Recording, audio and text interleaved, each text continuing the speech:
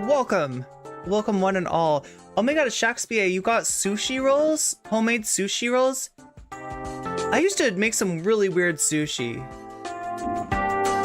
I love sushi, but I feel like I never make it as well as my favorite conveyor belt sushi place. There's something about sitting at a conveyor belt, particularly after a workout, right? Because that's like the only time I can justify eating sushi. You sit at a conveyor belt right after a hard workout, and the sushi comes to you, and you just get at the you just like open your mouth onto the conveyor belt, right? And the food just like it goes into your mouth, right? But I love being able to make my own sushi. It's a lot of fun. But I would make weird stuff. Like I remember making a spaghetti roll once, like which is just no, it's not as weird as it sounds, right? It's just like rice, spaghetti sauce. And wait, what was in the middle? I'm trying to remember. There was a mushroom. Yeah, it was mushroom. And it's a little bit of a wet, that's a problem, right? Wet sushi rolls. That's a little bit of a problem. Didn't work as well as I thought it would. You gotta somehow get the I think the trick is like, you make it ahead of time and you let the spaghetti sauce absorb into the rice a little bit. Or you could probably do it with noodles. Although if you're gonna do noodles, you might as well just do a fresh roll with Italian basil and zucchini. All my life, I wanted to eat on a conveyor belt pre-pandemic. Oh God, you're right. I didn't even think of that. I haven't been back to my like favorite sushi restaurant. In fact, I'm sure it's closed down by now. I'm sure a lot of stuff closed during COVID. Which is definitely a word that you want to say in the very beginning of your stream. I'm sure YouTube loves that. Look, we've been doing well with monetization. I've been staying monetized. Not that I make that much money off of monetization. I am, of course, a random small streamer chick.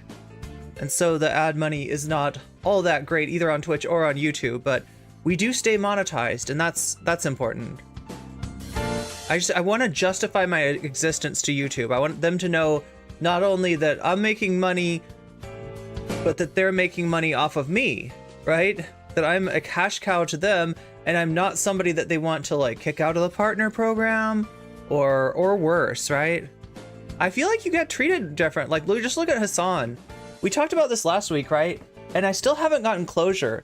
Dylan Burns banned from Twitch for apparently reacting to a banned streamer. Hasan Piker does the same thing and he's not banned? Look, I obviously prefer Hasan over Destiny, as will become apparent when I cover this stuff. I don't think we're actually going to get into any Destiny videos, but we're going to get into a video of somebody who debated Destiny, right? That being Omar Baddar? Am I pronouncing his name right? Let me look on Twitter once again.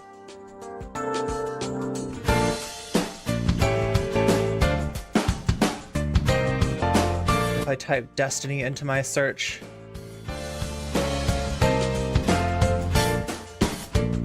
Destiny is kind of getting cooked right now on Twitter. You don't see this that often. More often than not, when Destiny's trending and you go and look at the hashtag, what you see is... What you end up seeing is Destiny 2.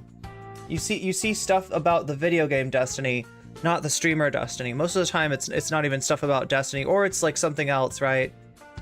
Destiny's Child or whatever, something with Destiny in the name. But this time it's mostly about Destiny. Oh, there we go, Destiny 2 players. So a little bit of a mix, but yeah, this is Omar Baddar, whose name I'm probably mispronouncing because that's my thing. I mispronounce people's names. He debated Destiny, and there was a little bit more that needed to be said. So he went ahead and made a video, and Destiny got exposed in a way I don't think that he's been exposed in a long time, right? I mean, people who know that Destiny is at best a pseudo-intellectual hack. But I feel like there's just not enough discussion. Now, here's what I don't get. Okay, here's the part where No Comment Chick causes drama unnecessarily. All right. That's President Sunday's post right there. Look, let's take a look at this. We don't usually get into it like we're gonna get into it right now. President Sunday, what are you doing? What are you doing? Am I reading this post right? Destiny in 30 years. And this is like a... I don't know what to call this other than like the humor here. It seems to be transphobic in nature. And President Sunday, I didn't think you were in favor of that sort of thing. The offices of President Sunday, attorney at law. Yeah, well, it looks like the law offices are about to be closed because, like, I don't know. Why is he posting this, right? What's going on, President Sunday? Can somebody explain this to me? I want to think that like this is intended in a way other than the way in which I'm reading it. But it looks like this is a weird way to make fun of Destiny. Look, I know that Destiny had blue hair. He doesn't have blue hair anymore, so the joke's not even like landing that much. And like, you're like quote retweeting. I mean, I don't. Who's Gad Saad? Anybody know this account? This Twitter account? Dear University of Waterloo, one of my colleagues, Professor Dr.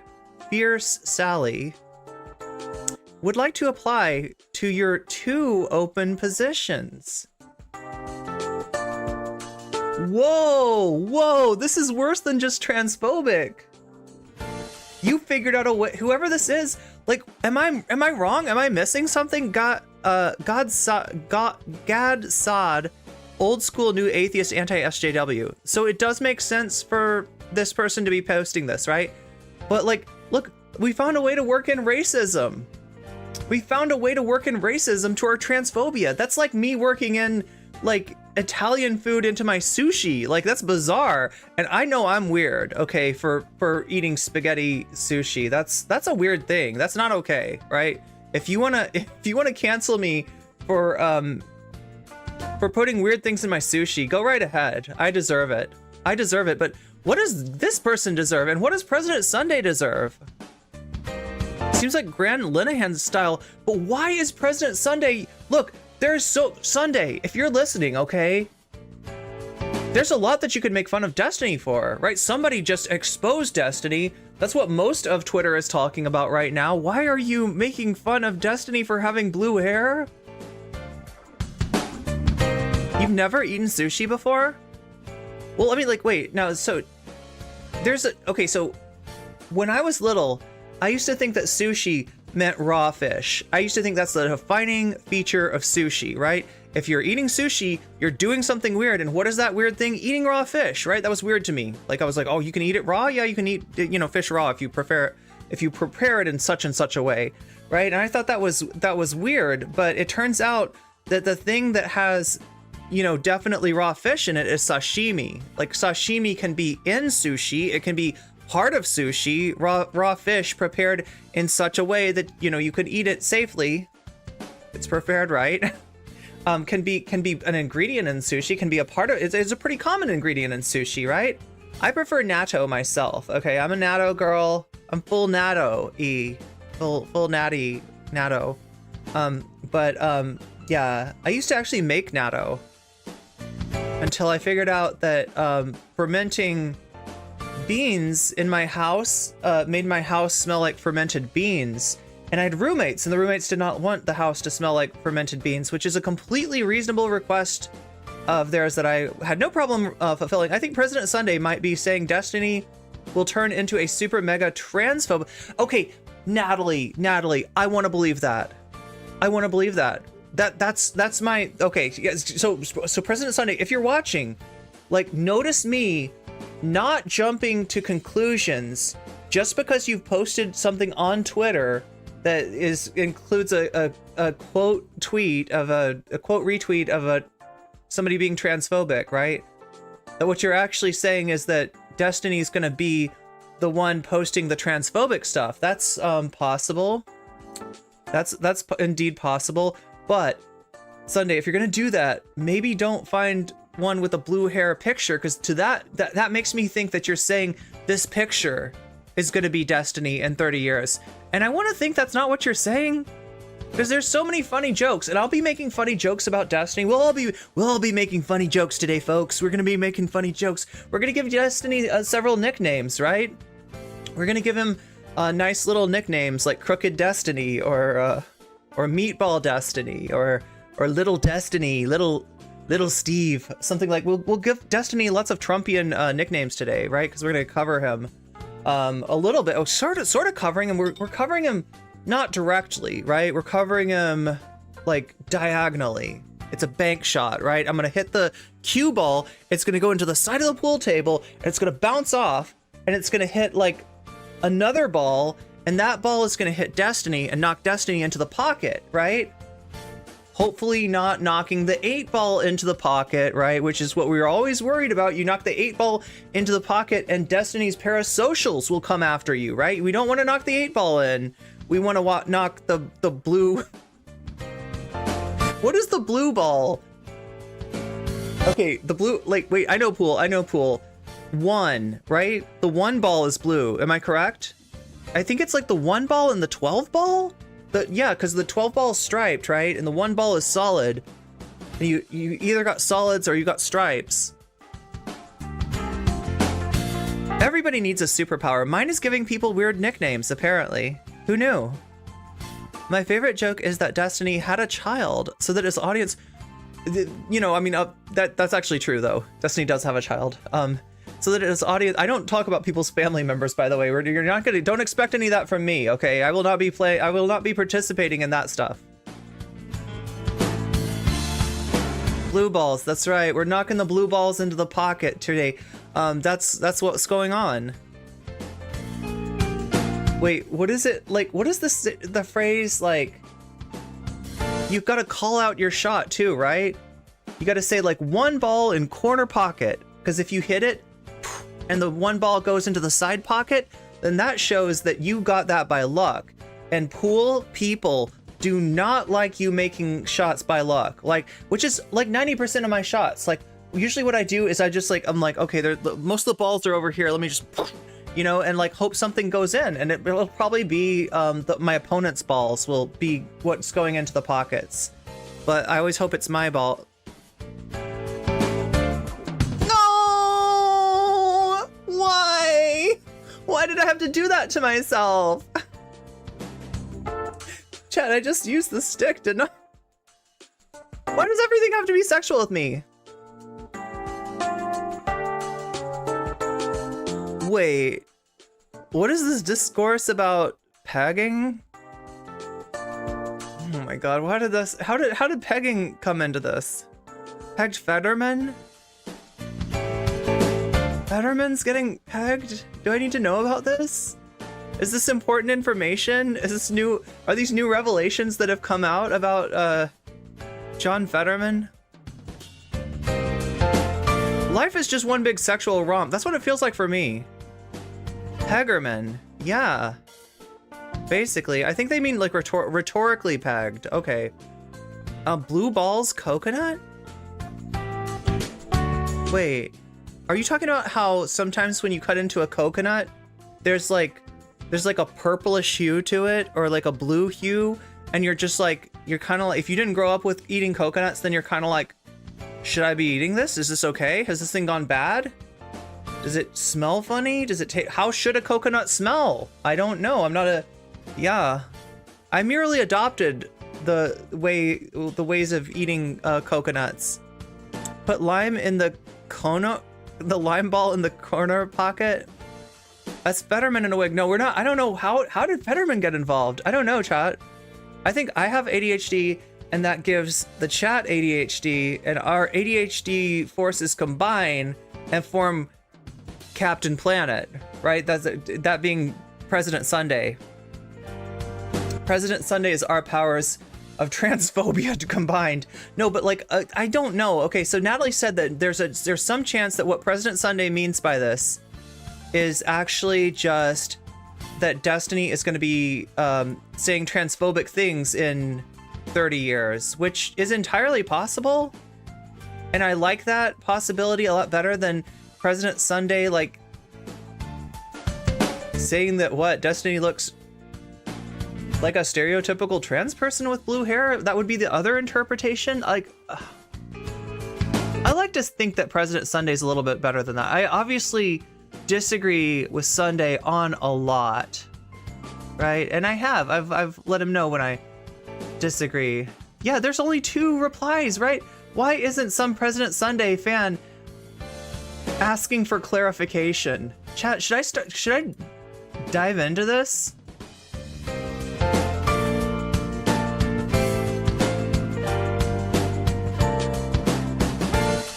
I think you need to clarify this joke a little. Are you saying Destiny will be posting transphobia in 30 years? Or are you saying, or, yeah, how about just like, or, ... There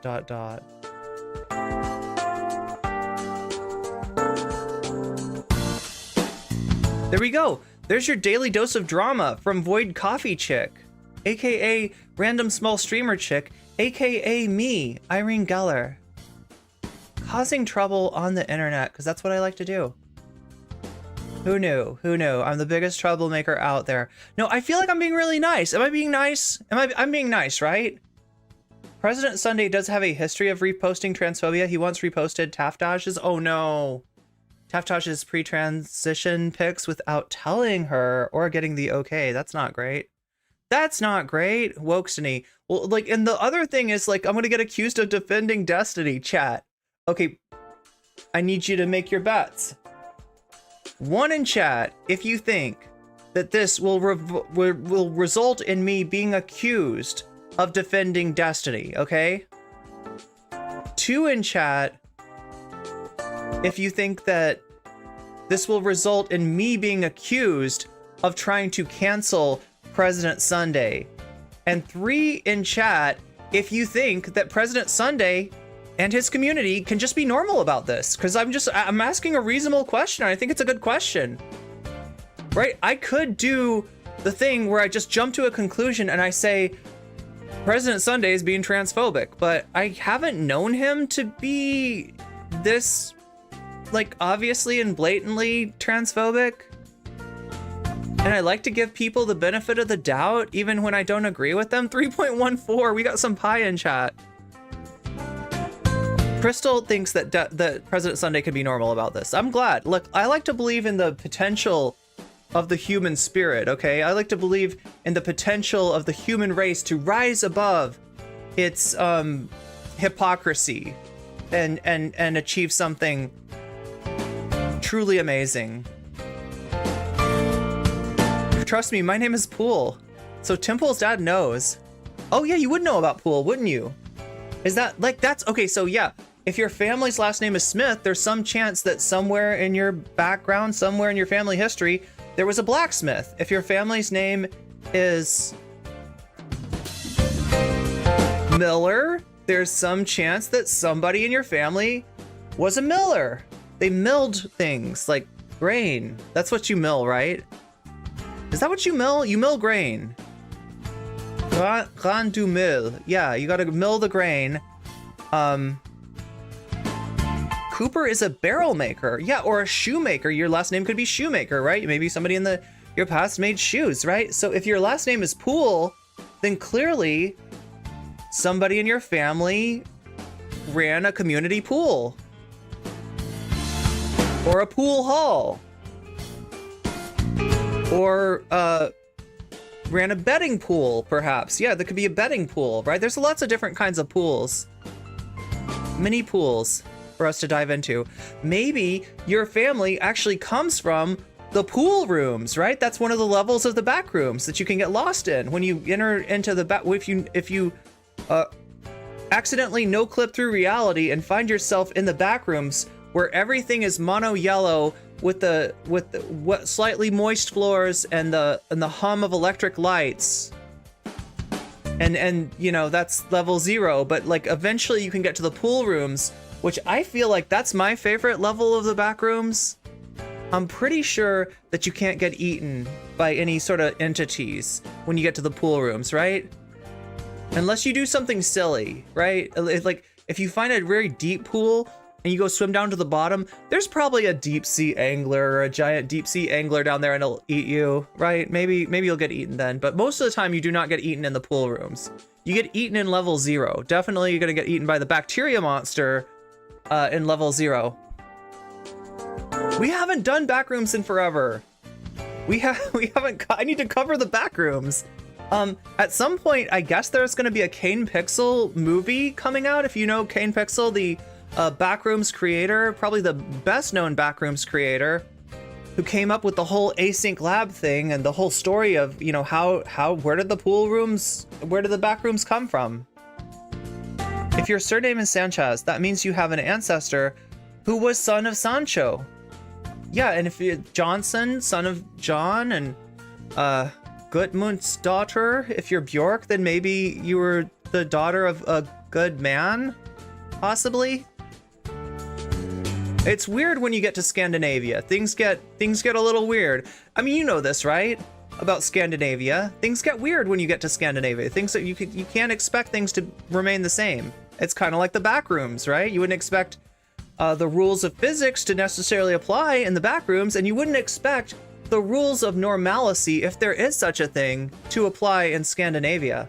If your surname is Galagos, then it means your family is from Galicia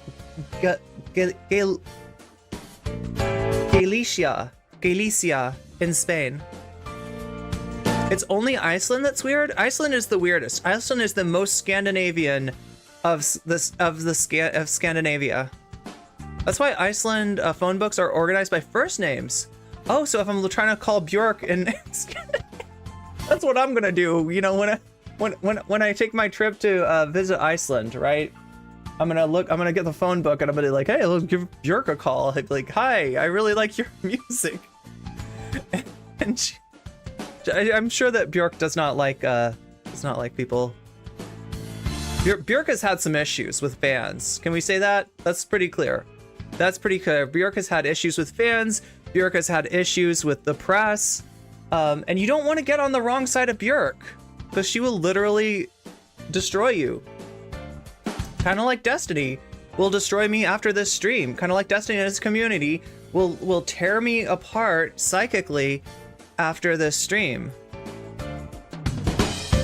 Did I not see what you wrote? I bet I can see what you wrote. If I scroll up, I bet I can find out what you wrote. Was it cheeky?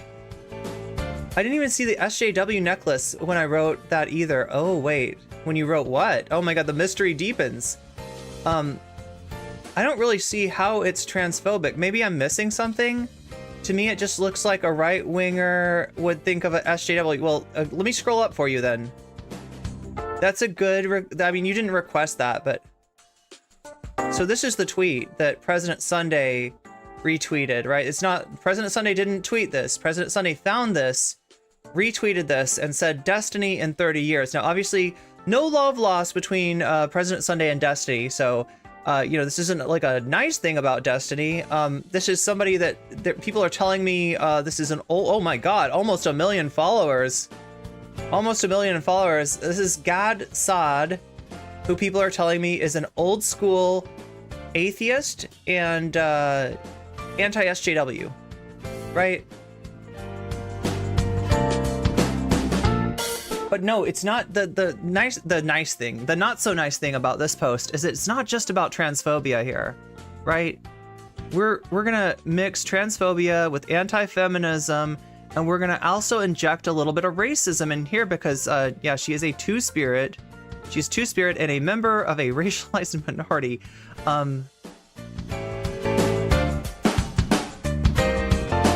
But yeah, I'm just trying to figure out what President Sunday is even getting at here, right? Do we have an answer? No, we don't have an answer. We don't have clarification. President Sunday. President Sunday. At long last, sir, have you no decency?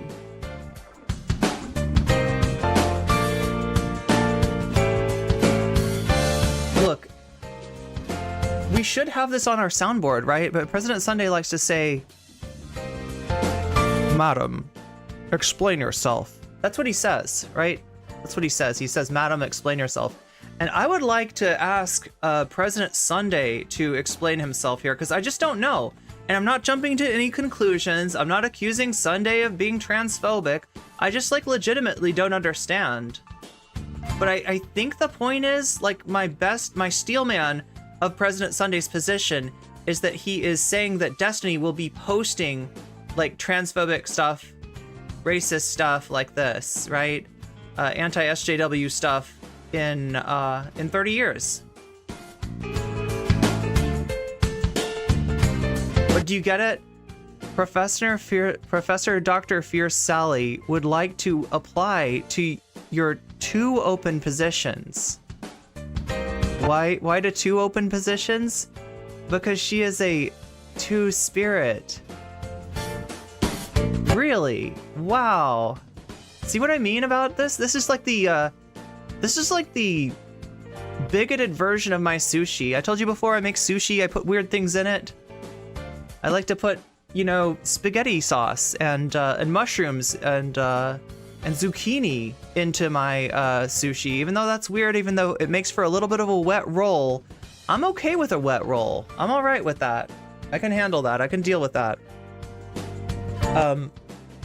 But just like I inject the uncommon ingredient of spaghetti sauce into my sushi roll, you got Gad Saad injecting a little bit of an uncommon ingredient of racism into the transphobia, right? We got it's like a 2-for-1 special, and that's what you can expect from some of the new atheists, right? I mean, you can't really call them new atheists anymore. They're like old atheists. They're like old atheists. What? Wait, who were the old atheists? Were there old atheists before the new atheists? We're going to get into a little bit of the new atheists, as they're called. Even people who used to be into some anti-SJW stuff. We're talking about TJ Kirk here, who has apparently taken responsibility for beginning the genre of anti-SJW posting after TJ Kirk had driven the last New Earth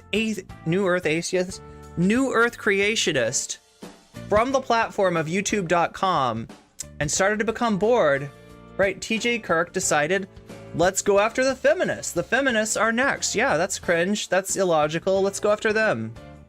And it sounds like TJ's got mixed feelings about that. He better have mixed feelings, because he and his friend Paul's Ego are going to be talking to Demon Mama. We're going to go over that today, in addition to the debunking of Destiny by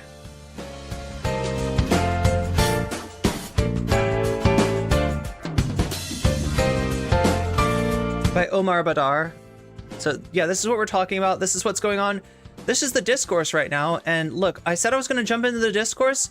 I hope you didn't think I was kidding. No, I'm really going to jumping into the discourse. Debunking of Omar Baddar. No, sorry, I'm mispronouncing this. Is it Baddar? I know I get everybody's name wrong, and I feel bad about it. I feel like I should be punished. The Discord of Omar Baddar debunking Destiny. Let's put a capital on that today.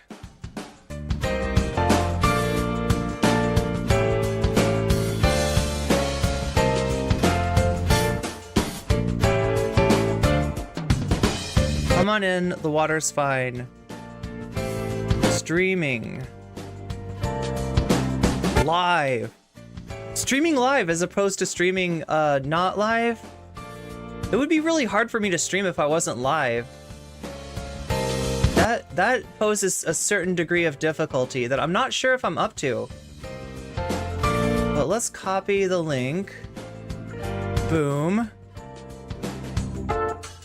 And post it right there. And then we need a little picture. Well, luckily I've got a little picture. A little picture of Destiny.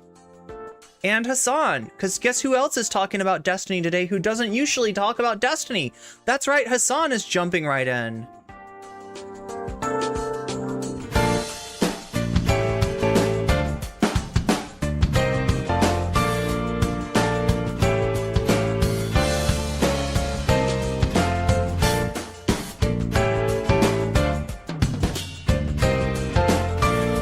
I'm sure no drama will befall me. I'm in a weird mood, aren't I? Does this seem like I'm in a weird mood? Does this seem like I'm in a weird mood? It feels like I'm in a weird mood. This is a weird post for a weird mood, for a weird day, for a weird stream where we're going to be covering not just Destiny and Hasan, but also Demon Mama and Deep Fat Fried, Hall's Ego, TJ Kirk. So much good stuff. So much good stuff. But the first thing I gotta do is we gotta juice it. Chat, I'm gonna ask you to juice it. Can you help me juice it? I need you to juice it. Can you juice it, please? Will you do it for me, chat? Will you juice it? Yeah, again, jury's still out about President Sunday. I don't know. Like, I'm not trying to accuse him of anything. I don't think that he's like, you know, I don't think that that's the kind of humor that President Sunday finds funny. So I'm trying to cut him the, you know, benefit of the doubt. I always cut everybody the, you know me, juice it. Yeah, juice the tweet. There it is. Boom. Tweet is in chat. It's ready for you to juice. Juicers. Are you my juicers? One in chat if you're my juicer. You don't have a juicer? That's okay. Look, there's so many different ways you can support me. And I'm glad you mentioned it, right? You can support me on Twitch with a sub, a Twitch Prime sub, by gifting subs. You can support me on Twitch with bits, with straight up donations. So many different ways to support me. You can support me on YouTube through the means of buying yourself a membership, buying somebody else a membership, buying a bunch of people memberships, right? That can work too. You can give me super chats, super stickers. Yeah, super chats are a great way if you want to interrupt the stream and have a sassy British woman repeat your chat to me, right? Just like take me out of my immersion, right? You can do that with a super chat, right? Yeah, I get so few of them that I'm able to do that, right?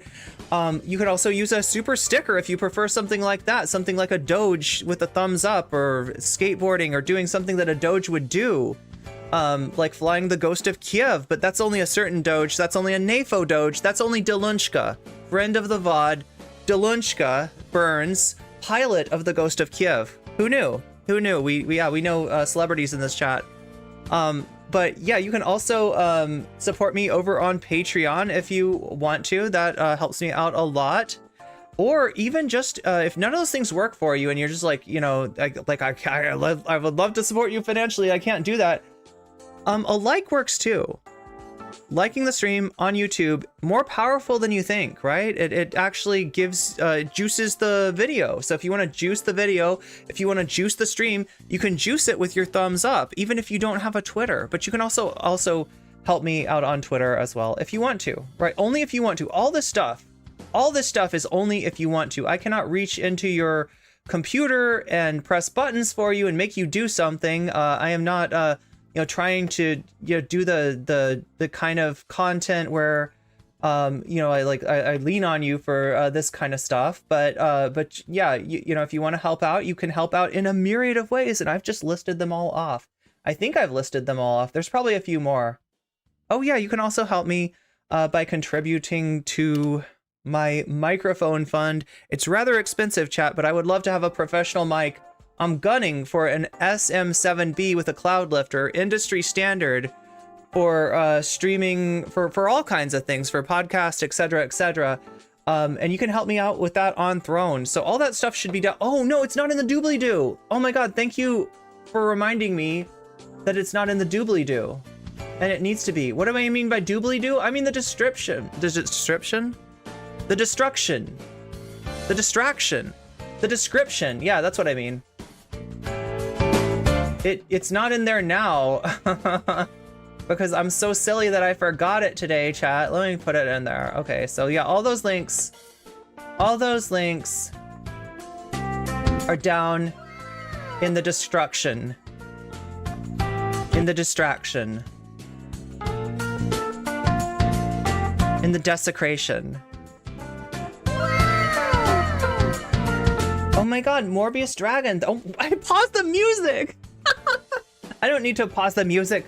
Morbius Dragon, thank you for the gift membership, that is, to Lily Ten Shoes. Lily Ten Shoes, if you're listening, you just got weaseled, and that's a good thing. Right? A good thing, just like supporting and juicing this Twitter thread, which also comes with the fringe benefit of you being able to have your GIF seen, or your GIF seen, or whatever you want to call it seen. That's cute. Oh, that's a juicer cat. That's a juicer cat. Look at the juicer cat. Oh my god, I love it. I love it so much. Oh, we got some Bob's Burgers juice. Anybody on Lime Time? I'd love some water. No water. Wait, water is stupid juice. No. I shouldn't, you know, just remind me, I don't have any water. Links in the diminution. Yes, links in the diminution. And I am feeling extra silly today, right, chat? So you know that means when I feel extra silly, it's the time for some random person, some random streamer chick that's maybe not so small and not a chick, to show up in my chat. Who will it be this time, chat? Sometimes it's Cuffles. Sometimes it's Bad Empanada. Sometimes it could be Destiny, chat. What if Destiny shows up? Although if Destiny shows up, he usually shows up in my Twitter threads, right? Same thing with Vosh.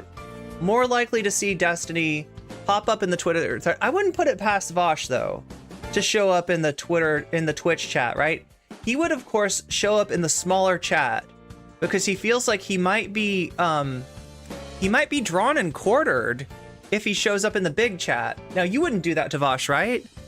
There's nobody in my chat that would draw and quarter Vosh, right? You're not that kind of. Oh, hello, Nepsir. Welcome to the stream.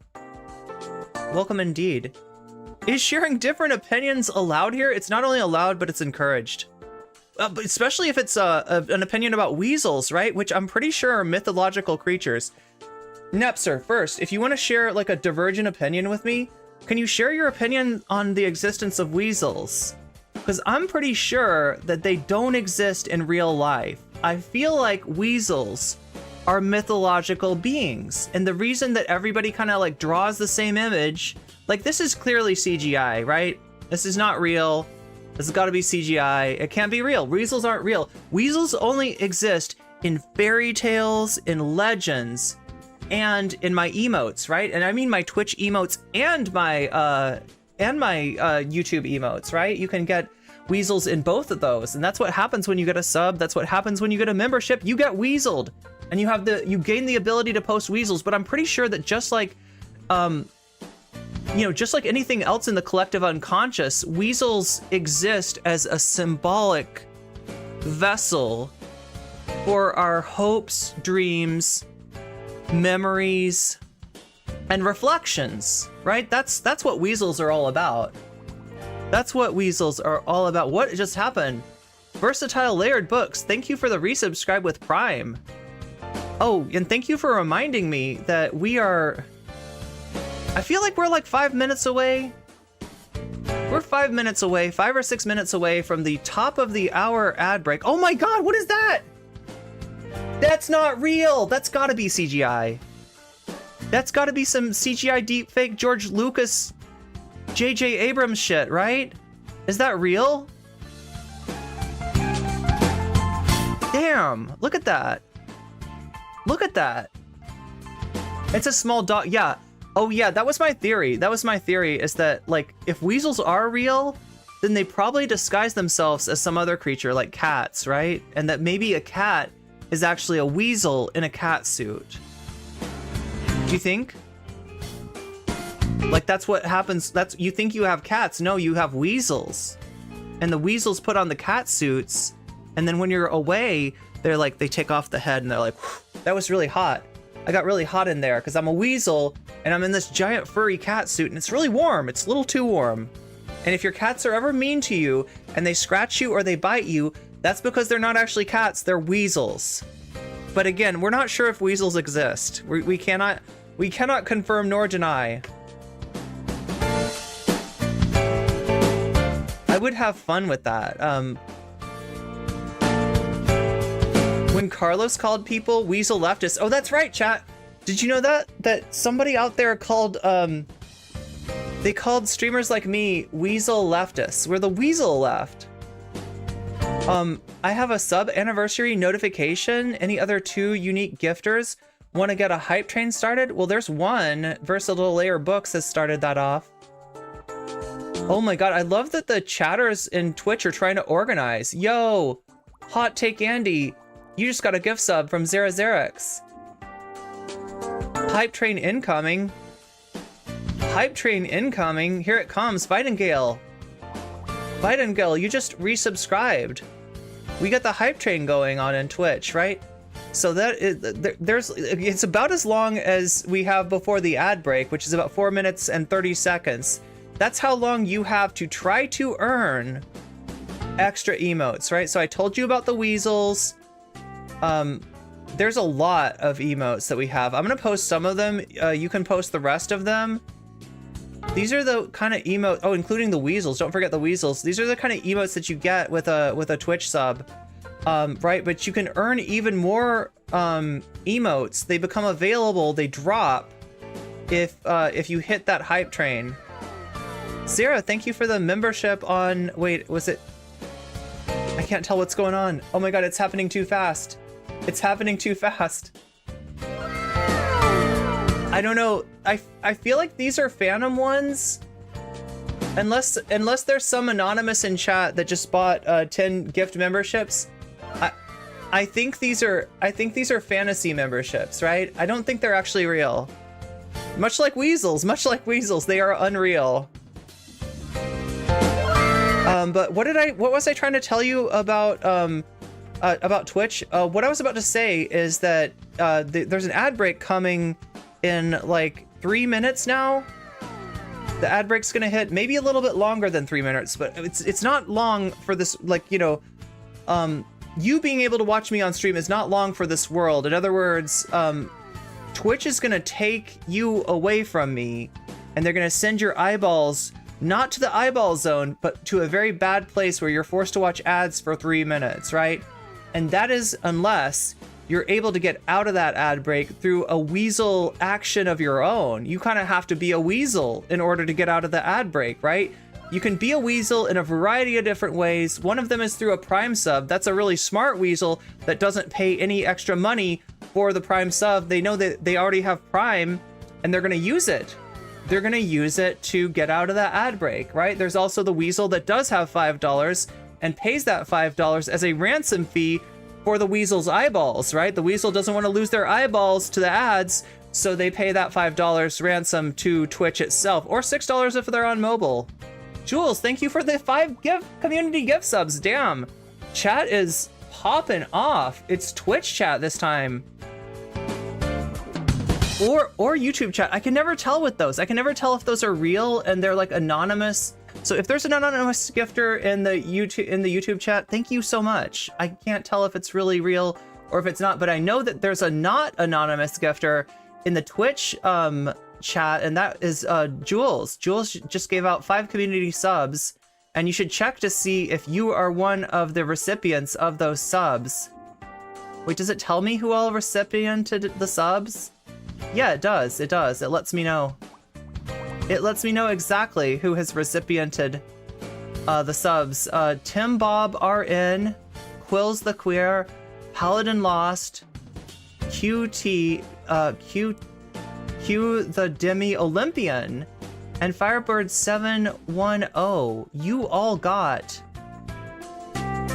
gift memberships, community subs, that is, from Jules. Thank you so much, Jules. And that hype train is now on level 3.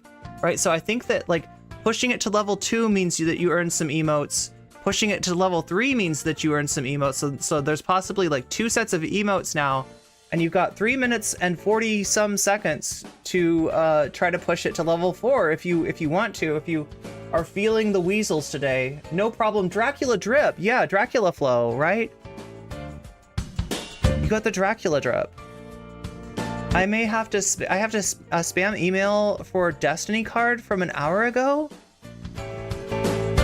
That's wild. I wonder what that's about. My sister was too lazy to shop and gave me cash. I mean, that is a cool sister. 72% to go until we reach the next level. Yeah, so that means earning extra emotes. And I don't even know what those emotes are, right? These emotes are beyond me. Like, look, I have the ability to be in many places at once, but maybe not all places at once. Fees in the Weezin. I'm Fees in the Weezin too. Oh my God, what just happened? Ah! Series 9811, thank you for the bits. I gotta be honest with you, chat. I was thinking about not streaming today, right? Because I started so late. I had some school stuff to take care of early on, and I had to work on the thumbnail, and luckily got some help from Vamps with that thumbnail, right? So this thumbnail that we've got is a collaborative effort between myself and Vamps. And like I just got to stream so late, and I know that, like, I don't know. I know people don't like me streaming at all different hours. It's confusing. It's hard to find me. Princess Monocle with the 2 community gift subs. That puts that sub goal on Twitch to bed. Himbo Slice and Radio Dawn, you just got gift subs on Twitch. Shakespeare, thank you for the 100 biddies. Hype train nearing the station. Look at that. Making that machine go burr. Making that machine go burr. What is actually happening? Wait, you've never... Rob NC! Yo! Oh, it's good. You know what? It's because it's a new month, maybe. Is this because it's a new month? Also, Real Boxhead, I forgot to ask you, but do you know Boxy? Do you know Boxy? Are you aware of Boxy? Malofeld just got a gift sub.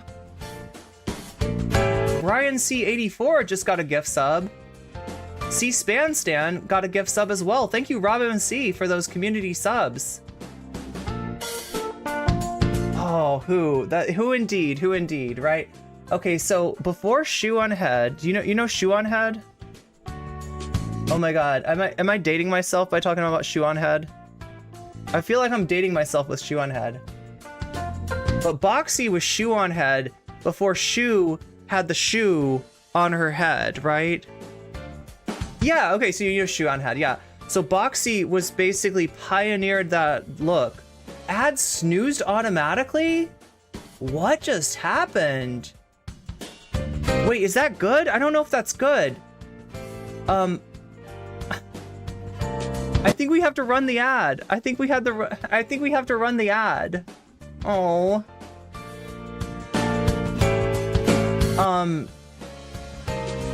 Yeah, I don't know why it why did it snooze automatically? All I know, chat, is that I'm trying to save you from a worse kind of ad, right? So there's different kinds of ads that can go on Twitch. We used to have 2 1 minute and 30 second ads every hour, and that was only for 1 minute and 30 second, but there were 2 every hour, right? So it's kind of like, that's a lot of ads. It's hard for me to remember. I'm always having to talk about the top of the hour ad break, even when it's not the top of the hour. So I decided to simplify things and make it 3 minutes of ads at the same time at the top of the hour, so that you know when it's coming up, and I can warn you when it's coming up, and it's easy peasy lemon squeezy. The reason that I do that is that if I don't do that, Twitch will then force pre-roll ads on you, and pre-roll ads are the ads that happen when you click on my stream and you don't get to see me. Instead, there's a big fat ad sitting there, and you have to see that instead. You have to watch the ad for however long, and you can't watch me. So we disable the pre-roll ads by giving the 3 minute ad at the top of the hour to Twitch, thus satiating the monster. Thus the monster is satiated, and I'm able to save you from those ads. So there are ads. Ah, sorry, Ceres. Wait a minute. That you should not have ads. Wait, somebody tell Ceres to reload. Didn't Ceres just get a gift sub? That's the whole point of a sub. Shakespeare, thank you for the 100 biddies. We're at level 4, 56% through with 2 minutes left. I don't know, maybe it slept the ads because of the, yeah, NCC Weasel Party indeed. But wait, I thought Ceres was one of the ones that you should not be getting ads if you have a sub. That's like the whole point of things. If you refresh after getting a sub, oh, thank you, Zara. Thank you, Zara. Hopefully Ceres will hear this in time. Oh my God. Dirk Money Rich 1 just resubscribed. Thank you for the resubscribe. If you get a gift sub, make sure to refresh. Yeah, apparently you have to refresh. I didn't know that. Okay, so yeah, because I was gonna feel really bad if somebody got a gift sub and then they got an ad. That's not supposed to happen. That's not supposed to happen at all. I'm really enjoying this weasel, if that's what it is. What if it's actually a cat in a weasel suit, though? You got the weasel jumping onto either a bed. Yeah, it's a bed. It's a bed. Damn. Do some weasels fly? You know how like squirrels have the wing? There's certain squirrels that have bat wings and they can fly.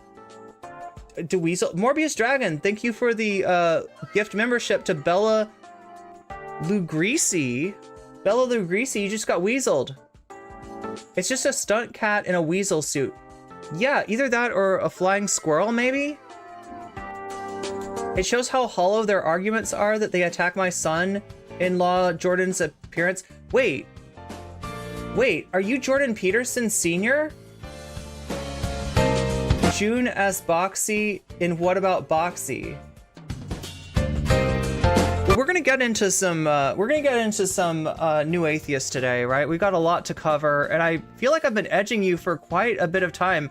I just wanted to, yeah, we got 5 seconds left. That hype train looks like it's coming into the station at level 4. Community contribute a total of 14 gift subs and 300 bits, and that is level 3 hype emotes right there. Do you see those things? Those are the level 3 hype emotes. Those are cool. You can actually put those on me if you wanna do that, right? Wait, can I do that though? Wait, so we get an Irene. And then we scroll down. Shaxby, eh? Oh, Ceres 9811 did not have a... Why did I read out Ceres 9811's name? Maybe Ceres said something in chat. I saw your name, and so I thought that meant that you had a sub of some kind. I am so confused, chat. You know how to make my ADD go burr. Wait, do I have to reload to get the magical emotes? Because I want to use these emotes. That chat just earned. Chat just earned these emotes. Wait, where are they? Hindsight, Twitch hype. Yeah, Twitch hype. There we go.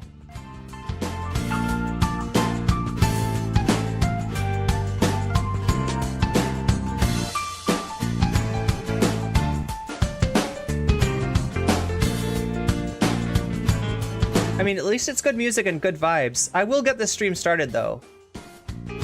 I have it in mind. Thank you for all the support, by the way. I really appreciate this. This is what makes streaming possible for me, right? This is what lets me not only come back to you week after week, day after day with more stuff to talk about, more sussy bakas to discuss with you, and some not so sussy bakas too, and some wholesome stuff and all kinds of stuff, right? But it also gives me that peace of mind of knowing that I am not gonna be like lacking rent money or lacking food money when the time comes, when the food man comes and says, you gotta pay the food bill. I'll be like, I've got your money right here, sir. We will be okay, because the weasels have been active in chat today. Almost level 5. Yeah, that's a lot. That's wow. I feel like I should start the stream now. That is 14 Twitch subs at the very start of the stream, and a ton of memberships, a ton of support. I appreciate every single bit of support. And remember, even if you can't support me in any way financially, even something like giving me a thumbs up on the YouTube stream helps me out a lot. And I appreciate all of the support, all right? Especially people who support me with those thumbs, right? That means a lot to me, and feel like we should get going. We've got a little bit of stuff to cover before we get into the debates, right? some not so great news. Wait, let me see. Are we gonna go over Twitter? Let's look at bookmarks. We went over some of this stuff. Oh, here's something. Here's something. All right, so I don't usually cover wrestling stuff. Oh my God.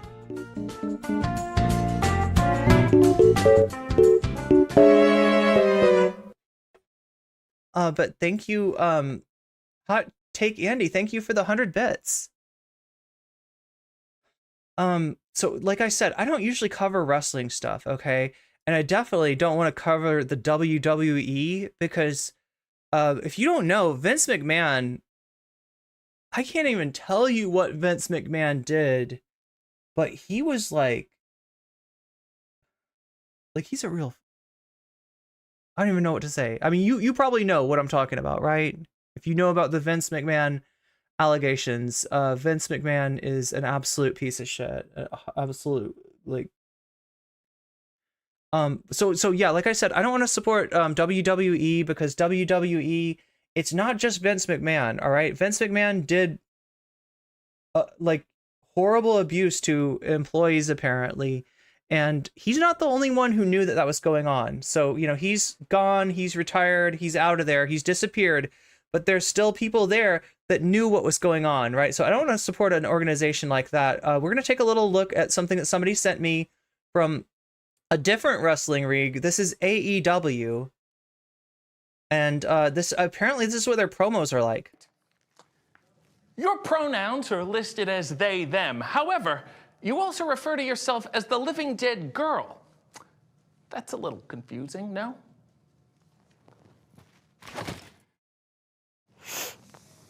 That's an interesting point, and I would like to offer my perspective on that. Now, sex is a biological, and gender is a social construct. And as a member of said social society, I can construct that any way that I see fit. Well, that's all well and good, but I don't think you're delineating the constructs as clearly as you could. Please, elaborate for me. Thank you. I will. Society is slow to adopt, especially with such syntactically new terms as they, them. And you, using other terms that traditionally fall under the she, her umbrella, is simply inviting more confusion. May I counter? Oh, you may. The confusion en masse is part and parcel to the struggle we must face if we must adopt any. Can you hear this okay?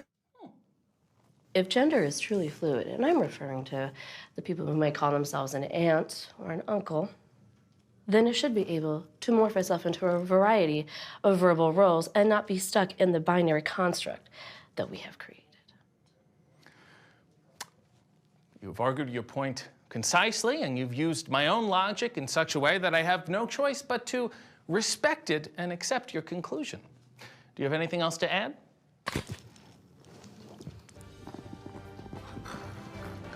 Well, yeah. This has been a hearty exchange of ideas. Join us next week when our scheduled guest will be Malcolm Gladwell and Too Cold Scorpio. This is Abaddon, the zombie eater of skulls, explaining the socially constructed nature of gender, and like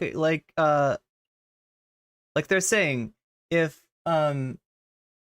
somebody can morph themselves into an aunt or an uncle, which I never think of it, but it's actually pretty weird, right? You're born, and then you have a sibling, and that sibling has a child, and once that child is on this earth, you become an aunt or an uncle. That's pretty wild, right? So I think that we can, I think that we can allow for a little bit more flexibility, a little bit more malleability, a little bit more customization, if you will, of things like gender roles. It makes sense to me. I hope it makes sense to you as well. Oh yeah, I guess we should cover this, right? So I retweeted this. I don't know what to make of this. Maybe Shakespeare can shed some light. The aristocratic party must immediately build breeding facilities across the United States and begin propagating aristocrats as fast as possible. If we want any hope of defeating China, we must overwhelm degeneracy with excellence, and that's why we need Breeding facilities. Yeah, okay. So those are breeding facilities. That kind of looks like what is this game? Like Dyson Sphere Project? It kind of looks like Dyson Sphere Project to me. But apparently those are breeding facilities that we must construct according to the Hellenist. Now, who is the Hellenist? Aristocratic Hellenism, virtue, beauty, conquest. Oh my god, so I don't know what to make of this, right? Christ is dead, Zeus is king. That's a reference to a Groyper saying where they would, like say this about like, they would eliminate the Zeus. It would be, Christ is, and then like, right, that's a Groyper thing. They're playing off of that, and I can't tell if are they making fun of Groypers, or are they saying like you should Groyp, but you should Groyp for Zeus instead of Jesus? Are they trying to be the next Fuentes? Are they making fun of Fuentes? I can't really tell. I'm hoping that somebody can shed some light on this for me. She does not know what to do because no one taught her. The courage of a man is shown in commanding, of a woman in obeying. Wait, can you see this okay? No, you can see this better if I go like this, all right? So, I don't know. I don't know. It sounds like some trad shit. Is this just trad shit that instead of being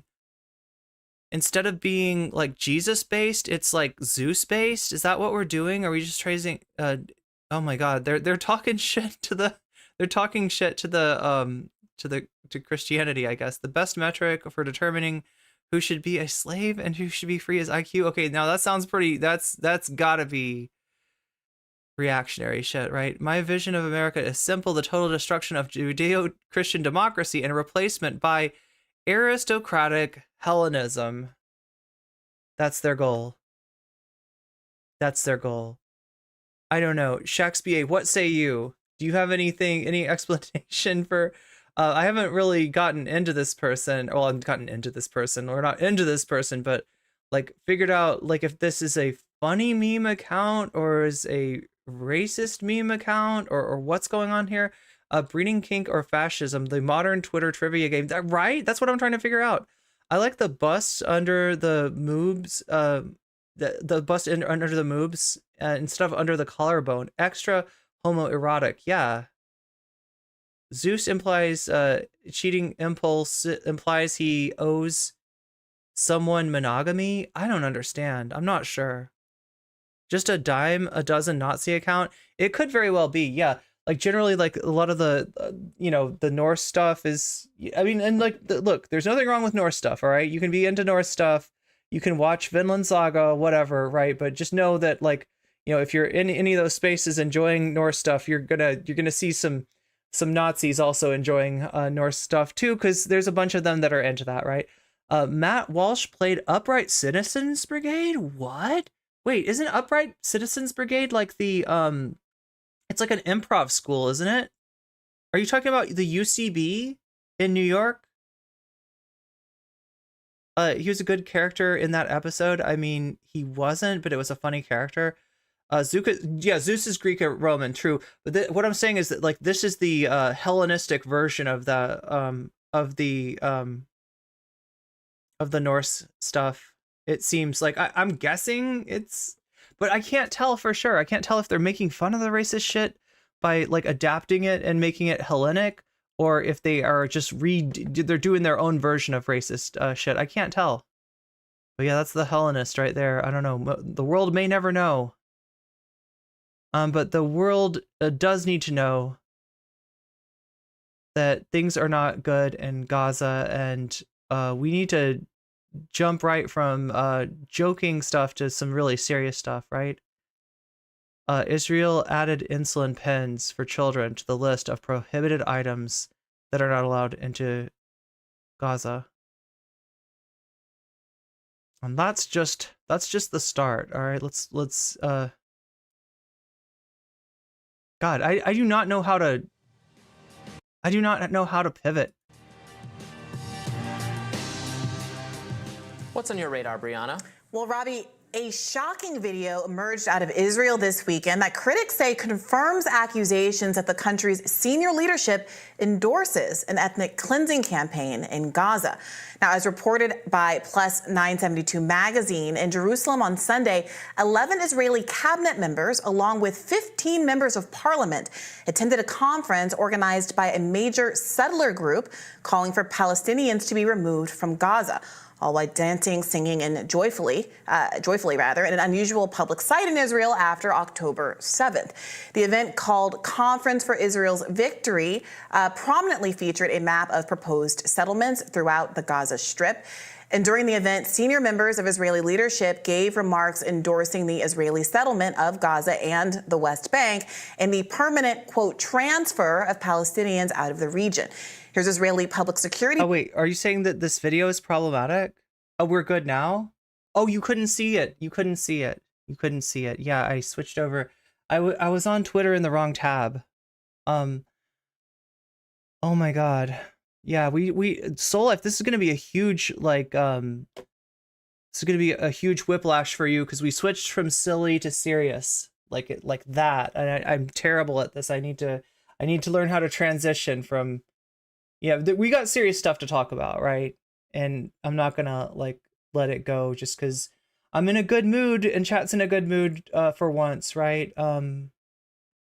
We gotta cover this. Minister Itamar Ben-Gvir speaking to the necessity of Israel controlling Palestinian territory.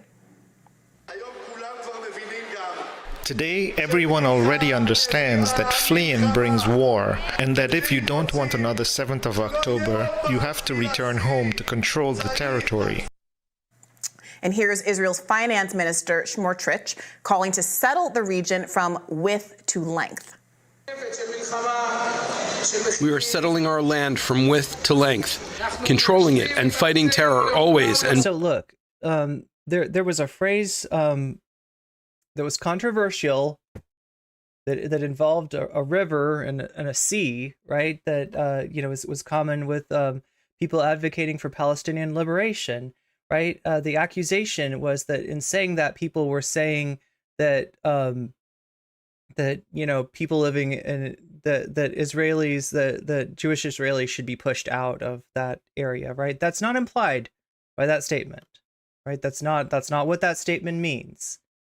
However, what you just heard, settling it, does mean taking it over and pushing out anybody, else that's in the area. So the really bad thing that Palestinian advocates were accused of doing is literally something that's being done now and is not being called out. Bringing, with God's help, security to all of Israel. You know what the answer is. Without settlement, there is no security. Also invited to speak at the conference was convicted Israeli... Jules asks, is this getting reported in mainstream media? I don't know about this, but there are some stories breaking through in mainstream medias, like CNN actually covered what's going on in cemeteries in Palestine, right? There's been cemeteries that have had tanks, IDF tanks rolled into them, essentially desecrating the cemeteries. With the rationale being given that Hamas has tunnels under the cemetery, so we got to roll tanks in. We got to set up essentially a military command center or like whatever, like here in this cemetery. And they even took the CNN reporter down into the tunnels to show them the tunnels. And the CNN reporter was like, yeah, but where is that tunnel? Because I don't think it's underneath the cemetery, right? And indeed, it's not. Like, right? That was an excuse. That was an untrue rationale that was given to the U.S. media. And like, hey, for once, CNN actually called it out, right? So, you do have some, some glimmers of hope, I guess, in terms of this actually being reported correctly. What's going on is so bad that it's hard not to report. It's hard to obscure all of it. But action is what's needed, and that action is a ceasefire. Uzi Sharboff, a settlement movement leader who was sentenced to life in prison for terror attacks in the 80s. He was released after 7 years. Opening the conference, he set the tone, arguing, quote, "Let's stop talking about parts of the land of Israel. What is A, B, and C? What is the north of the Strip? The entire Strip, the whole land, is part of the land of Israel." If there remains any confusion about the tone of the event, a pamphlet circulated at the conference argued that Palestinians should be dealt with via a, quote, Nakba 2, meaning the mass expulsion of the Arabs of Gaza. So the Nakba 1 was, Palestinians who live in the area now called like Israel proper, being kicked out of their homes and forced to relocate. It's something that has been denied. Often it's been denied, it's been obscured, it's been ignored, but it absolutely happened, right? And in some cases those people end up in Gaza, and a lot of the people in Gaza are not like there because their families lived there. They're there because they got moved there. And this, saying that they want to Nakba Part 2 is saying that they want to displace Palestinians once again. Israeli settler leader Daniela Weiss elaborated on this sentiment when asked by journalists covering the conference, saying, quote, "We don't give them food. We don't give the Arabs anything. They will have to leave. The world will accept them." Now, the actions described there, of course, constitute violations of international law. But when asked whether the So yeah, if you want a rationale, you want a reason, because it sounds pretty weird when I'm telling you that, like cemeteries have been desecrated and destroyed, right? Why would you want to do that if it wasn't for the reason stated of there being like tunnels underneath, and somehow you need to have military equipment on the surface, or whatever the rationale is, right? And the real reason is that civic life and memory in Gaza is currently being destroyed. Institutions, hospitals, universities, and places of mourning are being destroyed. And the situation, the humanitarian situation, is dire. And it's dire on purpose, and it's dire with the intent of forcing Palestinians to leave and forcing other countries to accept them, because the alternative is that they're dying. ICJ ruling requiring Israel to prevent genocide may have an effect on Netanyahu's governance. Weiss seemed unconcerned, responding that, quote, "The government will..." Wait, Norman Finkelstein called Israelis Mongol hordes? Yeah. ...lead to pressure from the public. And she might be right. Is that the Norman you mean, Shakespeare? A White House National Security Council spokesman responded to reports on the conference earlier this week, saying, quote, "We are troubled by statements from the conference in Jerusalem yesterday encouraging resettlement in Gaza, which was endorsed and attended by members of the government of Israel. The U.S. does not support an Israeli reoccupation of Gaza." Other Western representatives, including Canada's Trudeau and France's foreign ministry, condemned the event as well. But as America tries to distance itself rhetorically from Israeli leadership, it continues to offer Israel its full financial and political backing, no matter how explicit Israel's illegal colonial goals are. In fact, the same day that the International Court of Justice found South Africa's genocide claims, quote, plausible, and ordered Israel to take action to, quote, refrain from harming or killing Palestinians, the United States and 9 of its allies cut funding to UNRWA, the UN agency on which 2 million of the 2.3 million Palestinians... And so remember, this is an organization of over 30,000 people. The claim was that 12 of those people were involved in October 7th.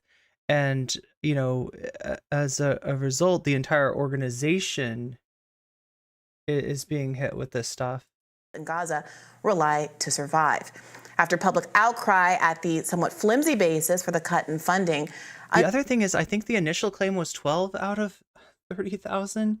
And I've heard an update saying that now they're only claiming 6. They were wrong. They apparently, falsely accused 6 people, and they're saying there were only 6 people out of 30,000. Unsubstantiated Israeli accusations that 12 out of And again, yeah, these are, even the 6 are unsubstantiated. 30,000 UNRWA staffers had participated in the October 7th attacks. Israel's story actually began to change. The Wall Street Journal beefed up its UNRWA coverage by running a story which broadened Israel's initial accusations against the 12 UNRWA workers, representing a mere 0.04% of all staff, to 10% of staffers who they claim have, quote, connections to the Hamas attack. The source of the Wall Street Journal report is an Israeli intelligence dossier. Among the connections described are, quote, close relatives with ties to Hamas. Of course, Hamas is the ruling authority in Gaza, responsible for trash pickup and social services and schools, typical of any government. To date, those connections have not been substantiated or independently investigated by our government. But one of the authors of that piece in the Wall Street Journal, Carrie Keller-Lynn, has come under scrutiny after pictures of her time serving in the IDF resurfaced. And while Israel had initially claimed its intel on UNRWA came from confessions, they changed their source to surveillance after human rights activists and journalists pointed out that Israel has caught flack in the past for using torture, and that confessions from torture are notoriously unreliable. As journalist Ryan Graham pointed out, the New York Times published Israel's new explanation without making any reference to Israel's initial claim. And most recently, Sky News reported that it had seen as the Israeli intelligence, the dossier, that provided the alleged basis for Israel's claims about UNRWA staffers, and they allege only 6 UNRWA workers were involved per that document. Now, meanwhile, the latest reports out of Gaza indicate that Palestinians are eating grass and drinking polluted water as famine looms. Per the words of settler leader Daniela Weiss, that's the plan. During her speech at the settler conference, I mean, this kind of rhetoric has been allowed to go on and has been ignored, right? When people talk about putting Palestinians on a diet, meaning literally, you know, cutting the average caloric intake to, you know, less than that which is required, that shouldn't just be ignored, and that shouldn't continue to go on, right? And it's not, this didn't start in October. This has been going on. It's been going on for a very long time. Weiss said, quote, Gaza, the southern gate to Israel, will be wide open. Gazans will leave for all parts of the world, and the Jewish people will make the land of our forefathers flourish. Each and every clod of the land of Israel that our soldiers have within their grasp gives us the necessary strength to fight against a cruel and eternal enemy. It is not to a foreign land that we are returning, but rather to the golden sands of our Gaza. There is no day after. The day is today. It's every day in which the Jewish people is victorious and returns to settle in Gaza. Despite the goal articulated at the conference of using famine to drive Palestinians out of Gaza, the White House stood by its decision to cut aid. I mean, like, it's not anything unexpected either when you bomb a place into oblivion, forcefully displace, like, millions of people. Like, what do you expect to happen? Like, we absolutely share the concerns about the humanitarian crisis that's in Gaza right now. Certainly we know that severe hunger is one of those issues, which is why we're working so hard to get more security assistance into the people of Gaza. How about work hard on a ceasefire? Which is why it's so important that these discussions that we've been having about It's so wild to have this discussion of like, oh no, we're gonna try to do a little here, do a little there, like oh, that's really bad, people are starving. Yeah, no, we're totally working on that. How about work on a ceasefire?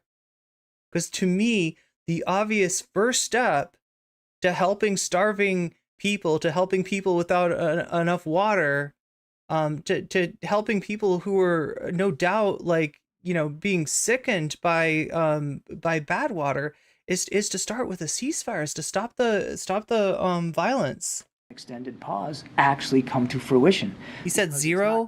It is primarily about getting those hostages out, of course, but it also will give you a longer opportunity to increase that aid. So absolutely, we're concerned about that. No question about it. Now, look, we suspended funding temporarily to UNRWA as they do this investigation.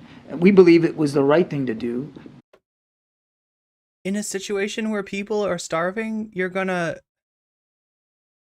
To stop that funding while they investigate, and we'll see how that investigation goes. People don't have time. People are starving right now. People are suffering right now. This is not, oh no, don't worry, we're gonna do our investigation and then maybe we'll like allow this organization to help it. One of the few organizations, you know, doing anything to help again. The life-saving nature of UNRWA and the fact that the people... Shakespeare, were you saying that Spain has like increased its, was it 10 million? Has increased its, is spending like 10 million extra, giving 10 million extra to UNRWA now?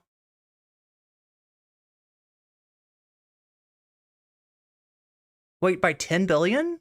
That is a lot for Spain. Alleged to be involved were immediately terminated. One could easily imagine continuing on top of their current amount. Investigation took place rather than punishing Palestinians for an investigation that has not yet borne fruit. And there has been admissions in the past that UNRWA is as important as I'm describing it here. For contrast, here's State Department spokesperson Matthew Miller responding to Israeli accusations that UNRWA fosters Hamas just about a week before the ICJ decision. Go ahead. Thank you, Matt.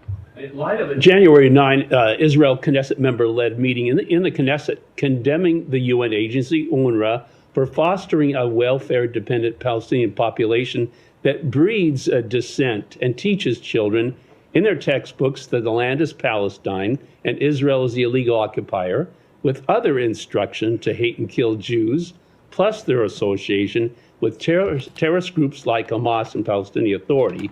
What is Secretary Blinken's response to Knesset members Sharon Haskell and Simcha Rotman, who are calling for the funding of UNRWA to stop? And I have a follow-up. So I'm not going to respond to the comments by individual members of the Knesset, but I will say that UNRWA has done and continues to do invaluable work to address the humanitarian situation in Gaza at great personal risk to UNRWA members. I believe it's over 100 UNRWA staff members have been killed doing this life-saving work, and we continue to not only support it, but we continue to commend them for the really heroic efforts that they make oftentimes while making the greatest sacrifice. Invaluable work. It's 10 million, not 10 billion. Yeah, I thought so. Just like given, like, I mean, Spain's a smaller economy than the U.S. Greatest sacrifice. Still a lot of money. A week and an ICJ decision makes. While America defends its support of Israel, citing shared day-after goals of a two-state solution, Israeli leaders repeatedly reject that outcome. At the conference, Communications Minister Shlomo Kari insisted, quote, "There will never be a Palestinian state between the river and the sea. We have an obligation to act for our sake and for the sake of the supposedly uninvolved for voluntary migration, even if the war that was forced upon us turns the issue of Again, voluntary migration is Orwellian language. Voluntary migration into coercion to the point that they say, I want to leave." Remember that last year the Senate passed a resolution stipulating that the phrase, "from the river to the sea, Palestine will be free," and its variations are anti-Semitic calls for genocide. And the House censured Representative Rashida Tlaib for using that slogan. None of that same censorship coming for very similar statements coming out of Israeli leadership. Meanwhile, at Saturday's Jerusalem conference, families who had signed up to resettle Gaza were invited up onto the stage and celebrated. So I saw this a map demonstrating new locations for settlements in Gaza, offering new names for sites on which Palestinian cities currently stand, or at least where they stood prior to being obliterated by Israel post-October 7th, was prominently featured. The conference featured a booth where attendees could register as an interested settler. Of course, Israeli settlements of occupied Palestinian land are illegal under international law. As Article 49 of the Geneva Convention states, the occupying power shall not deport or transfer parts of its own civilian population into the territory it occupies. At this point, illegality is the rule rather than the exception of these policies. And precludes individual or mass forcible transfers, as well as deportations of protected persons from an occupied territory. According to Plus 972 reporting, The idea of transferring Gaza's Palestinian population was mentioned in nearly every speech at the Jerusalem conference. In the words of National Security Minister Ben-Gvir, quote, "Only transfer will bring peace." Oh, and in case you were wondering what Ben-Gvir's response to the ICJ judgment at The Hague was explicitly, he tweeted, "The Hague schmeg." The United States continues to affirm that Israel is one of our closest allies. Currently, a $14.3 billion aid package is pending before Congress. That's the background of all that's been going on. So with new reporting that came out today that Joe Biden is interested in his two-state solution, he is seemingly moving to address the settler attacks on Palestinians that have been happening in the West Bank. Again, not where there's Hamas, but in the West Bank as opposed to in Gaza. It does seem like there's some recognition that the crimes that are being committed, the war crimes. Yeah, it's too little too late. That are being committed are so loud and so obvious, including... I mean, essentially what Biden has done is he's echoing the Saudi position, right? Which is not, it's not much. Amplified by what happened at this conference, that it seems the administration is forced to say something. But even that is being treated as a non-starter by the likes of Netanyahu. About how far Biden is willing to go to curb this activity if at the end of the day, the public critique is not tied to any withdrawal of aid to Israel, even at the same time that there was such quick withdrawal of aid to UNRWA. Yeah, I mean, it wasn't just the U.S., the U.K., France as well criticized this conference and the involvement in some of Netanyahu's allies being there. I mean, I think the question does become if we're giving them all this support and we remain vocally committed to them, but they don't do anything we tell them to do. They don't take our advice to de-escalate, and Biden says he wants a two-state solution. Netanyahu utterly rejects that. Netanyahu has said they're not going to permanently occupy Gaza, but there's some confusion over that. Obviously, some of his supporters do want that. I think it's his cabinet members, right? I think it's an indictment of Joe Biden that, again, if the purpose of our dollar diplomacy is supposedly to get policy preferences that we want implemented. So if we think it's in our best national security interest for there to be a two-state and for there to be an end to hostilities between these two parties, I mean, an elimination of Hamas ideally, but an end to the constant war there, and that's what we're trying to get, and we don't agree with what they're doing, but we're going to give them the money anyway. What's the point? It seems like, again, the American taxpayer on the hook for everything, not getting what our leaders say is in our... Okay, so I was wondering what Robbie was going to say about this. If you don't know, this is The Hill. The Hill is a conservative publication.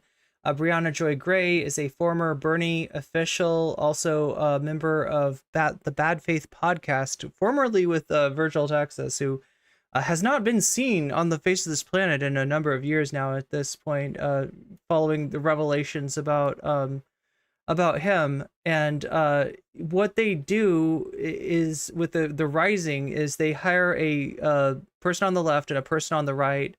This was Crystal and Sagar before Brianna and Robbie, and Robbie's like a libertarian, and that's the most he can do is be like, well, I don't like the idea of spending American tax dollars on the, it's like that's the best national security interests, and it's very frustrating. And American troops' lives being implicated as well as escalation spreads across the Middle East.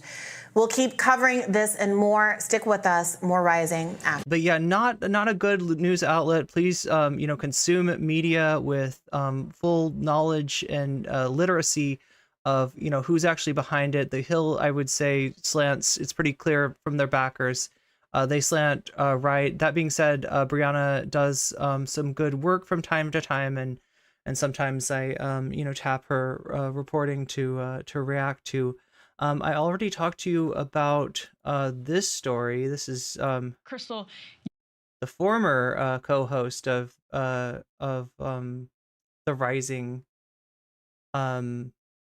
Crystal Ball, and I don't want to you have a really important story to cover right now. Tell us what you're thinking about today. Well, after all these months of horrors, things that once shocked and ignited global debates now pass with barely a word. Attacks on hospitals, and in some cases, no word. once covered, and Israeli justifications for what is almost always a war crime were fiercely contested. Now, scores of hospitals have been attacked. The media doesn't even keep track anymore. As Israeli, and you know what's funny is that like this implicates the whole Destiny Hasan, discourse as well. Like a commentary streamer named Willie Mack just put out a new video about Hasan, talking about how bad Hasan was, and one of the things that he's harping on is the issue of the hospital, right? He's got footage of Hasan, talking about the hospital, and his gotcha on Hasan, his own on Hasan is like, oh yeah, so you were saying it was bombed by the IDF, and then later reporting came out saying that it wasn't the IDF and that it was, it was in the parking lot, not the hospital itself. And so they take that one incident, and Willie Mack doesn't seem to know shit about the overall events that are going on in Gaza, because so many hospitals have been bombed, right? And so at this point, they're just it's just absolutely, cherry picking. And look, I'm not ride or die for Hasan. I've definitely disagreed with Hasan from time to time on various things. But when you see what's happening and what the attacks on Hasan represent, it's a marginalization of even somebody that I don't think is that extreme on the left, right? In other words, when I disagree with Hasan, it's generally because I feel like he's a little too charitable to people to people like that, a little I consider myself kind of to the left of what Hasan's saying. But I mean, any attempt to any representation of that viewpoint on Twitch politics has been marginalized long ago. Hasan is one of the few examples of any sort of anti-imperialist, anti-capitalist consciousness on Twitch, and he is currently being just dogpiled. So atrocities have become impossible to defend. The easier path for liberal Zionists has been to simply turn away, plug their eyes and their ears, harden their hearts to the whole. Yeah, there are no more functioning hospitals in northern Gaza. Who cares about a single incident? Even for those of us who can't or won't. Wait, are we effing in chat? Please tell me. I need to know. Are we good? Can YouTube still see me?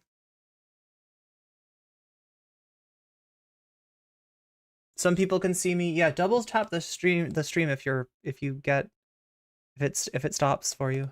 How can any person truly fully grasp the absolute heartbreak and agony represented by images such as this?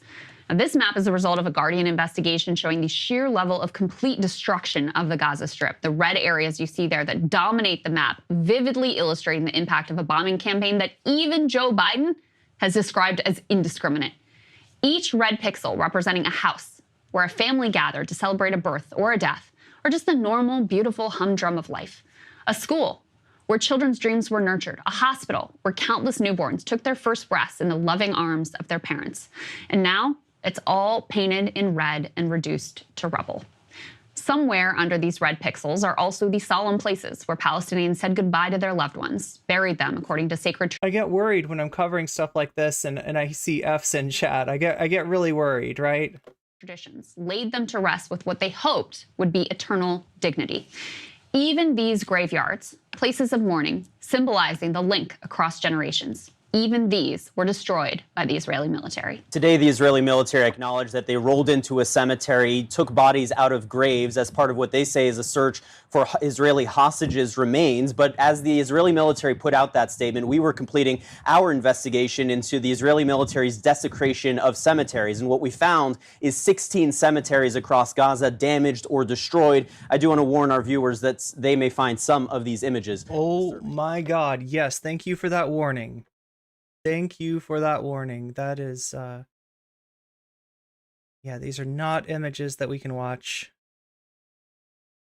Like I said, I'm, bringing this to you because it's really important and it needs to be said, but it's not easy to cover stories like this. I'm literally having to skip through a lot of the visual assets that that Breaking Point's covered, just to make sure that we're not in violation of anything as far as Twitch's policies. And as having been desecrated in every way imaginable, and some truly beyond the imagination. Bodies exhumed, tombs destroyed, military outpost established on top of grave sites. Now, it would be easy to overlook the destruction of these places in violation of these bodies. After all, they're already dead, and the scale of suffering of the living understandably takes precedence. But in the desecration of cemeteries, we catch a glimpse of the true goals of this operation, and it has nothing to do with hunting Hamas or with destroying Hamas tunnels. In truth, Israel seeks the total annihilation of Palestinian life. In fact, 80% of the tunnel system remains intact. And while some Hamas fighters, yes, have been killed, the commitment to violent resistance that's the lifeblood of Hamas has probably never been stronger. And I'll go even further. I'll say that there's no real attempt to diminish Hamas, right? That the kind of military strikes that are being carried out are harming not just, in fact, not primarily Hamas, and not just men of fighting age, but women and children as well. And the goal seems to be, I mean, the goal. Let's not speculate about the goal. The effects of this, of this kind of wholesale, annihilation of people is no doubt gonna, drive up enrollment. Is gonna make, like.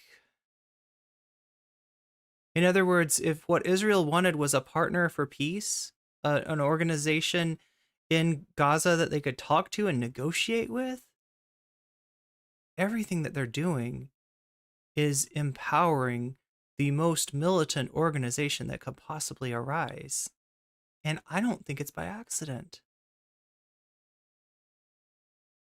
I think that that is to justify further atrocities in the future, further pressure, further attempts to push these people out of their homes. And in practical terms, of organization and power as well, Hamas is apparently regrouping and retaking civilian control of northern Gaza as the IDF has moved south. In fact, Israel's shifting justifications for desecrating the cemeteries are so thin that even CNN is calling bullshit. So in that initial report that I just showed, the IDF claimed, you heard Jeremy Diamond say there, that they razed the cemeteries to search for hostage remains. In a follow-up investigation, though, the Israelis changed their story, attempting to claim that they had no choice but to destroy at least one cemetery because of Hamas tunnels located underneath. Okay, so the initial claim is that they think that that the remains of hostages might be in Gazan cemeteries, so they dig up graves, and now the claim is shifted to being there are tunnels potentially under those cemeteries. Let's see how that claim holds up. But having already seen too much, however, CNN reporter Jeremy Diamond does not buy it. Back with our world lead now, a week after a CNN investigation into the Israeli military's destruction of cemeteries in Gaza, the IDF invited CNN's Jeremy Diamond to what they say was a Hamas tunnel underneath a Gaza cemetery. Then they refused to show him exactly where the tunnel entrance was in the crater that was once a graveyard. This is no ordinary Gotta quarry. be really careful with this stuff, okay? So they're showing like anytime the cameras are rolling in Gaza, I've got to ride the play button to make sure that there's nothing that's going to be shown, because a lot of what's going on in Gaza is stuff that I cannot show you on Twitch. It's where the living once buried their dead. Gaza's Bani Sahela cemetery, hollowed out by Israeli excavators. These were all graves. That's a cemetery. This was a cemetery, but the military says that they were forced to come in here because they discovered a Hamas tunnel running right underneath that cemetery. But the Israeli military failed to prove that stunning claim during a 3-hour tour of the area. So in the segment, They go on to show an Israeli general leading Jeremy Diamond through a tunnel network, including a so-called command center that he claims, the general claims, runs underneath of the cemetery. But the entrance that Diamond is led into and out of is not really close to the cemetery. And when Diamond presses for visual confirmation of the tunnel system actually being below the cemetery, the general gets really squirrely and is ultimately caught in a complete lie. We're asking the general if we can actually. And she, just for the record, yeah, she said squirrely. I couldn't tell what she said at first. So I think she said squirrely. The answer is no. So? There's all kinds of machinery which I don't want you to take pictures of. The security might force. But what about if we don't film it? We just look with our eyes. And then you might fall in. The whole thing can collapse. Or you have to walk to the edge. The edge is not secured. It can collapse. There's machinery, so on. It's not something I'm going to take a risk on. Sorry. The Israeli military later provided this drone footage, showing the tunnel shaft we entered and another one nearby. CNN Okay, so they took them on a tour. They showed them the tunnel, and then they showed drone footage with that entrance and another entrance. Located the footage using this satellite image. This outline shows where the cemetery once stood, and these are the two tunnel entrances, clearly outside the graveyard. As for the tunnel they say they found here, where the cemetery... And look, I'm glad that somebody in CNN is willing to actually, like, see if the claims match up and call them out when they don't. Once stood, the military never provided any evidence. And Jake, we pressed the Israeli military multiple times for that evidence, but instead they released a press release today that actually poked more holes in their story. The story that General Goldfuss told us when we were in that underground command center. He said that we were just below the cemetery, but the press release, a map that the Israeli military released today, actually places that command center well outside the bounds of that cemetery.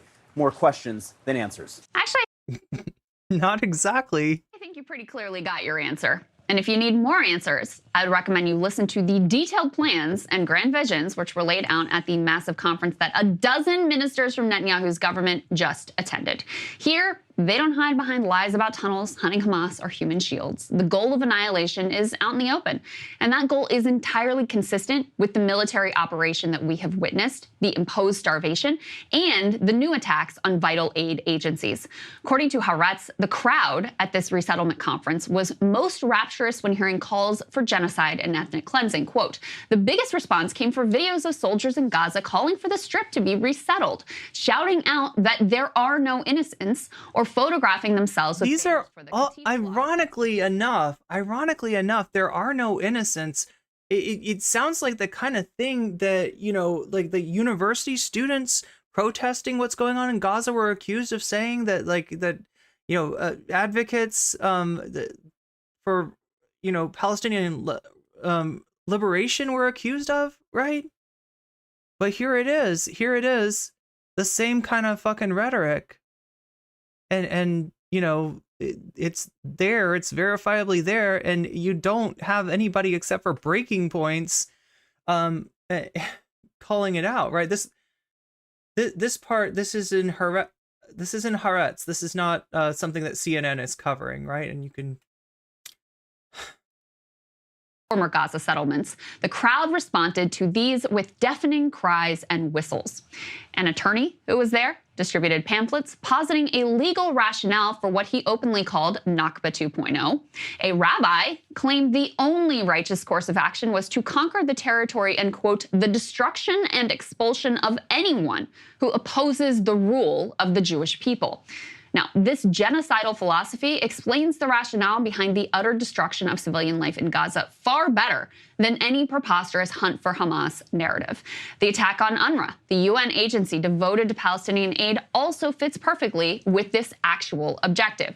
It serves two purposes in the goal of annihilation. The first is quite obvious. At a time when Palestinians in Gaza are eating grass and drinking polluted water and literally starving to death, defunding UNRWA means more suffering, more death, more pressure on the population to flee out of the Strip entirely, never to return, just as those conference attendees are very clear that they ultimately want.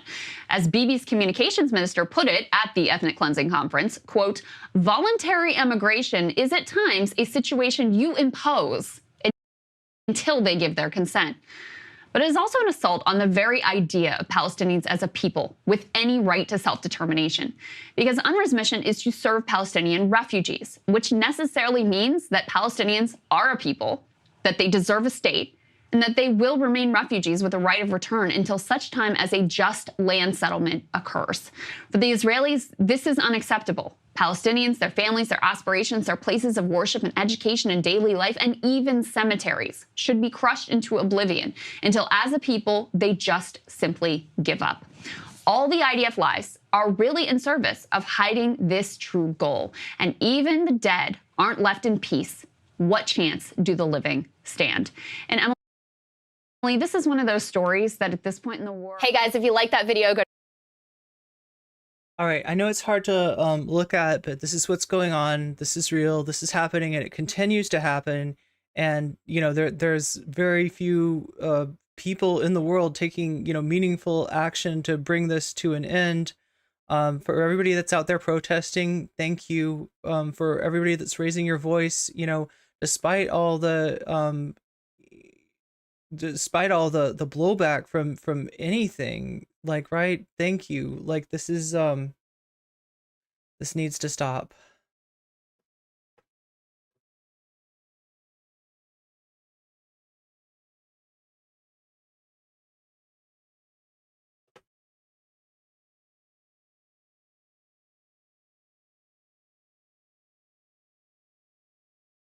All right. So, I told you we're going to cover, the Demon Mama versus Paul's Ego debate, right? This is Demon Mama appearing on Deep Fat Fried to have a little discussion about, among other things, like who is worse, George W. Bush or Donald J. Trump?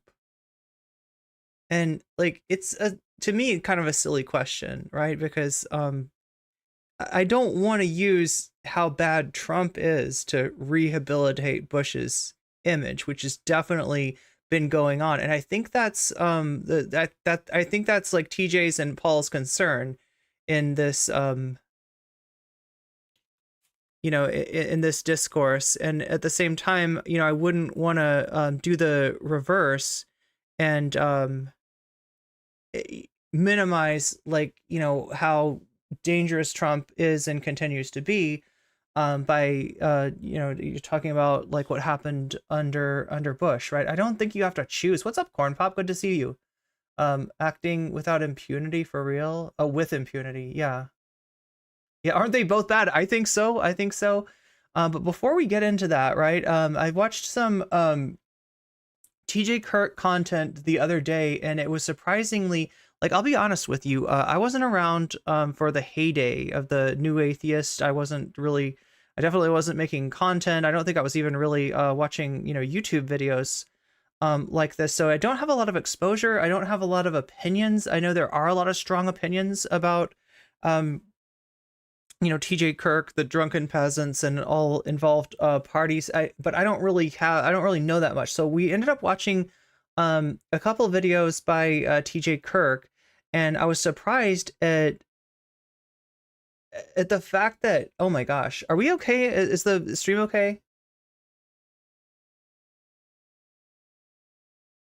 That's not good. I don't want to lose the stream today. Come on, we need this stream to work. Are you?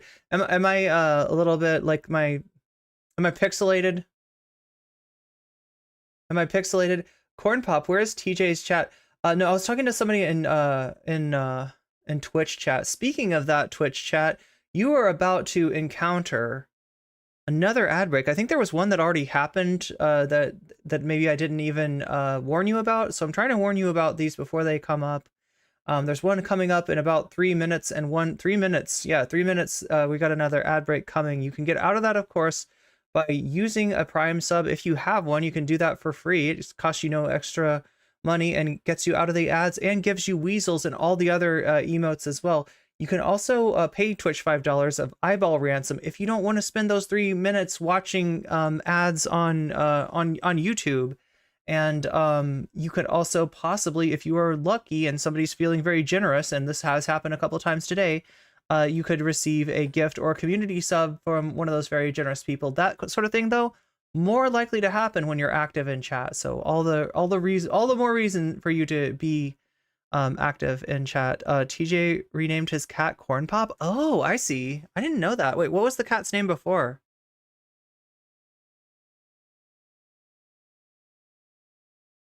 But yeah, chat, again, yours is choppy. Okay, you restarted and it fixed. What do we do? Oh god. It's just not as many, it's not the kind of bandwidth that I like to be able to give you. But yeah, I actually looked at the stream health for once. We'll hope that it stays good. We'll hope that it stays good for now, but we do have an ad break coming up in 1 minute and 45 seconds. So, it gives you weasels as if they are a contagious. No, getting weasels is a good thing. I mean, if it's a contagion, it's like it's a happy contagion, right? It's like that anime where everybody starts laughing and they're really happy. Oh wait, that's not a good thing either, is it? AC was talking to a lot lizard today. Oh no, oh no. Did AC get yeah, I mean you were there when I got verbal aced, right? You know, we were covering verbal ace, and literally because of the content that I was covering, I got my YouTube stream temporarily taken down. We got verbal aced by verbal ace, and it was pretty funny. But this time it's, oh no, okay, so it looks like my bandwidth is back. My bandwidth is back to normal. Just wanted to make sure here. But yeah, we're going to get started on this TJ Kirk thing. So I mentioned that we're going to be watching Demon Mama debate TJ Kirk about Bush versus Trump, which to me, like, it sounds like a silly debate. It sounds like a silly question. Like it's perfectly possible to say that these are both horrible presidents that were presidents at different times and that did different horrible things, and that, like, you don't need to compare the apples of Bush to the oranges of Trump, you know, in order to know that they both suck, right? You shouldn't, like, what I really don't want is people, you know, using, because I've been seeing this a lot from the mainstream media, from, like, you know, kind of center left libs and the like, of people that will how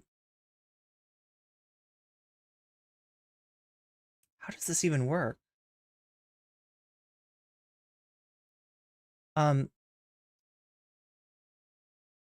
That's the button I want to press. Unable to add stream marker? No, stream marker added. Yeah, there we go. That's what we want. I'm trying to add in stream markers. Oh yeah, this is something else that I got to talk to you about. So yeah, there's probably an ad going on right now. Is there? There should be, like, on maybe I should wait till people come back from that. But I'll just introduce this now, okay? I'm getting a lot of requests in my comments for timestamps, right? And I know that timestamps, if you miss the VOD, they're really useful. It's really helpful if you know, we can have timestamps on the video. Now, there's 2 ways that we can go about it, and I'm trying to leave stream markers on the stream so that those timestamps will be easy for me to do. And if somebody wants to watch the Amazing Atheist segment, because we're going to do this right now, we're going to watch TJ talk about how he created anti-SJW YouTube, just like, you know, he was there at the, you know, sort of at the beginning of the new atheist movement, you know, kicking the living crap out of the new earth creationists, kicking them, you know, off YouTube and shaming them. He thinks he made, like, maybe the first, you know, anti-SJW video from a new atheist, and feels kind of responsible for that, right?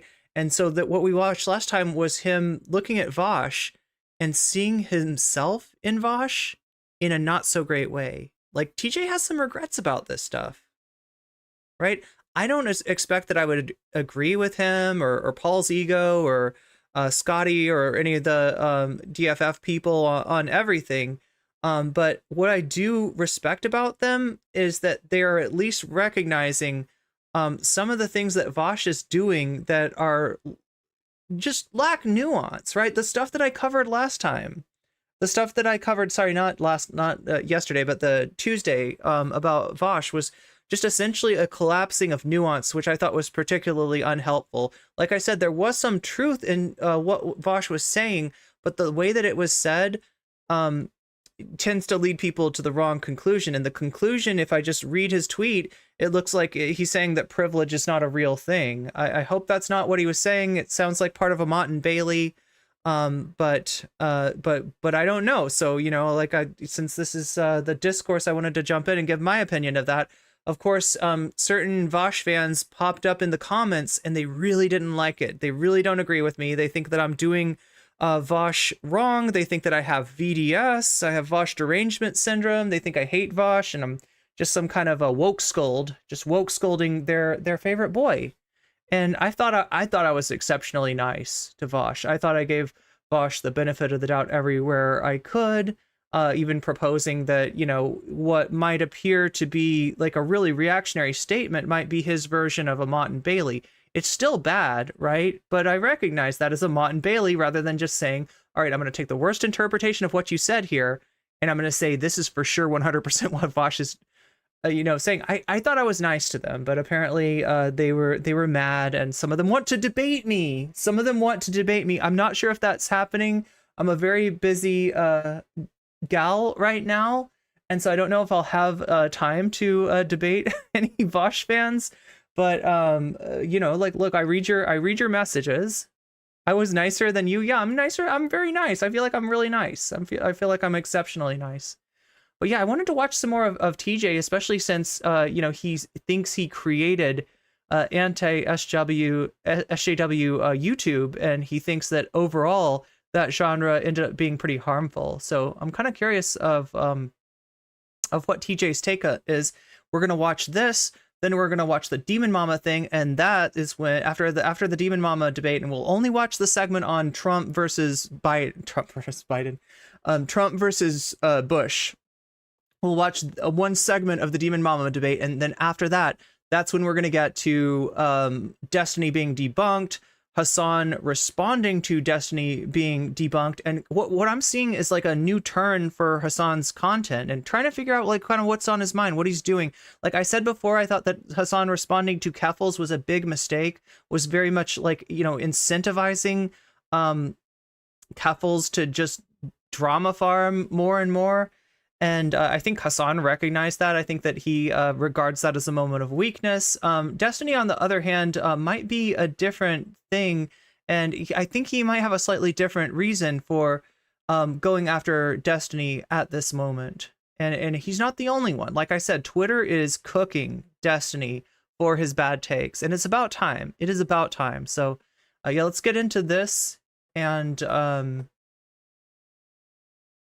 see what TJ has to say. See what he has. What do you have to say for yourself, TJ Kirk? You created anti-SJW YouTube. I guess we should be enemies, right?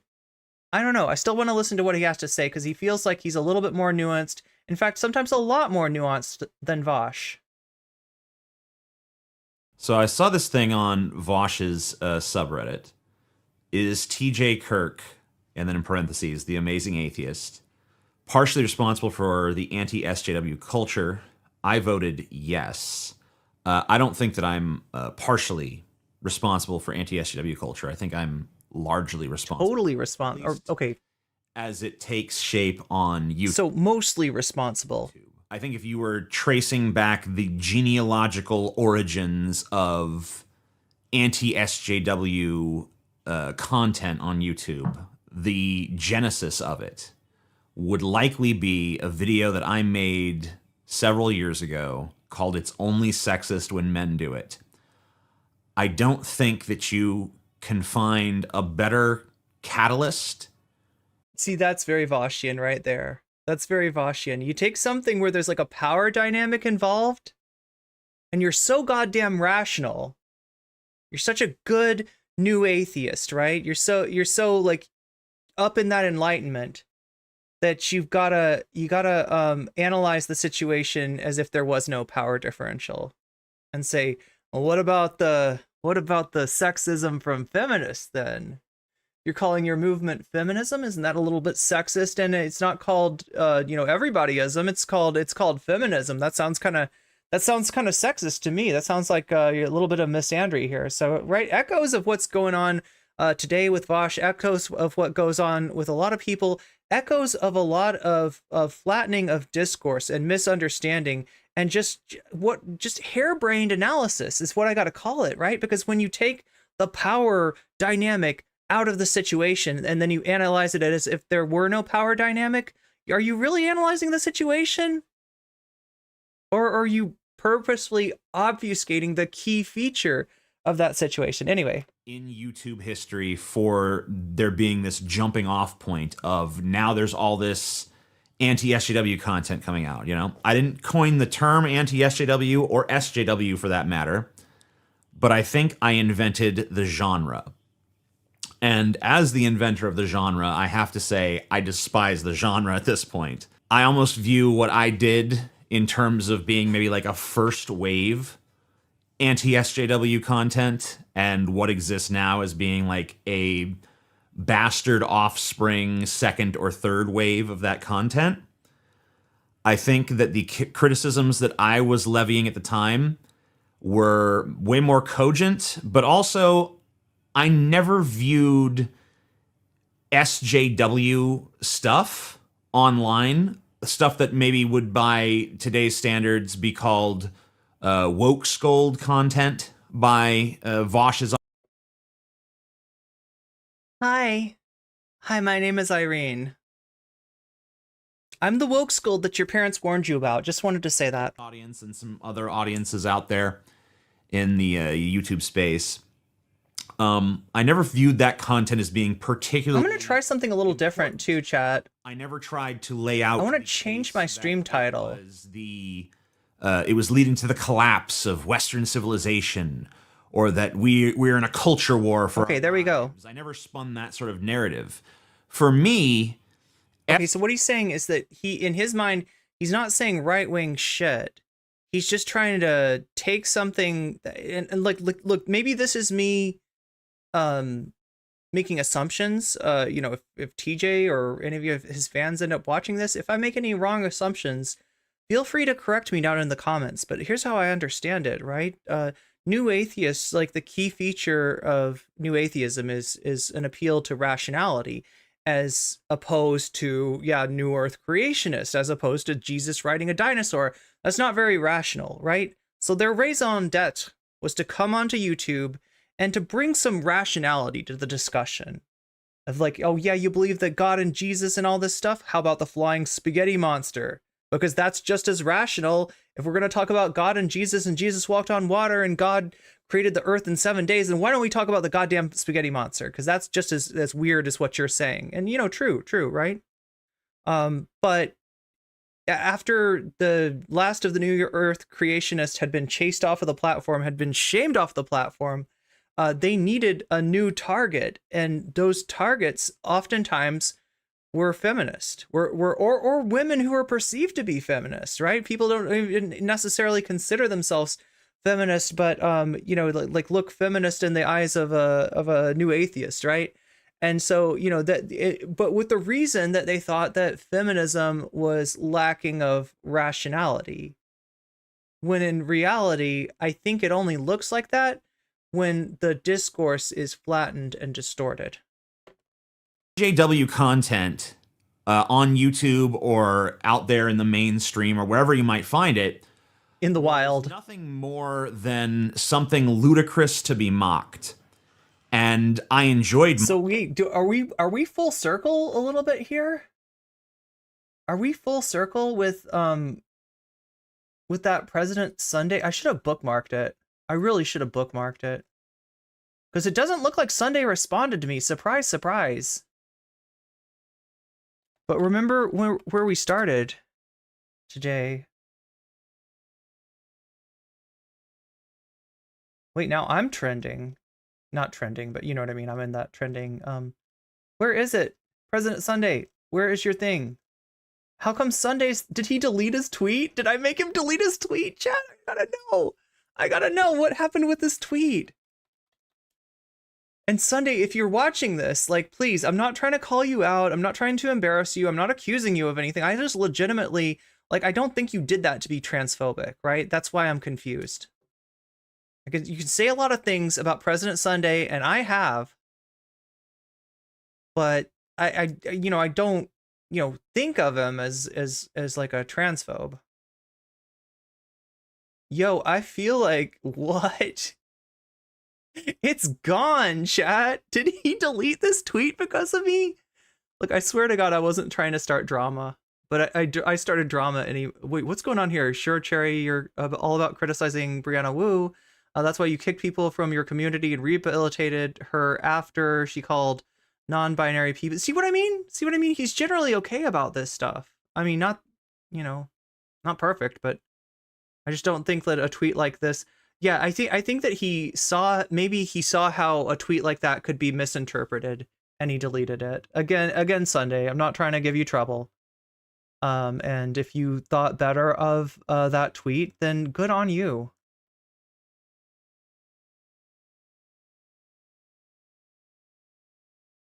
Talk to a lot of creators who are heavily critical of Brianna Wu and literally all. Do we know where Cherry Bread TV landed? This is Xander Hall's editor, right? This is Xander Hall's editor here. And there was a drama going on between Keffels and Xander Hall. Xander Hall heard that Cherry had some DMs with Keffels that sounded juicy to Xander Hall, and Xander Hall was going to use those DMs as a nuke.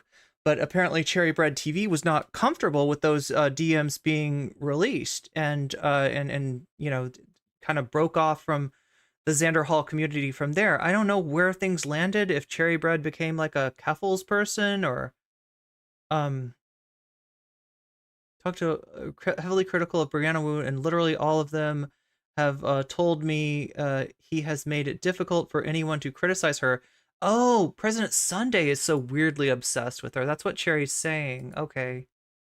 And again, Cherry's like, I think, as far as I know, like blocked everyone, including me. Like, I don't think I could see Cherry's tweets, but he got a hold of one of these tweets. Nobody kicked anybody from any community to accommodate Brianna Wu. Some people left fairly. What community are we talking about? I hate this about Twitter. That they don't like. Look, chat, I know this is a little bit of a derail, and if you don't know, Brianna Wu is a former figure from Gamergate. Brianna Wu ran a gaming like a game designing company around the time of Gamergate, and spoke out, I'm assuming, against Gamergaters at the time. Since then, she's kind of landed square in between Vosh and Destiny, and trying to kind of ingratiate herself to both of those communities, and just has become a liability actually for anybody that she's associated with the revelations of her group chat with all the transphobia that was going on in her group chat. So the phrase is Stockholm syndrome. You need to get some self-esteem. So I don't even know if they're talking about the Keffels community. The reason I continue to tolerate Wu's presence in certain spaces is because she has money and connections and having access to speaking. Wow, this is pretty honest here. That's the reason I tolerate her. She's got money and she's got connections. That's true. So she also runs this thing called Progressive Voice. It's her political action committee.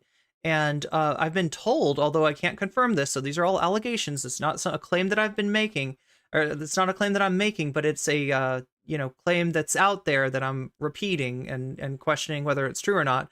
That streamers have been given money by Brianna Wu, right? And that gives her power in those communities, where as people might call her out for some of the transphobia, some of the other gross stuff that she's been doing, maybe they don't call her out as hard. Maybe they tolerate her a little bit more because she's got money and connections, and she's hooking them up with politicians, helping them do like real world things like canvassing and making a good name for themselves, and maybe even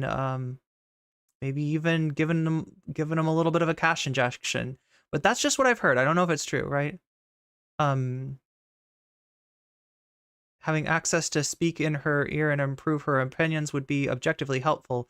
The people you're saying are hostages or lack self-respect are in fact adults with agency and their own opinions. Look, I like being held hostage. I like Brianna Wu having this leverage over me because it's financially beneficial. I don't know. I could struggle to see how you accuse Cherry of an alignment with Wu. Anyway, I'm curious, right? I think that President Sunday does, some good stuff and he does some bad stuff. I think that calling out Brianna Wu is among the better things that President Sunday has done. However, the narrative of President Sunday kind of being obsessive towards certain like female creators is one that I don't have enough information to, deny. It does. I can see the pattern that people are pointing out, and I can see how it seems like that. I don't know, I haven't looked into it enough to be able to make a claim one way or the other. But anyway, this is how children think adults think. After Wu called people like Demon Mama and Doe Pedialyte drinkers, and after she tried to humiliate the latter at the behest of people currently posting pictures of Tory juxtaposed. Oh, geez. Cherry kicked people out to bring Wu in. I don't know what community Cherry's in currently. I'm sorry, chat. Let's get back to TJ Kirk. I saw that tweet in my search for the Destiny tweet that apparently President Sunday thought better of. Good on him, like I said. Oh, he's also talking about what we're talking about today. No, that's bad. Repost what? What am I looking at? Chat, this is President Sunday reposting Bad Empanada. I never thought I would see the day. I never thought I would see the day. That's wild. That I can't explain this. I can't explain this. I no longer understand what's going on in these networks. It's confusing to me. Yeah, President Sunday and Bad Empanada on the same team. Well, it looks like if it's about the Omar Baddar stuff, then good on you, President Sunday. Let's get back to TJ Kirk. Sorry, chat. And even to this day, I will hear stuff that makes me roll my eyes, and that I would, back in the day, I would have jumped on. So just the other day... Is she the god of Gamergate? So for the record, Brianna Wu was speaking out against Gamergate back in the day. Now, that was a long time ago, and a lot of what Brianna Wu's doing is more, reactionary. Like, she is... Like, let's say, there's like, people that donate large amounts of money to streamers can be like an angel on your shoulder, cover what's going on in Gaza. Okay, good, I will, right? Or they could be a devil on your shoulder, right? Right? And I think Brianna's more of the devil. She's in other words, in terms of left and right, Brianna's influence on any community that she's involved with seems to be to drag it to the right. So I was told about a story that did he add on to the repost? No, it's just a simple retweet. It's a simple retweet. So I don't know. That's surprising to me. But yeah, I hope that clears everything up. Let's get back to TJ Kirk. There were some people upset at Tim Burton's new Wednesday show on Netflix because there were black bullies in the show. And that just struck me as totally absurd because it's like, yeah, there's black bullies in real life. Just because racism exists, just because there have been problems in this country with systemic racism, and, obviously you can go into the whole history of the U.S. with slavery and, redlining and police discrimination and so on and so forth. But that doesn't mean there's never been a black bully. And that okay, so true. Bullies come in all varieties. Yeah, that's possible. However, if you're writing a show and you're writing a character and that character is a bully and you find yourself thinking of this person as black, right? That's just kind of how it turns out. You might want to question that a little bit. You might want to interrogate that a little bit. Look into that. Like, why are you writing this particular character, right? Because there are tropes about black people being like, being brutish, right? There are racist tropes that fall right in line with that. And if what you're created lines up with a racist trope, maybe rethink it. Like, think, like, what's the reason? What's my rationale? Like, why am I, why am I writing this character like that? Right. I think that's useful still. Because, what you're doing without thinking about it, if there's no thought behind it, is potentially reinforcing that trope. Is like, society already thinks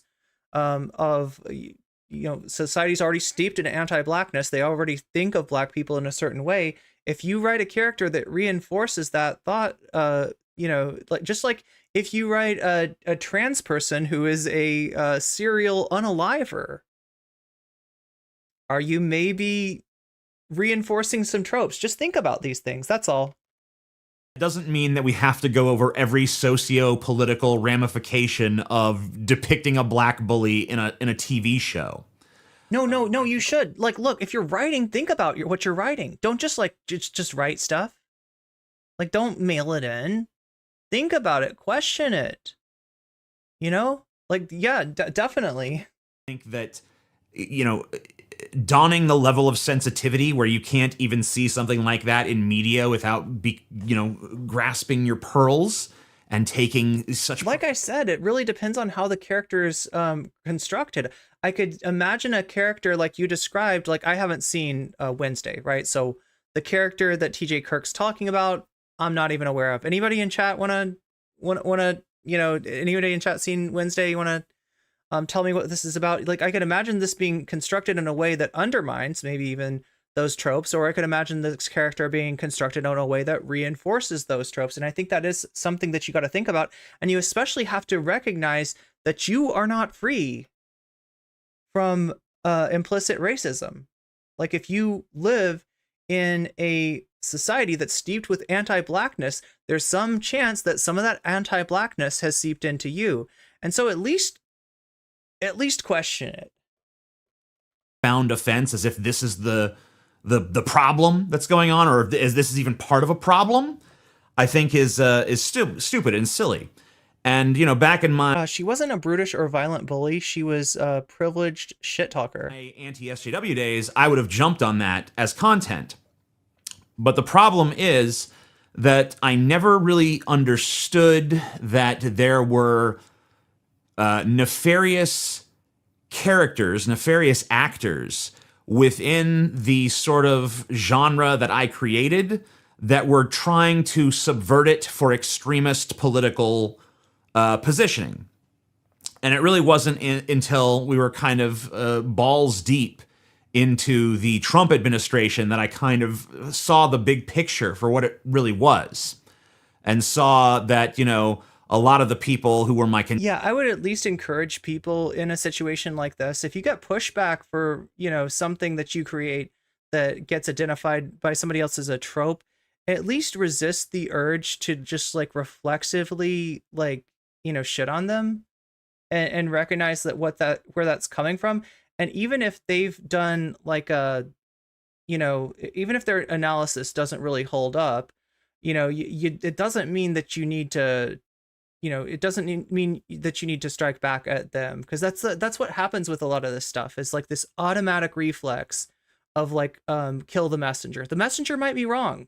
The messenger might not be seeing the character in its totality, and might not be seeing that it's actually a character that is undermining tropes rather than reinforcing them. But yeah, it's definitely there's also a tendency to reflexively attack the messenger. Contemporaries in that space of making anti-SJW content were really still balls run deep reactionaries that were trying to roll back the clock of social progress and return us to some idyllic 1950s state that not... Okay, so what he's saying is that he created this movement because he saw things that maybe were irrational, or reflexive, or maybe just it was easy content to do because there's a wave of anti-SJW sentiment out there. There's an audience for that, and so you start making videos for that, because you got to make videos for an audience. You can't make an audience for videos, and very, very rarely Are you going to start doing a new type of video that there's no audience for and somehow create that audience, have people be like, oh, geez, I never knew that I needed this in my life, but I guess I do. But what he's saying is this got hijacked, right? That he was doing this stuff and he was cool with it, and it was all well and fine. And then he noticed, he looks to his right and he looks to his left, and he sees like reactionary right wingers that want to return us to the 1950s, which obviously is not what TJ has in mind. The true 1950s, but just the Leave It to Beaver. She was like a bully from Mean Girls inside the show Wednesday, and at the end they became friends anyways. So isn't that this a non-issue? Yeah, I feel like if that's the truth, then TJ maybe should have mentioned that. I'm just going on what he's giving me, and like I said, I haven't seen the show, so I can't render like I'm just telling you in general that it's worth interrogating the characters that you create and how they interact with pre-existing power dynamics. 1950s that only existed in television and advertising. This idealized version of the past, this idealized version of tradition and the nuclear family, and so on and so forth. And, I didn't really realize that I was... So he's not a return to tradition guy. Good. A useful idiot for that. I was just trying to create entertaining content about, a group of people that I felt were ridiculous. And I still feel ridiculous. But now I realize that, making that sort of content is if I were to make that video. But what I'm curious about is why, and again, like I said, I wasn't around at this time. All right, so I'm admitting that ignorance, that I don't know the lay of the land that he was dealing with at the time, right? But why is it that you would want to do content on that particular group of ridiculous people and not on another group of ridiculous people? Also, what does it? Can anybody give Wednesday? Wednesday Adam. Wednesday when was that made? This is like 2019, right? It's weird to me that he's like, this video is like, did I contribute to? Did I help create like the anti-SJW YouTube video genre, right? And that the example that he pulls is when? Can somebody give me the date on that Wednesday? The Netflix show Wednesday, like that's pretty recent, right? I would expect him to have like a more if he was there at the because anti-SJW content, it's gotta have started in like 2014, 2015 or earlier. Like I said, I wasn't around in the beginning, but I do know some of the lore. I do know about the meme war and that kind of stuff. And I do know a little bit about like the time period that these things were going on in. First 2022. Okay, so that must just be a random example that he's giving of something that he thinks is a ridiculous SJW reaction that warranted criticism and ridicule. Because he's like, and he's been around like, right, for a long, like TJ Kirk. Can somebody give me the years? What were the golden years? What was the prime? What were the salad days, the halcyon days? Oh my God, I hit the microphone. When did TJ Kirk hit his stride? Like, what was the Amazing Atheist was like, at its peak in what years? Because I know he's been around for like a really long time. Maybe that was just the example that came to mind, right? And not necessarily the example of like, this was the first of this kind of video. Because 2022 is not the first anti-SJW video, obviously. TJ was 2014 to 2015, so right around that time, kind of predating and coming up to the time of the quote unquote meme war and the honestly, parents bullied her way worse. Oh, the character from Wednesday. I don't know who TJ Kirk is. TJ Kirk is also known as the Amazing Atheist. So if you don't know TJ Kirk, you might have heard of the Amazing Atheist before. That I just talked about. If I were to say... November 23rd, 2022. So that's like, what, No, this is like a year. This is like like less than a year and a half ago. A whole video about how ridiculous. He wants relevance back? Yeah, I guess so. I mean, everybody. It's not so hard to understand that he wants relevance back. He's got a YouTube chat. He's got a YouTube channel, and he'd like it to get more views than it's currently getting. Active in like 2022. Okay, 2012. So that's where. So that we assume that's when his New Atheist videos were probably peaked in 2016. 2016 is definitely into the anti-SJW era of YouTube content. So he's just not giving us an example of the early days of like what the first video or the first few videos would have been about. But then again, chat, I've done so many videos, I've done so many streams that I probably couldn't give you. Like, when's the first time that you talked about debate bros, right? As a negative thing? Like, when was the first? What was the? I don't know. I can't tell you, right? So ridiculous it is that there are people upset at Wednesday for depicting black people as bullies. Not depicting all black people as bullies, but just depicting particular black people as being bullies. If I were to make a video about that, it would inflame all sorts of weird racial tensions that exist out there in the world. And okay, I get it. So this is a more modern example of what he perceives as the kind of stuff that he was calling out back in the day, and that he feels like because of the rise of the right-wing anti-SJW, the pipeline, right? That we all know about the alt-right pipeline, right? That it starts out with videos that are laughing at SJWs, right? That are pointing out, caricatures, straw people, sometimes even like really based people like Big Red. Big Red was not somebody who was crying liberal tears. Big Red was like a feminist that went out to meet a bunch of MRAs at an MRA a protest and was just like arguing with them and is kind of a happy warrior, right?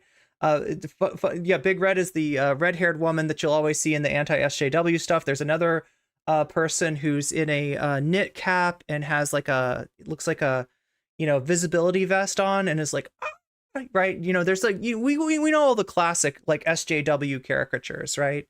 That were real people that exemplified the stereotype, the caricature that people like TJ were making videos back in the day, and that he's saying that he made these videos not realizing that this form of content would lend itself to becoming the mouthpiece, right? Because those sort of videos don't necessarily have to be political. They don't necessarily have to be right-wing, or at least in the minds of people like making some of those videos, maybe they weren't seen as such, but they do become like in the algorithm. So when we're talking about the pipeline, right, we're kind of talking about the algorithm that, like, for instance, if you watch, I don't know, like you might end up in my chat because you watched like a Xander Hall video and you watched a Vosh video, and you watched like I'm trying to think of other creators, a Demon Mama video, and then you get recommended like a NCC video, right? That you are a victim of the debate bro to intersectional leftist pipeline there, right? So the algorithm serves you videos based on what you click on, what you respond to, and then based on what other people who like the kind of stuff that you're into also like, right? So the fact that other people have created like almost like worn down a pathway towards NCC from these other content creators, right, will necessarily mean that more people will be drawn down that pathway. The alt-right pipeline is obviously a pipeline that goes from creators like TJ Kirk to creators like Sargon of Akkad, also a new atheist, but maybe a more right-wing new atheist, and then go to Count Dankula, and then they end up watching Black Pigeon Speaks, right? And that's real. That's real. That's how it worked. That's how it worked back in the day. Even creators like Destiny, who were at the time doing debates against some of these alt-right creators, doing debates, exposing JonTron. You know, people didn't think of JonTron as a racist. People probably didn't think of JonTron as a particularly political streamer. But after Destiny kind of had a chat with him, like, you know, those viewpoints that JonTron held became more and more apparent. But in doing that, in debunking, you know, what JonTron, and debunking JonTron's content without even realizing it, right? That is also a collaboration. That is a mixing of audiences, right? So you make a video as Destiny debating JonTron, you're going to have JonTron viewers and Destiny viewers in your chat, and that has the potential to wear down pathways that lead from content like Destiny's, which at the time, like, we're going to watch Destiny, you know, be really right wing on the Gaza issue. But at the time, that was not what Destiny was known for. He was known for fighting with right wingers, but it still serves the purpose. And, you know, you can look into, I think the study was called Alternative Influences.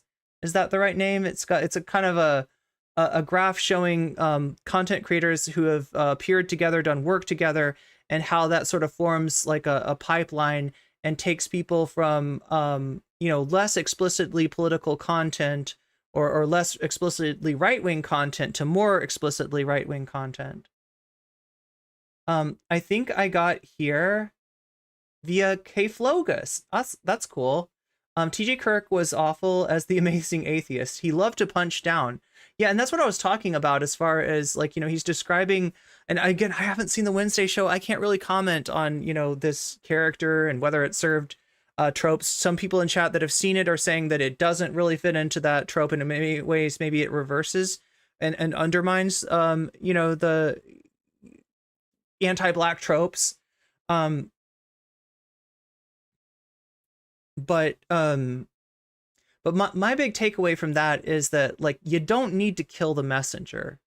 You don't need to do content about a well-intentioned person that, like, misunderstood something, right? Especially when there's all these fucking gargoyles out there. Like, you know, there's plenty of targets, right? If you want to do content ridiculing people, laughing at people, I would say try to punch up, not punch down, and try to punch right, not punch left. Apparently this is not entirely a universal view in the content sphere that I exist in. People who are racist are going to use that content as a way to further their racist agenda. They're going to take what I say and they're going to extrapolate on it and take it to some horrible place that I would never take it to myself. And they're going to try to push people in that direction because they have an agenda that is, you know, racist. This actually kind of cuts to the heart of sort of this paralysis that sort of overtook me at a certain point. Probably around 2016, there was a whole host of factors that led to me feeling way less comfortable with content creation, with this idea of influence, and all these things. And it all kind of comes back to the anti-SJW thing, I guess, in a way. Okay, I think I get what he's saying, right? That he did content, you know, he's proud of his anti-theist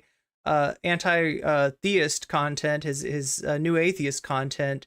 Then he starts, when that stream of content dries up, he starts doing new content that, you know, he feels like he stands behind. You know, he believes in these things, but he ends up maybe paving the way for other content creators who are more explicitly right wing to do similar content and to kind of, you know, so he's looking at his influence, right? Now, this is what I like about TJ Kirk, okay?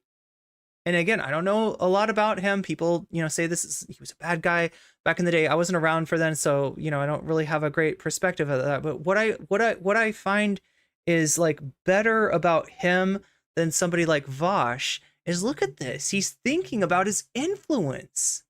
He's thinking deep. He's asking himself tough questions, right? Like, I believed this. I thought that, you know, objecting to that character in Wednesday was ridiculous. But what was the effect of that? Is that something that I'm proud of? And he's saying that his conclusion was no, he didn't like being a part of that, and it gave him a paralysis.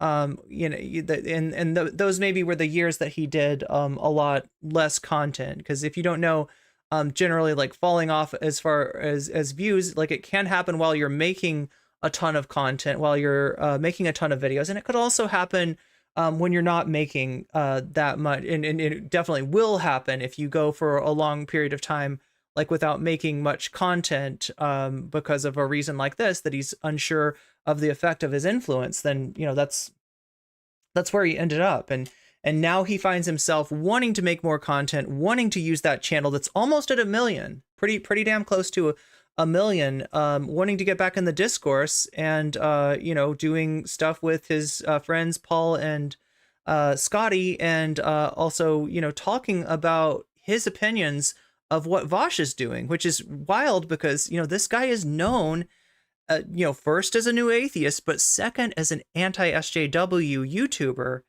and an OG anti-SJW YouTuber. And he's now looking at Vosh, and he's not being harsh with Vosh.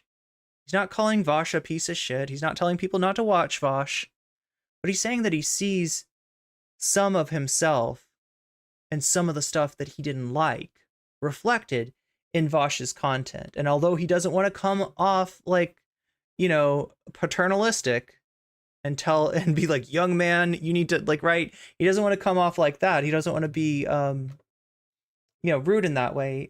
He does have opinions about what Vosh is doing. As when I first started making content on YouTube, I was just an angry loner with no real friends.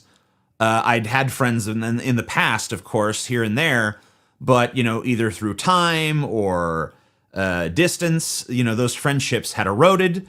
I don't remember any friendships ending in any particularly dramatic acrimony, but, you know, there were, you know, all my friendships had eroded, and, you know, my family was not particularly interested in hearing what I had to say.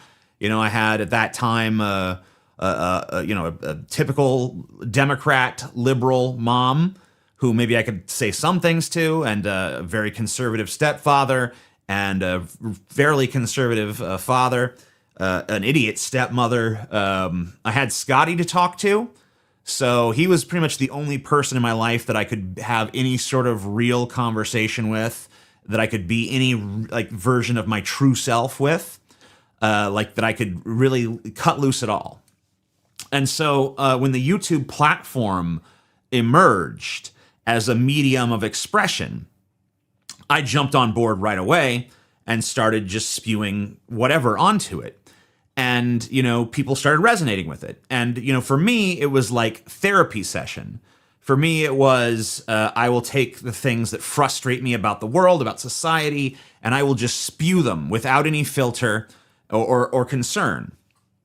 And at that time, I had no conception of influencing people. I had no aspiration of influencing people. I liked them being receptive to the things I was saying, but I never conceived of the idea at that time. And it sounds ridiculous, but because today, this is something that's really drilled into your head. It's something that people want when they seek out this platform. They want influence. They want people to do what they say. It almost sounds like he's not even like somebody who like noticed other people making videos about a certain subject that popped off, but he said this was just like, you know, kind of on his mind. Obviously, you know, there were a lot of influential new atheist authors at the time. What is it? Dawkins. There's the Four Horsemen. Can somebody remind me? We got Dawkins. We got Hitchens. We got Harris. Who is the fourth one? I always forget the fourth one. Is it Thunderfoot? Is Thunderfoot the fourth horseman? But I guess because, you know, I came up in YouTube learning about niches, right? The first niche that I was kind of in was debate content. I did debates. I was on panels and, you know, talked to people on my stream, and, you know, because other people were doing it because it was a successful format, and because I thought I had something to say. And this debate format, you know, made certain promises to me. Among those promises being the idea that if I stayed consistent and I stayed logical and I made good arguments, that I could change the way that people thought. And although, like, you know, I mean, like, I obviously like to see, I enjoy when debate creators push back against the alt-right. I was, you know, kind of a cheerleader for that sort of stuff. I saw some problems with their rhetoric. And I saw like elements of reactionary thought that had kind of creeped into the online left through that debate content. And I thought, maybe I can do something to help. Maybe if I have a conversation with Destiny, he will listen to me, and you know, he'll change his tune on one or two things. And of course, famously, he tuned me out and he played piano while I was trying to talk to him and give him a new paradigm about cancel culture. He had no interest in that, no interest whatsoever. So yeah, no, it doesn't work. And you try to push a little harder, like I did with Dylan Burns, and you have the entire world come down on you, right? So I found out the hard way that those promises weren't serious. Like they didn't mean that. That wasn't true, right? The debate sphere was not for people like me. It was for people like Vosh and Destiny, right? So that's why I changed my content, and I guess in a way, you know, kind of fell into the niche that I. But I always assumed that people like TJ, you know, were just like, you know, yeah, what's popping right now? New atheist content. Hey, I agree with. I've read Dawkins. Did anybody get me the? They turned out to be awful people. Wait, did I get them right? Harris, Dawkins are very problematic. True, yeah, especially Harris, right? We always talk about Harris with his Islam is the motherlode of bad ideas, right? He's not just a new atheist. He's a new atheist that like puts a hierarchy on religions as far as bad to good, and ends up just reinforcing some of the war on terror rhetoric, which is ironic, right? Because the George W. Bush, the president that's prosecuting the war on terror, is an evangelical Christian. So those are strange bedfellows there. Wait, did Matt Dillahunty, Forrest Valkai? Did I get all the horsemen? Is Thunderfoot the last horseman? Because I know Dawkins, Hitchens, and Harris, and I can't ever remember I'm thinking it's Thunderfoot. But that really wasn't all that interesting to me. It's like Aaron Ra. It really still isn't in a lot of ways. I guess it's... Oh, thank you, God, thank you. Yeah, it's not Thunderfoot, it's Daniel Dennett. So I guess the fourth, Santa, it's Santa is the fourth one. Yeah, I guess, so we're talking about, when we're talking about the four horsemen, we're talking about authors. We're not talking about YouTubers necessarily. Interesting to me. But at the time, the main interest I had was just Thunderfoot wishes. Yeah, maybe he'll find this video and feel a little ego boost from it. I didn't have a therapist. I didn't have any friends. I didn't have any family I could talk to except for Scotty. So I just I used YouTube as a place to vent. And Scotty don't know, so it must have been hard. It's easier to vent to the camera than it was to vent to anyone in my day. Relatable. And the things I said, I think, because I was of a time and a place, and there was, you know, obviously, if you're an alienated youth, because I'm 21 when I started this thing, 22 maybe, you know, if you're an alienated youth, and there's other alienated youths out there in the world, and you know, a lot of you are going through similar experiences, having similar interactions, feeling similarly confined by society, you know, that's going to resonate.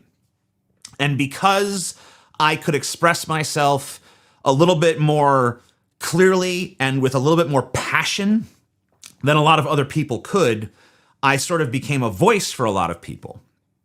But I didn't really recognize that was happening at the time. And if I did recognize it, I didn't really truly understand the nature of it. There was a sort of naivete to that age of YouTube. It's a naivete that really wasn't lifted from my eyes for many, many years. It wasn't really until like 2017, 2018 that I really started to see. Miss Hire is telling me that Cult of Dusty Smith, has grown a lot from the times where he used to dunk on Theist and dunk on was Cult of Dusty ever like anti-SJW?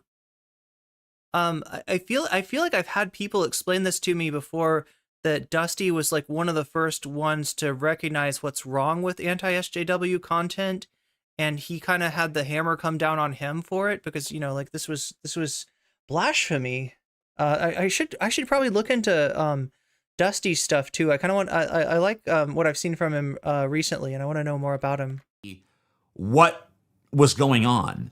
And it was sort of the realization of, you know, hey, there was a guy named Milo Yiannopoulos that was going to be the keynote speaker at CPAC, and he lost that because of things he said on a podcast that I hosted.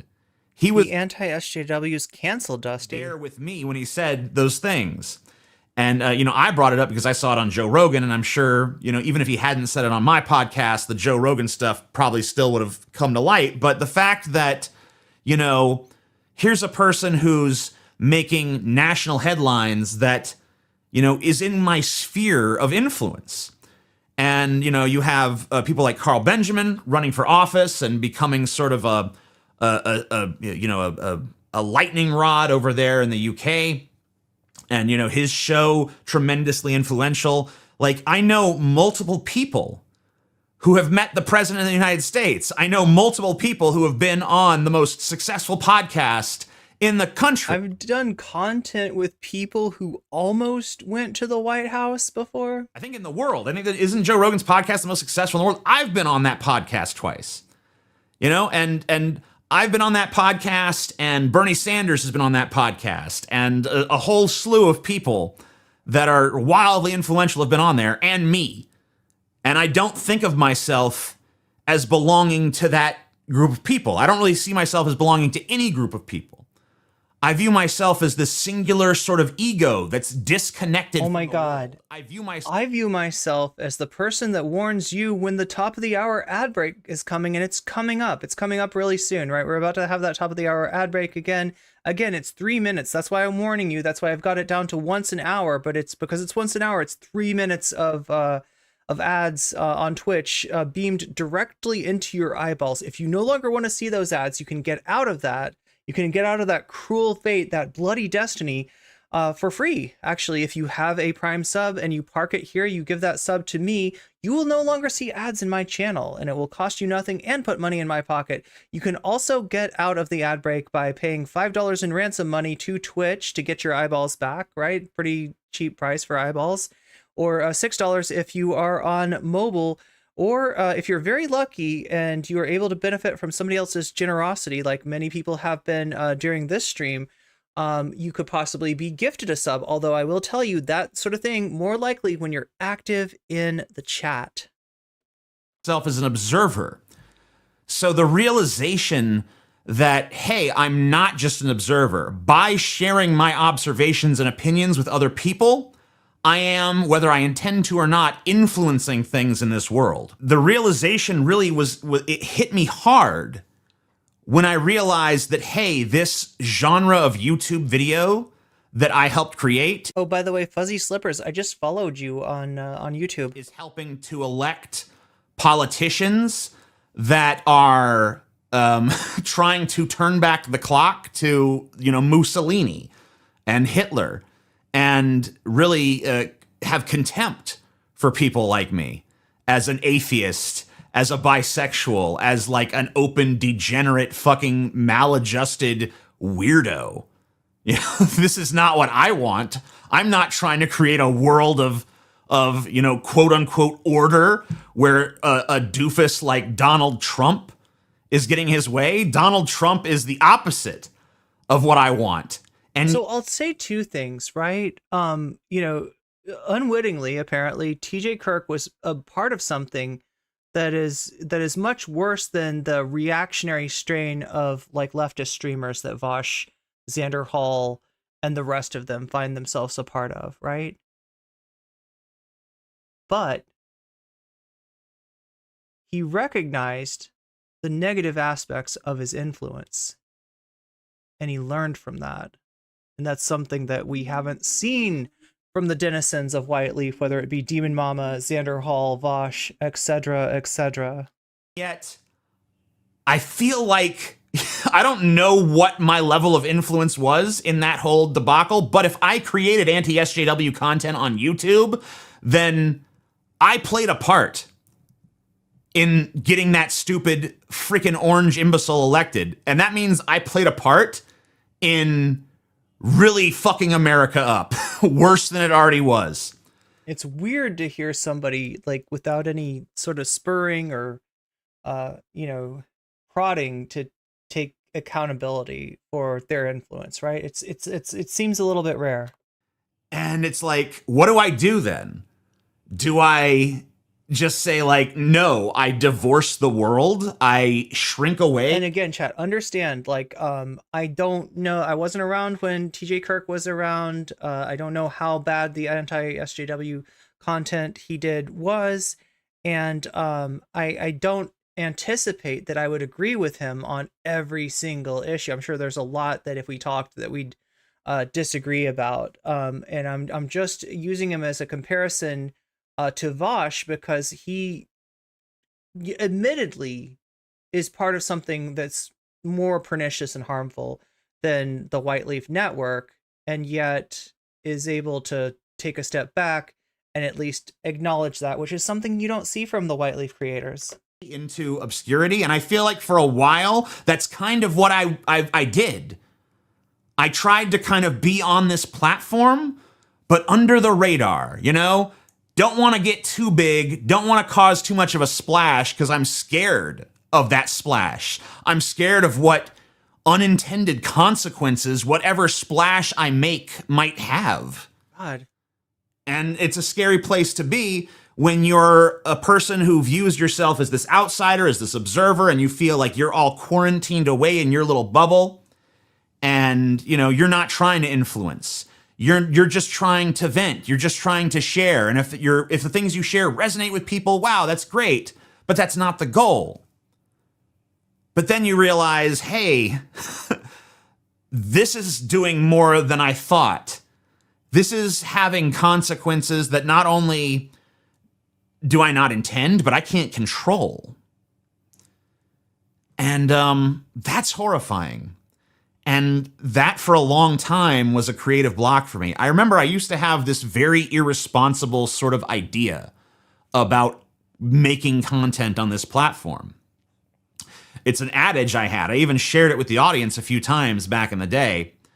But the adage was this: if I can say something true or something interesting, I will say the interesting thing over the true thing, because this is about entertainment.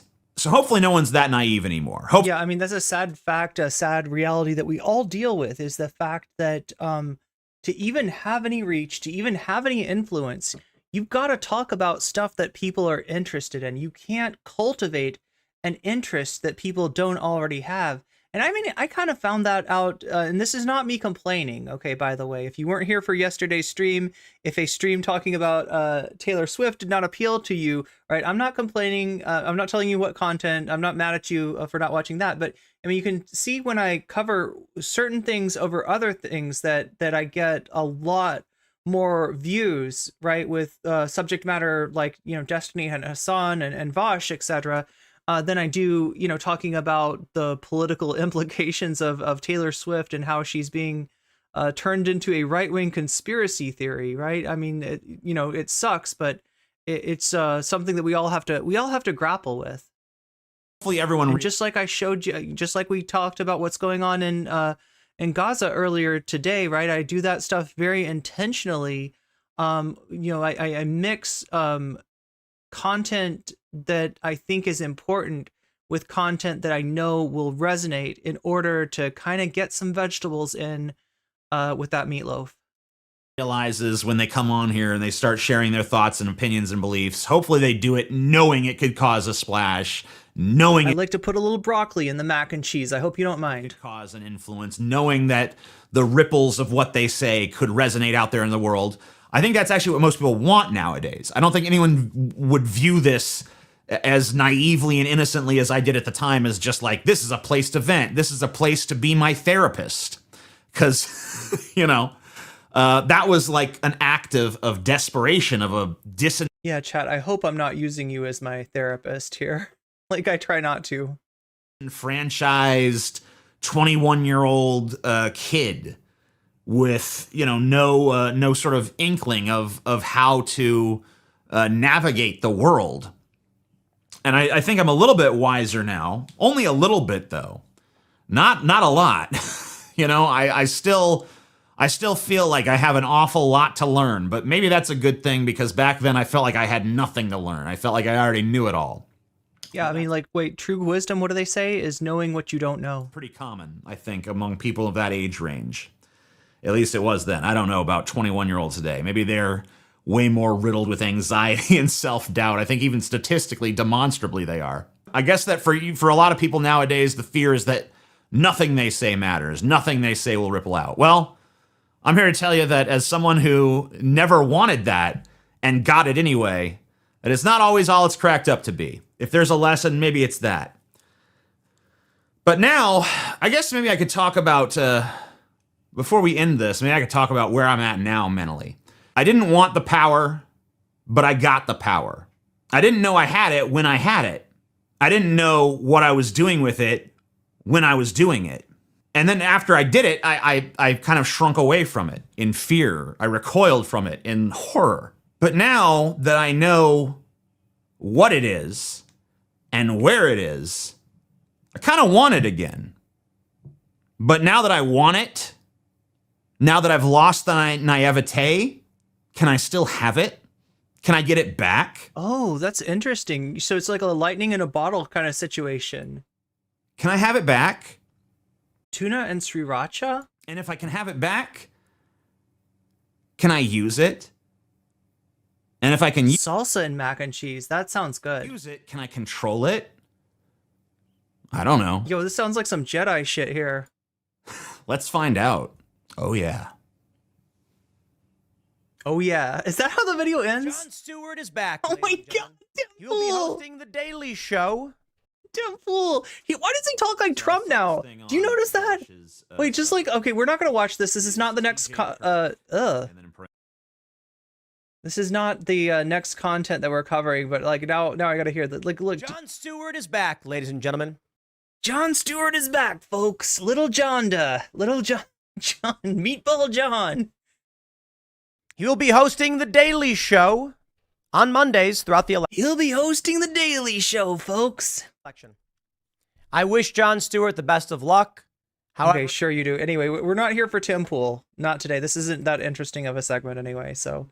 Yeah, I'm going to try to do this thing, right, where I'm changing the title of the stream as we go. So, like I told you, here's the, in fact, I might even have it up here on screen. Oh, God, I don't even have it in the right order. We need to cover the Texas border situation, but I feel like there's more to come on that. I'm waiting for the next shoe to drop on that one, to be completely honest with you. But we got Demon Mama versus Paul's Ego. I've been told that's the debate. I thought, for some reason, I thought it was Demon Mama versus TJ, but apparently they've already debated. And this video that we're going to be watching is going to be Demon Mama versus Paul's Ego, I think. The subject is Bush or Trump, which is worse, right? And my take, just like prior to watching the debate, is that you don't have to pick. They're both bad. They're both really bad, and you shouldn't use Bush to make Trump seem like less of a problem, less bad, and you shouldn't use Trump to make Bush look less bad. They both suck for their own reasons. It's apples to oranges. You don't need to compare them.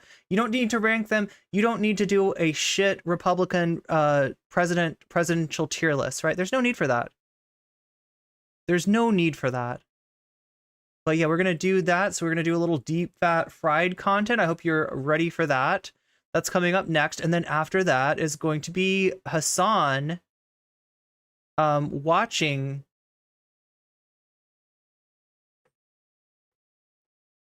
why do I keep on forgetting his name?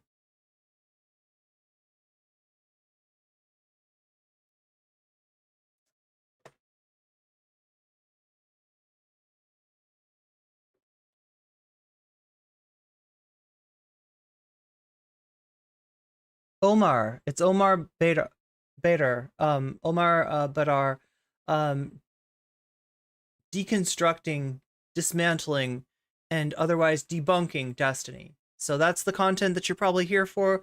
That's the content that's on the thumbnail. That stuff is coming up. Yeah, if you ever come by, see a thumbnail, and I'm not talking about what is on the thumbnail, just trust that I will get to it. Usually we get to it like right in the middle, but today, because it's Destiny, we got to do it a little bit differently. I don't think that there's that much Destiny in this, so maybe we can, you know, do what the serfs do and just kind of cover Destiny up.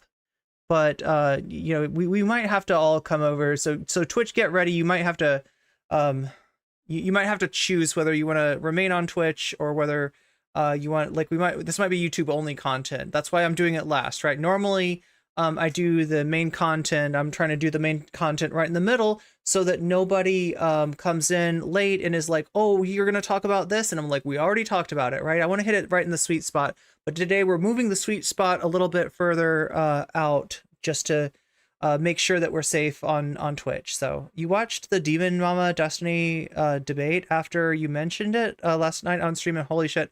Yeah, I've got a version of that. I've got I covered that myself. I reacted to that myself, and you know, that's what started the whole, that's what caused me to meet Destiny and talk to Destiny on stream twice, right? The first time with Destiny trying to convince me that Demon Mama needed to be driven off the platform, which I disagreed with, because I thought that, you know, as much as like I am aware of her flaws, I'm aware of how up her own butt she can be sometimes, I don't think she's any worse than any other debater, right? And I felt like, you know, Destiny's anger at Demon Mama had a lot to do with him losing that debate to a trans woman, right? I thought that was just cope from Destiny. So I wasn't hearing what Destiny was saying. And then the second discussion I had with Destiny was me trying to convince Destiny that the real victims of cancel culture are marginalized people, and that Demon Mama has a lot more to fear from Destiny canceling her than Destiny ever would from Demon Mama canceling him, right? And he didn't listen. He just played the piano. He just tuned out. He zoned out. So whatever, Destiny. Anyway, so like I said, we're going to watch some Demon. We haven't watched Demon Mama in a while. I have a complicated relationship with Demon Mama. We were friends all up until the Dylan Burns thing. That is when she decided that her relationship, her friendship with Dylan Burns was worth a lot more than her friendship with a random small streamer chick. And she kind of turned on me, right? But like, again, that was a long time ago. I don't hold grudges about that. She still has very much a grudge against me, because after that, I kind of roasted her. And it was pretty vicious, right? There's some things that I said about Demon Mama that I feel a little bit sorry about. I don't think I should have said the thing about Demon Mama, you know, cleaning. I think I used the phrase that she cleans up Dylan's diapers, right? I wasn't trying to, you know, take a dig at Dylan's age or anything like that. I was just saying that, like, he makes messes and then she covers it up for him, right? He's, you know, not great to trans people. But he's got Demon Mama in order to be like, oh no, Dylan, you're fine. Don't worry about what NCC says. She's just a woke scold, right? So that's when that happened, and that's when that stream happened where Demon Mama, you know, flips me the bird, and that's what's on the thumbnail. And you may have seen that stream as well. But again, I bear her no ill will. She is a member of White Leaf. I understand why she joined White Leaf. She was being under attack from Destiny and probably felt like she needed the clout to be able to fight back. But nonetheless, she becomes part of a pretty corrupt organization, a group that has actually, the sysadmin of whom has tried to take down my channel multiple times. And that's my real gripe, is with White Leaf. I don't think that Demon Mama herself is that pernicious. I think it's the partnership with Vosh, the membership in the White Leaf network, that makes her the, you know, reactionary tool that she's become today. But I still think she's a good debater, and I don't think that Destiny's you know, attempt to drive her off the internet was a good thing. So here we go. I want to snuggle with Demon Mama. This is how we're starting off? Is this really how we're starting off? Let's let me do the best practices here and make a little bookmark. Come on, make a little bookmark there. There we go. Got a bookmark? We're bookmarking Demon Mama and DFF. And then the second thing I need to do is change the the title, Demon Mama versus, is it, I think it's DFF, Bush, and Trump. Which is worse? That's what I want to know. That's the question that we're interrogating tonight. Putting that on the YouTube stream. And then putting that on the Twitch stream. Because I'm trying to mark my stream so that you'll know exactly what we're talking about, when we're talking about it. And understand that next we're going to be talking about Hasan versus Destiny. So stay tuned for that. That's the big show. That's the hot ticket. That's coming up after this. And we're only going to watch the debate about Bush versus Trump, right? I think they talk about a number of things. This is a pretty long segment here. We're not going to watch the whole thing. We're just going to try to zero in on the good part, on the interesting part, on the part that I'm interested in. And I hope you're interested in that part as well. Here we go. All right, well, here she is. I'll bring her on then. Yeah, bring her on. Bring her on. There she is. Hello, Demon Mama. Hi. I hear Fight! Snuggly. We're gonna snuggle, you and me. No, I have some spikes, so be a little careful. You can see. What? Okay, already you're making me feel sorry for Demon Mama. Me too. I like people with spikes. I'm a little spiky. Oh my God. You said you were gonna. I mean, Paul, I hate to quote you, but you said you were gonna destroy. I destroyed you. I did say that. I did hear that, but it's yeah, all I did. I heard that too. I did say that. I did. Now you're saying you want to be friends? I mean, that's just a little. That's a strange way to start a friendship. I don't know. It's an experience I have a lot. You know, people. You know, they want to say they want to destroy me, and then they meet me, and they're like, actually, you know, let's be friends instead. It's a common occurrence. Yeah, unfortunately, that didn't happen with Destiny. Oh, okay. Well, it didn't happen necessarily that way for me. What happened is I had an absolutely nuclear salt explosion against Vosh on the last stream. Yes. Well, I know you saw the one where we had Vosh on, but in the last stream, because I don't know if you know this, you may have heard it through the grapevine. So that's Paul's Ego. Paul's Ego debated Vosh. What were they talking about? They were talking about electoral politics. They were talking about the Vosh's riding with Biden take, that no matter how bad Biden is, you got to vote for the guy. You got to vote for the guy. It's very important that you vote for the guy. And look, I'm not going to be the kind of, I'm not shaming people for doing strategic voting. However, I also don't want to shame people for being absolutely disgusted by Genocide Joe.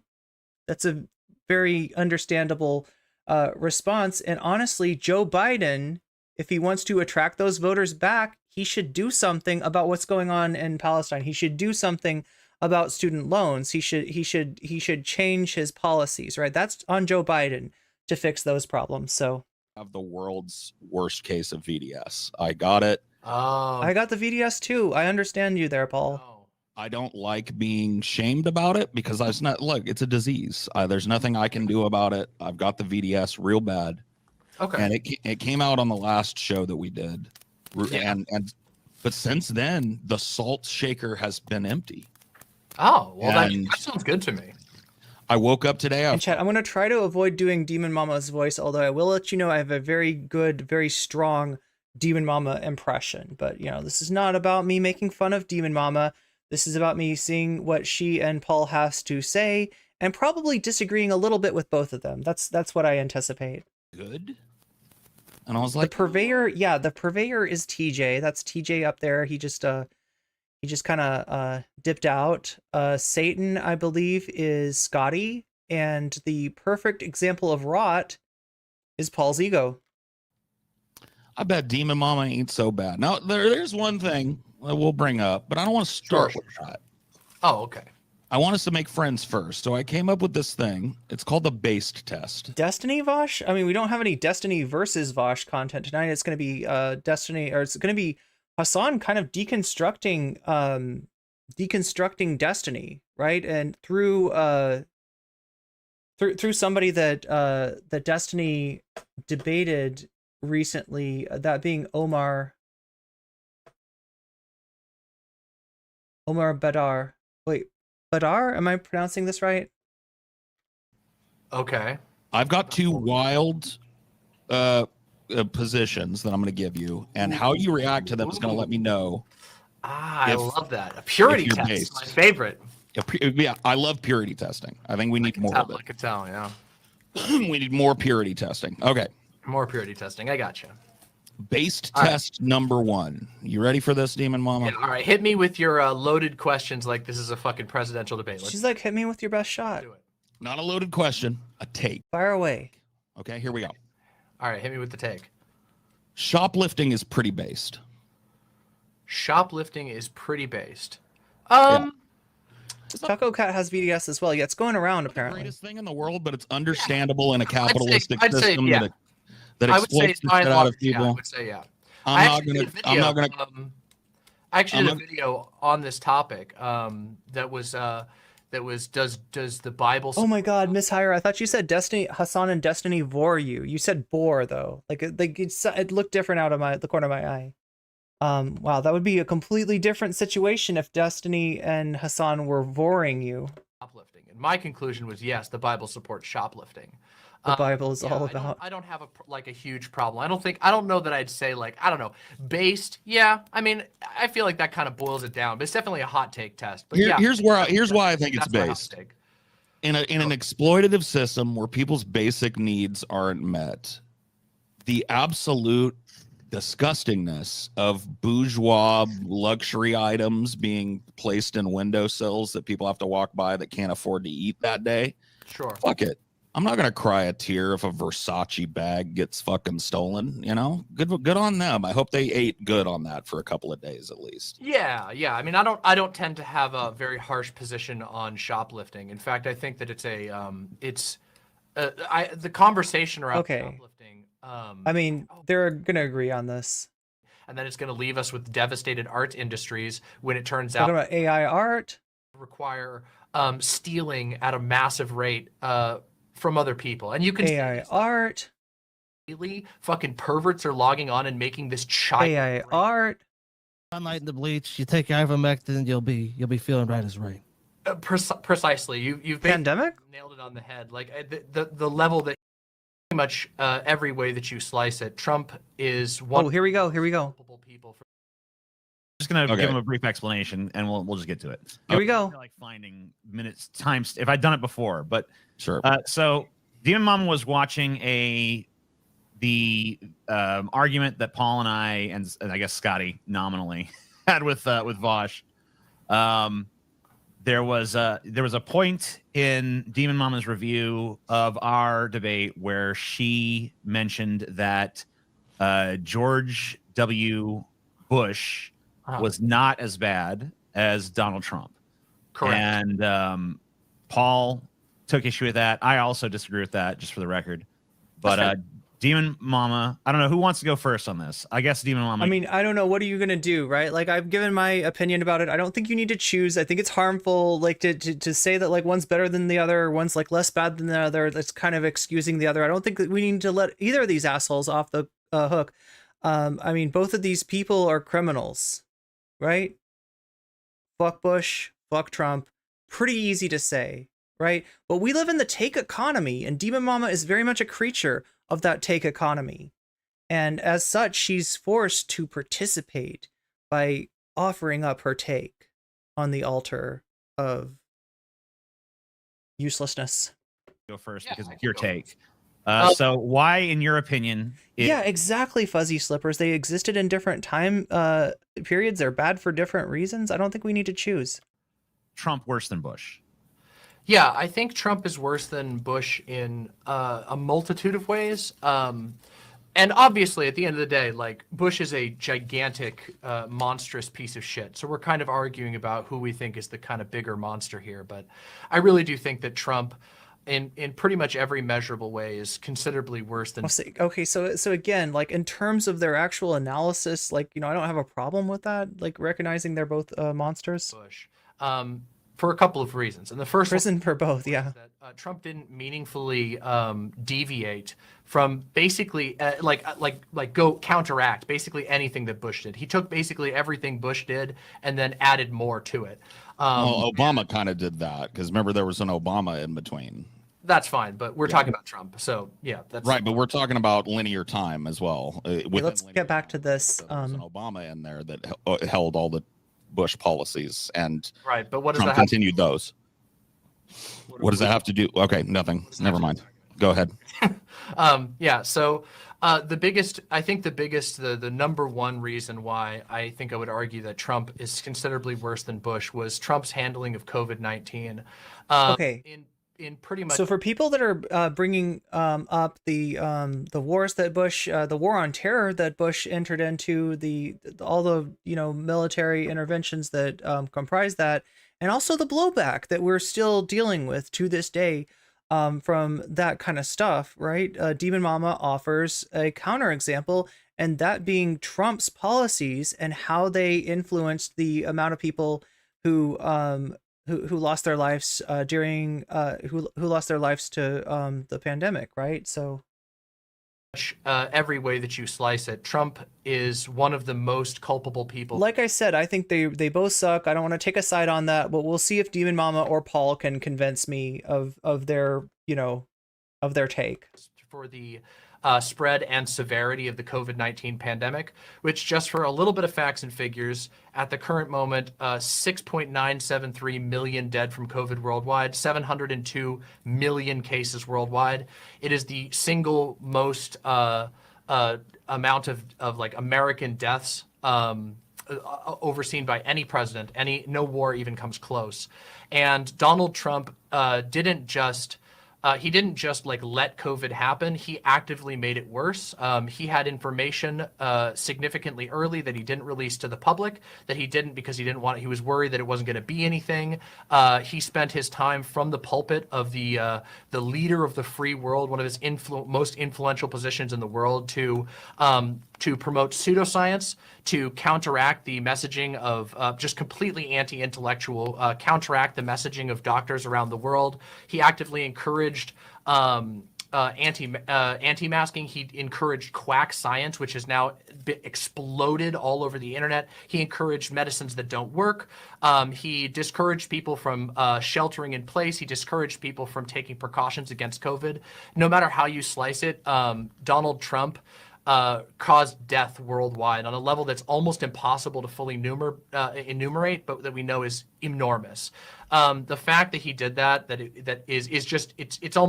it just blows Bush out of the water on almost anything he did. COVID killed so many people, and so much of it was Trump's fault. Even if you just want to say, like, just beyond America, the damage that he did here in America, the fact that he inspired other conservatives worldwide from his position to take similar behaviors meant that it led to deaths all over that country. That he continually built on this, and on top of that, even with his Operation Warp Speed, even in creating a vaccine, he did damage. Because while he made certain changes, it's hard to know exactly what he did that the FDA wasn't already doing. But in doing that, he encouraged people to basically wait for the vaccine, that they didn't need to take preventative measures. He made it light. He didn't mask. He downplayed how sick he was. He did all these different things. And all of those led to just mass death on a level we haven't seen since the Spanish flu. It's unbelievable. And we've certainly never had a president that's done that. So that's the first major thing that I would bring up. I don't know how much you want me to do. I have quite a lot here that I would say stacks up for Trump against Bush. Go right ahead. I'm all ears. So COVID-19 is obviously, I think, the biggest one that stands out above everything else. I hear the sunlight kills it. The sunlight, the bleach. The sunlight, the sunlight and the bleach. You take your ivermectin, you'll be... Unless forget the horse paste. You'll be feeling right as right.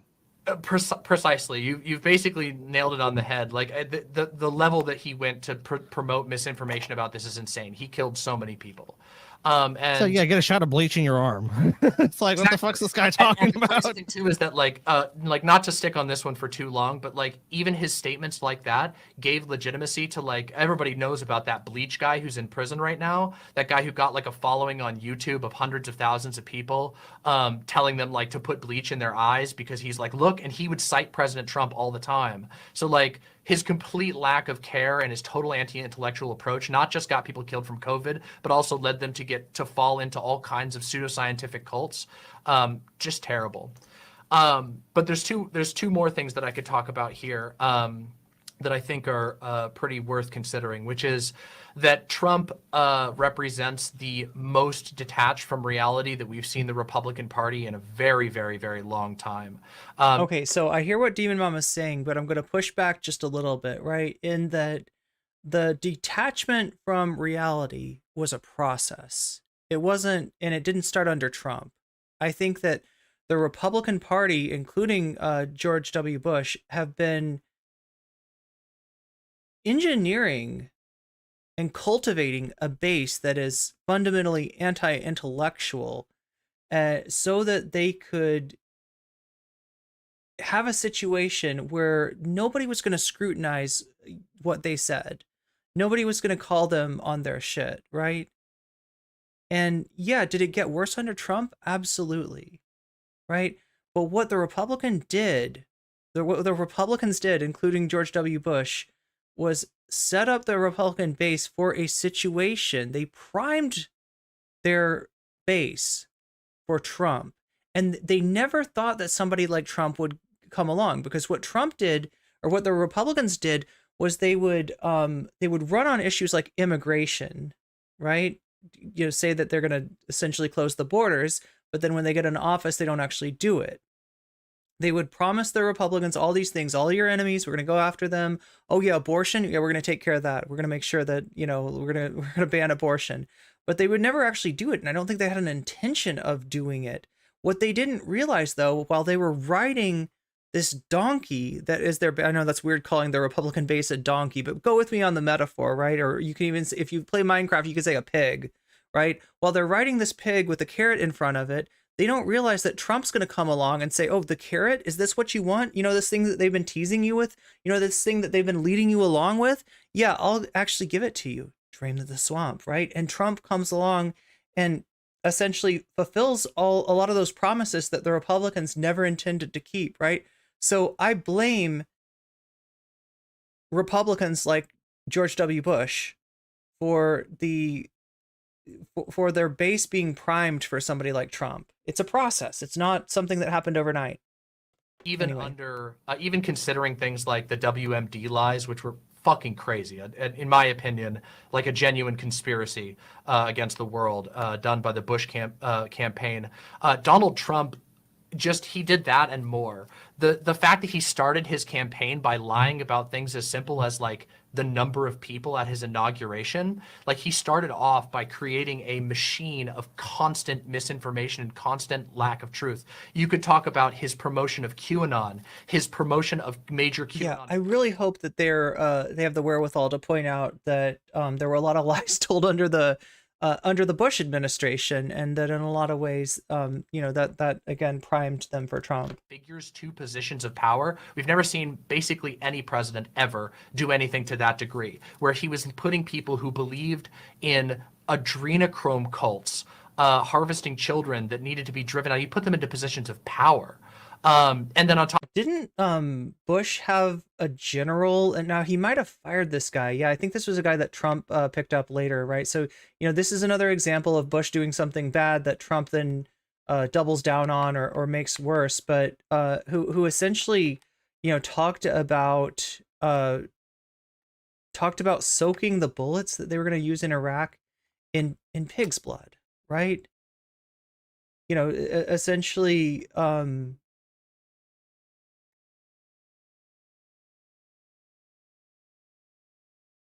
essentially provoking any kind of resentment that was already going to come in the Middle East from the U.S.'s intervention, that was already there from the U.S.'s prior intervention, right? Is it Mattis? Is Mattis is who I'm thinking of? Mad Dog Mattis is the one that I'm thinking of. That was Bush's general. Now, I think that because of recognizing that that was like a powder keg, that was dangerous, that Bush took Mattis out of power, and then Trump ends up hiring him, and then at some point, Mattis is doing things that Trump doesn't like, is going, is recognizing Trump as going too far, and resigns. So I mean, these things are all connected. It was pork fat. Top of that, his whole the one that everybody points at is alternative facts. He encouraged the world that we live in now, which is one in which misinformation is just flowing at a rate that we can't even imagine. He really did embrace the internet's ability to spread complete reality distortion. And the only other comparison really is to like a world religion. And I think we can agree that like a world religion is a pretty complicated topic. Like you can argue that like Christianity. Does anybody else think that the Republicans have a little bit of responsibility for Trump? Right, both in the sense of taking him not so seriously, both in the sense of the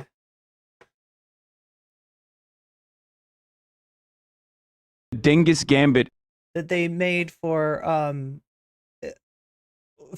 trying to refrain from criticizing him when he was up in the polls, so that they would each inherit potentially Trump's voters when Trump's campaign inevitably imploded, an implosion, I will remind you, which didn't end up happening. I feel like I don't want to let the Republicans off the hook for what, including Bush, for what Trump did.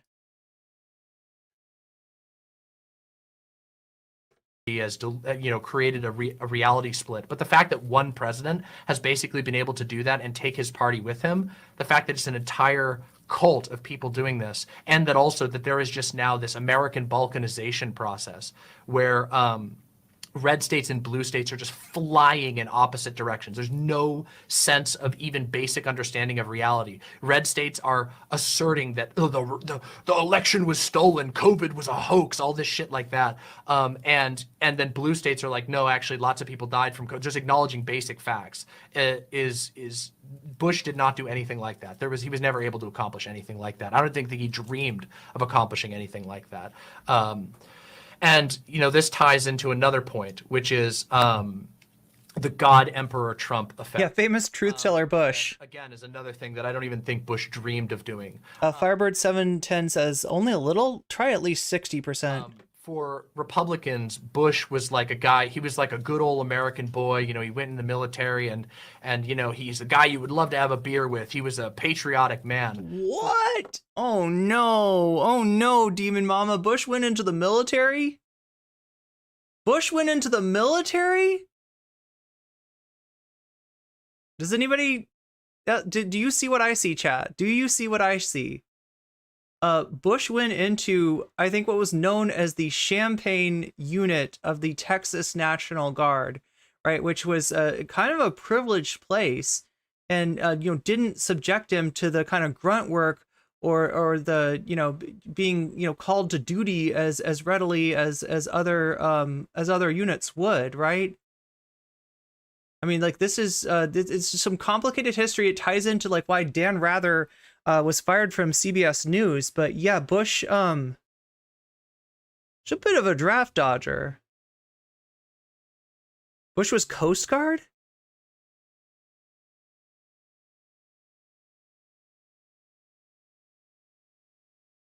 Was that what the Champaign unit was? Was it like a Coast Guard thing? The air unit of the Texas National Guard. Yeah, I mean, she just doesn't know, right? But she's making assumptions that are wrong, and in a debate, usually that works against you. Anyway, go on, Demon Mama. Trump, he's the God Emperor. They literally, the GOP as it stands right now, literally welcomes autocracy under Trump. And that was never the case under Bush. Even though they were very permissive, there was never this attitude of being like, step on me, daddy, which is completely the state of the GOP. If you spend any time, they are complete and utter simps to a man, all of them. There is a massive, it is a actual literal cult. I'm not even joking. Like, I actually think that the MAGA movement has the signs of a cult. And Bush never was able to accomplish anything even close to that. And he used that power in a very specific way. He used that to do things like to centralize power, to completely dismember government as we know it and install people who were members of the cult. People talk about like the revolving. I mean, George W. Bush already had evangelical Christianity to tap into, right? There was kind of like, and again, like, you know, the use of the cult, you can argue the term cult, you can, I'm assuming that she's meaning so in a metaphorical sense, although with Trump and with QAnon, like it kind of seems like a little bit more than a metaphor. But yeah, no, there was definitely a pre-existing grouping of people that were willing to deny reality, that were primed to be anti-Islamic, and that Bush was able to tap. Anyway. Door of his White House, but it really wasn't just that it was a revolving door. It was the fact that he was getting rid of anyone who wasn't 100% a cultist for him. And as a result of that, he did things like there was the black bagging of protesters using ICE and DEA and whatever as his like personal armies to go in and fight against protesters that he didn't like. There was his anti-Muslim executive orders. There was the anti-trans executive order. He was obsessed with executive power. He wielded his cult to do that. And on top of all of that, if you look at who he pardoned, I find that the list of who he pardoned was incredibly interesting as well, because his pardons were uniquely political. Their pardons are always political. Has she heard of Guantanamo? Yeah, I was gonna say, right? And even in terms like with Guantanamo, we're talking about people, often innocent people from Afghanistan that were held illegally with no charges, in many cases waterboarded. But we also have the suppression of anti-war movement under Bush as well. He pardoned Roger Stone, someone who personally helped him gain power and got in trouble for it. He pardoned Michael Flynn, a QAnon guy who now is running wild with his own cult QAnon movement. I mean, Bush empowered people like Eric Prince, the CEO of Blackwater. You know, the Halliburton military contractors, right? There's parallels for sure. Absolutely deranged. He pardoned Dinesh D'Souza. Dinesh D'Souza was in prison specifically for corruptly using finance fraud to help Republicans. Yeah, campaign finance. He pardoned Joe Arpaio, the fucking immigrant torturer. And these you'll find interesting. He also pardoned Scooter Libby, one of the architects of the Iraq War. He also pardoned all of the Blackwater murderers, which is one of the most vile incidents of the Iraq War, was the 4 Blackwater murderers just mowing down civilians. That was Trump who pardoned those, not Bush. And then I guess the last thing that I'll say is that is of course the Supreme Court.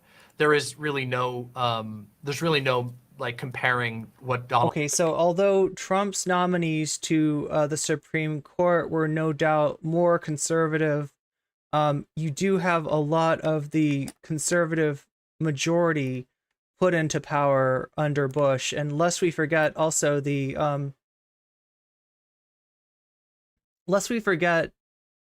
the Obama administration had a Supreme Court justice to nominate, and that was denied them by the Republican Senate. Yeah, I mean, there's a lot that went into the creation of the 6-3 conservative majority in the Supreme Court that we're living under today.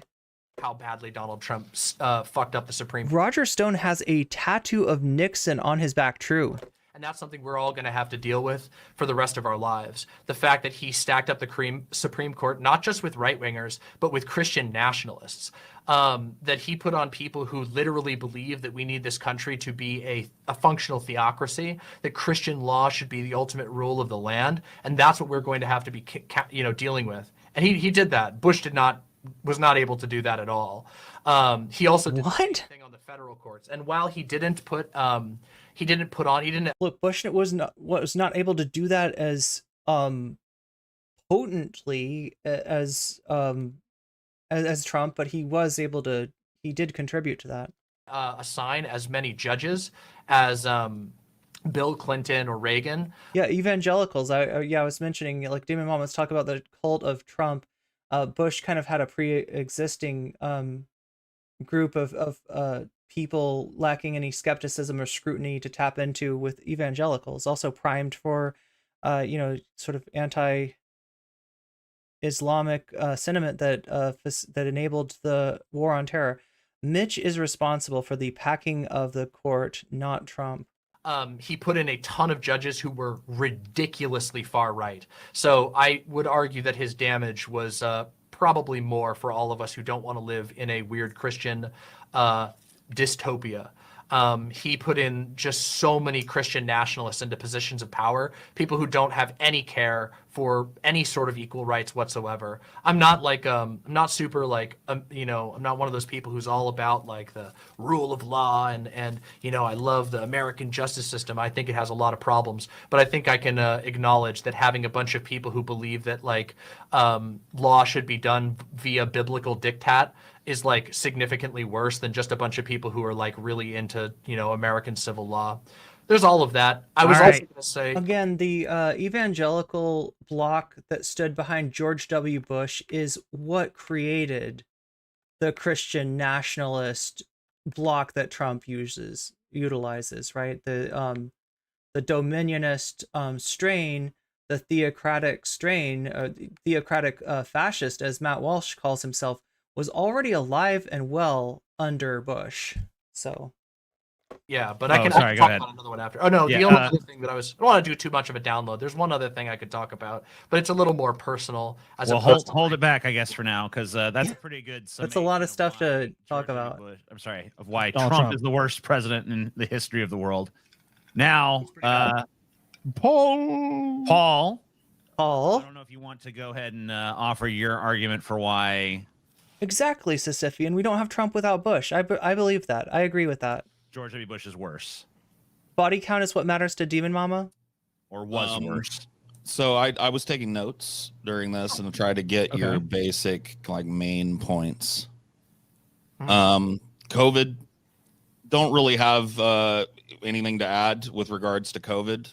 I don't know that Trump acted any different than any other Republican politician would have. I don't know if we can quantify how many deaths he's directly responsible for, but I don't disagree with the framing your COVID argument. That's a black mark on Trump's presidency for sure. I would say that like his development of the warp speed kind of vaccine thing was an objectively good thing. Quicker you get a vaccine out to a ravaged population, the quicker you can turn the corner. And I would point out that prominent Democrats. Okay, so now I got to disagree with Paul about a few things. In terms of the warp speed project, right? I don't really like the idea of crediting Trump for this. Sometimes Democrats will try to use this as a poison pill with Trump to make his base suspicious of him. Oh, you hate all the COVID lockdowns and stuff? You hate all the vaccines? You hate all this? You hate all that? Guess who did Operation Warp Speed? That's right. It was your guy, Trump, right? Trump also undid a lot of things that would have helped us during that would have ameliorated things associated with the pandemic. And the Warp Speed, Operation Warp Speed, I really look at as a factor of people who were in place that Trump just he got their names from people in his administration. In other words, these are people that Trump no longer trusts, that Trump no longer works with, but that Trump accepted into his administration because he doesn't care about governing. He doesn't care about policy. He cares about one thing and one thing only, and that is power, right? And so, if it doesn't involve Trump's consolidation of power in the country, then Trump will gladly outsource it to literally the last person in the room who said something about it, right? Somebody tells them we need to get this person in here and we need to get this person out in here. We need to do Operation Warp Speed. And Trump is like, yeah, do whatever, because he's not interested. He wasn't interested in governing. He is an unserious presidential candidate. He is a hands-off presidential candidate. It's not really Trump that governs. It's Trump's loyalist. It's whoever Trump trusts. It's whoever's, Trump's got in there with him. And in this case, like, those are the people that would be credited. I think Operation Warp Speed is honestly something that would have happened under any administration. And so giving Trump credit for that, while I can see the tactical utility of that in terms of pointing out to Trump's audience that, he's actually presided over some of the stuff that they really don't like. They're not fans of vaccines. I don't think it has any place in this debate, right? We're not debating with chuds. We're debating with DFF. Including Kamala Harris, dissuaded people from taking Trump's vaccine. She said she wouldn't trust any vaccine created by Donald Trump. Well, that's just foolish. It wasn't created by Donald Trump, anyways. It was right, it wasn't. scientists. But I mean, his using applied science. His administration facilitated the he limbered up funds and facilitated a vaccine getting out in pretty much record time. I mean, there's So some Apple funded. Yes. You do not need to hand it to him, Paul. You do not need to hand it to him here. Like I think warp speed has to be handled carefully, because I don't think that it's worth given his previous behaviors up to warp speed, I don't think it's worth whitewashing him in any way. Like I'm not trying to whitewash him. I think he was awful on. I mean, the bleach shit. Donald, you're not going to catch me carrying water for Donald Trump is fucking unhinged. Sure. It's just. So I'm not a Trump fan, despite what people might call me because of my political prescriptions. I think Donald Trump is an idiot. I've been solid on that since prior his election. You know what I mean? There's never been a Trump fan. Yeah, I just think his, warp speed came at a great cost. But like, look, epidemiologists would agree with me that the quicker you can get a fucking vaccine out to a plague-ravaged populace, the more lives you're going to save, the quicker you're going to turn the corner on it. Agreed. So it was an objectively good thing that came out of Trump's COVID policy that I wanted to fucking point out. Sure. But I don't disagree with the disinformation was retarded. All of that stuff was horrible. God. Sorry to use the R slur. Sorry to use the R slur. What is Demon Mama's take on the R slur? I know Vosh uses it. Xander Hall was using it. Keffels was like almost famous for it. Is this something that Demon Mama employs as well? By the way, I'm from the 90s. She's like, don't worry, I'm not a woke scold. I'm not like NCC. You'll have to forgive me. Trump disengaged from reality. So you talked about lies. And Trump definitely was a very prolific liar. True. There are, there are people out there. I think it's a moral difference in some people that a lie is a lie is a lie, and that a big lie can trump a small lie. And Trump, no pun intended. Self-aggrandizing lie. No pun intended. Some of the news organizations kept track of his shit. If you read through the things that he lied about, a lot of that stuff was just, him putting himself in a good light, which is kind of like politics, par for the course. He's a little bit more fucking boisterous about it than I think politicians have been in the past. But when it comes to lies, the Bush administration told the American people, let me just tell you a couple of things that I was told as a taxpayer. Yeah, definitely. Saddam Hussein had nukes. Mm-hmm. Saddam Hussein had stockpiles of deadly nerve gas and low-flying, long-range drones that he could use at any moment that would fly under our radar and strike the east coast of America. God damn. He had mobile biological weapons labs. They did lay it on thick. Watch Transformers, Optimus Prime is the big truck in Transformers. Wait, he's like a mobile lab? Folds out and it's like a satellite dish and a gun. We were told that he had all of that. And these lies were told to the American people by top officials in the Bush administration, including George W. Bush himself. Yep. And those lies led directly to the American people supporting a war that to this day, conservatively, has killed about 3 million people. And that's just direct war casualties. We're not talking about deaths from despair. We're not talking about secondary deaths, which is often just like a huge number when you invade a country. that, you don't die from a bullet hitting you, so you're not a war casualty. Is it just the R slur, or are there other words that people can claim from the 90s to be okay? Yeah, good question. Die because there was no medicine in your village because Yeah. the road was bombed out.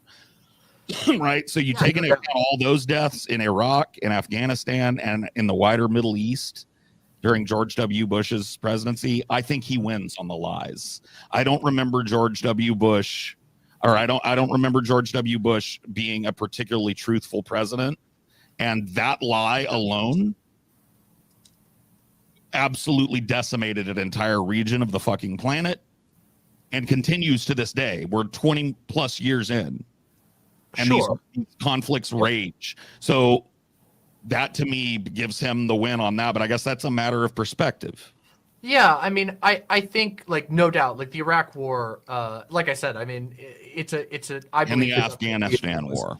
A lot of people would say that, like, the WMDs, I've seen arguments that are like, oh, like this was perpetrated between a lot of people. It wasn't just Bush, but I do think that it can be put on Bush, and I also think that it was like I am comfortable personally calling it. Now that's kind of a disturbing sort of thing. What we're talking here is something that was really common during the Bush administration, was attributing the bad acts of George W. Bush to either or, to Karl Rove and or Dick Cheney. That Bush is just too damn stupid to be in the driver's seat on his policy. That he's a figurehead, he is a puppet, and that either Dick Cheney and or Karl Rove have their hand up his butt, and they are the ones driving him. And people use this to excuse George W. Bush. People use this to rehabilitate George W. Bush. I don't think that's helpful, right? And I think that in a lot of ways, it's like, is it the accent?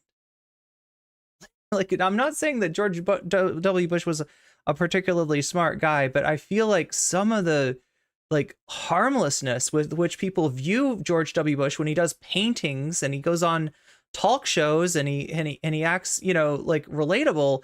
I feel like some of that, what lets him get away with this is the perception that, oh no, he just had really bad advice there. He just had really bad advice. George W. Bush entered the office with a chip on his shoulder. That chip came from the fact that his father went into Iraq, sort of in the middle of his presidency, not Iraq, Kuwait, right? And kicked the Iraqis out, and then very quickly ended the war. And because the war ended so quickly, by the time that he ran for re-election against Bill Clinton, people were more concerned with the economy and less concerned with the heroism, because George H.W. Bush had extremely high poll numbers due to the rally around the flag effect, an effect that George W. Bush would experience like 10 years later after 9/11, where people were wanted to have a hero, wanted to think of the president in the office, the person fighting against Osama bin Laden as a hero, right? So this happened with George H.W. Bush, but it didn't last. And George W. Bush seems to have learned lessons, learned like the wrong lessons from his father's failure to be reelected. And one of those lessons was, be a war president and stay a war president. And goddamn, did W ever stay a war president? I'm half convinced that W stands for war. That Bush enacted a conspiracy to mislead the entire American public in order to this ties into and perhaps PR effective. The only thing that I and it is hard to go like lie versus lie, because I just think that the lies leading up to Iraq were absolutely terrible, and I don't think there's Look, this is why I'm glad to be a Sam Cedar fan, because some of the stuff that I wasn't around for, some of this stuff that I wasn't maybe even politically, or just wasn't politically aware of about, that was going on at the time, I got drilled into me by watching Sam Cedar. And when Demon Mama was watching Vosh, I was watching Sam Cedar. That's the difference between us, and I think it shows.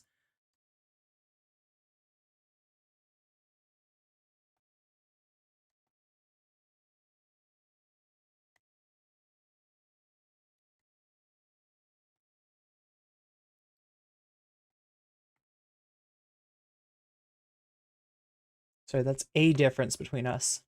They were insane. I just gave you a smattering of them, by the way. Yeah, they were absolutely. insane. I don't They were disagree literally with that at all. clown world fucking. Oh my god. Everything's upside down insane. I'll give you this. At least 4.5 million people died in post 9/11 war zones, a number that continues to grow after more than 2 decades. Do people not know where Clown World, like, where that like image comes from? Do people not know what that is? That's I've seen. This is look. Paul's not the only one. I've seen just kind of like not notice that. The white supremacist meme, yeah. According to a new report from Brown University. Anyway, we don't have a final death toll from these because the conflict rages on, and that was sold based on a bunch of really malicious lies. This ties in. We're going to skip ahead a little bit in my list here to something you said towards the end, which was he filled his cabinet with a bunch of dangerous Christian nationalists. For the record, right? I'm not calling Paul a white supremacist. I'm not calling Paul a fascist, right? I'm just noting the origin of the phrase.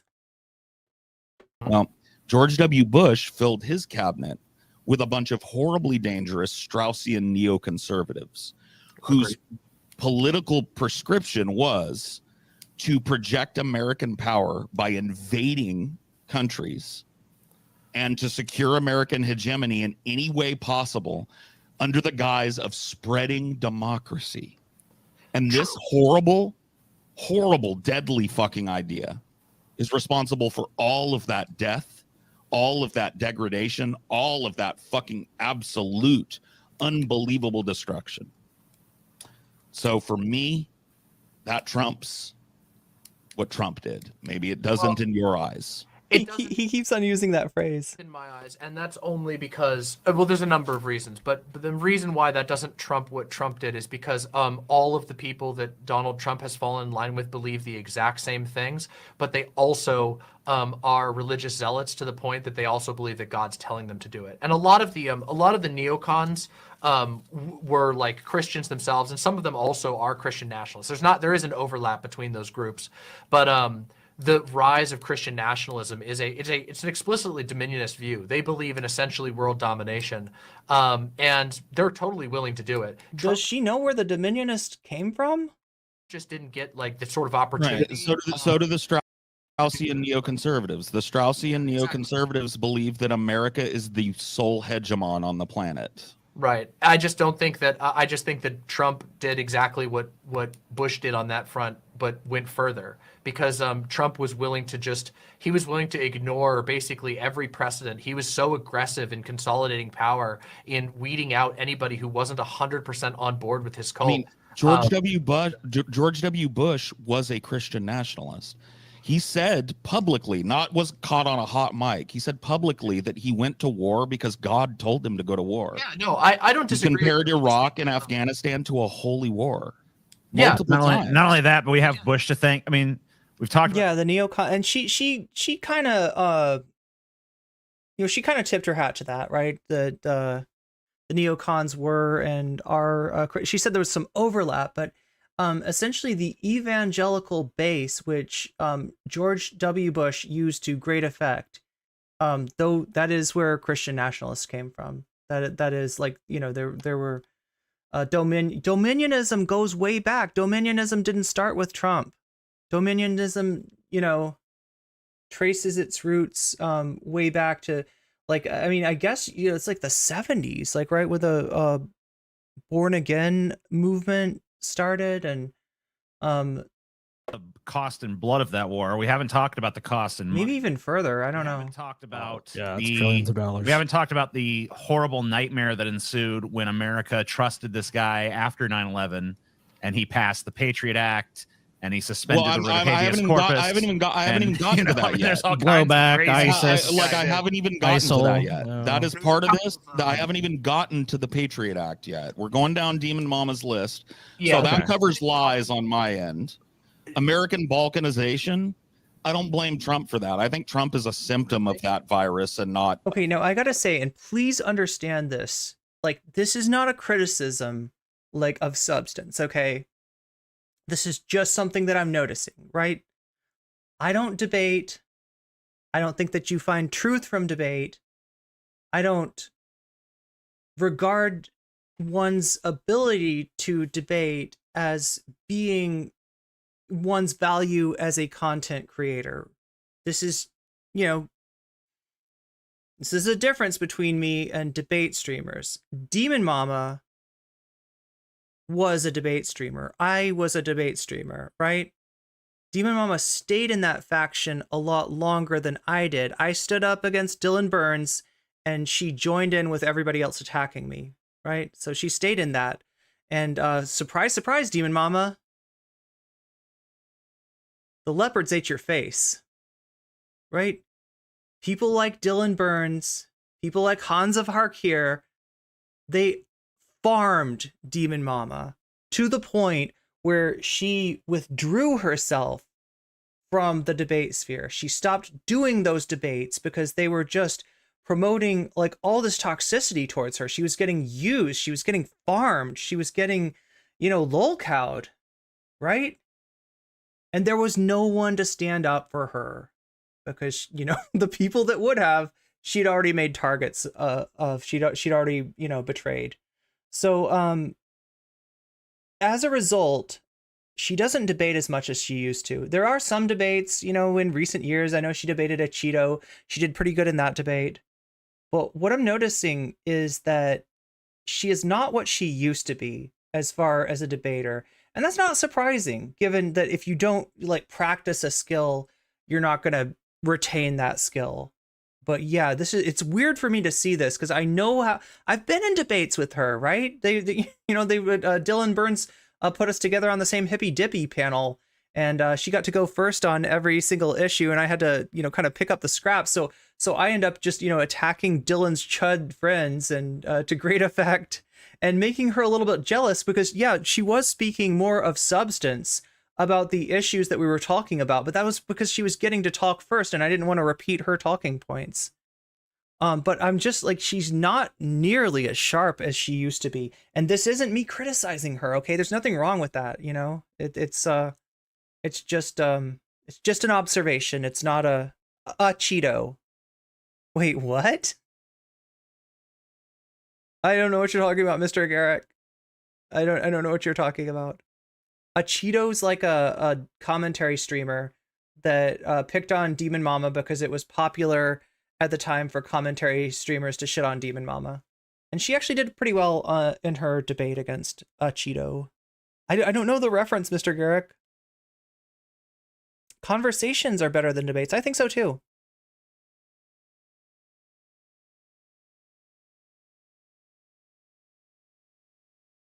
Cause. I mean, I think it's hard to draw the root, but I think it would be it would test, you know, This left versus right shit has been heating up in the last fucking 20, 30 years. Yeah, it really kind of is though. But all of these people that are like Greg Abbott right now, we don't know where this is going to go. We are in a cold constitutional crisis right now, like possibly the closest we've been to civil war in a very long time, and that is a Trump cultist. Yeah, that is the narrative that they're trying to carve out of this. Abbott's a Trump cultist. DeSantis, with his absolutely deranged use of state power in Florida, Trump cultist. They're all Trump cultists. They were all falling in line to Trump. And Trump really was, like, he really did drive that. Trump drove a movement through America that was able to accomplish more than Bush ever could. He was able to create a completely alternate reality where he's the God Emperor and no one has been able to unseat him. No one in his party has even been able to do it. Now, you can argue that, like, obviously, Trump is like an heir of the things that came before him to a certain degree. I mean, that's a weakness to understand that because Trump being such a polarizing figure and doing so many things that drive a lot of potential voters away from him, even drive people to vote for literally anyone but him, to vote for candidates they hate. And if Biden wins in 2024, it'll be because he's running against Trump. Okay? Were Biden to have to run against even Nikki Haley, who in a lot of ways has swallowed the same poison as the Trump cult, right? Has drank the same Kool-Aid. Biden would have very little chance of winning. Biden's only chance is that people are going to be so sick and so disgusted of Trump that they vote for him instead. And I mean, that's essentially what happened in 2020, and it might happen again in 2024, although that is not a sure thing by any means, and it doesn't look good. And Biden is a historically weak candidate, but in a way, so is Trump. In a way, Trump is only enabled by historically weak. A historically weak candidate like Trump is only enabled by historically weak Democrats. He does have a rabid fan base, but it is also a very polarized fan base, and there's an anti-fandom to that as well.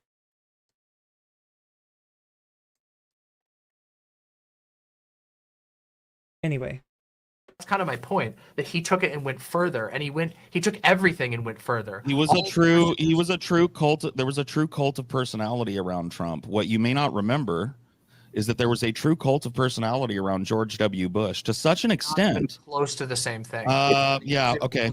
Well, let me tell you. Let me give you the extent. He had George W. Bush. George W. Bush had competition. He had competition from other George Republicans. W. Bush was polling at like 90% approval in the months and half a year or so after 9/11. For that time, after 9/11, of course. Well, that's the thing, though. He capitalized on one of the greatest tragedies in American history to ingratiate himself and to portray himself as some kind of daddy figure that we could trust to lead us through these troubled waters. And he used that to start a war for profit. You thought I was saying he's a historically old candidate? Yeah, but Biden kind of, I mean, wait a minute. How old was Reagan? This is the weird thing about Republicans and Biden, okay? They're, up until Trump, like the biggest cult figure in the Republican Party, the biggest daddy figure in the Republican Party was Ronald Reagan, who was extremely old. I don't know, was Ronald Reagan like, maybe Ronald Reagan was still younger than Biden, but he wore his age a lot more prominently. Ronald Reagan was experiencing, I think, history has confirmed, senility on a level that is, kind of dwarfs what Biden and Trump display. There's a cult. There was not a cult around Bush like there was around Trump. Some people truly believe that Trump is the second coming of Jesus. Yeah, and I'm sure you could find one or two, I'm sure you could find some marginal people that felt the same way about Bush, but you're right, Jules, in that it wasn't nearly as prominent.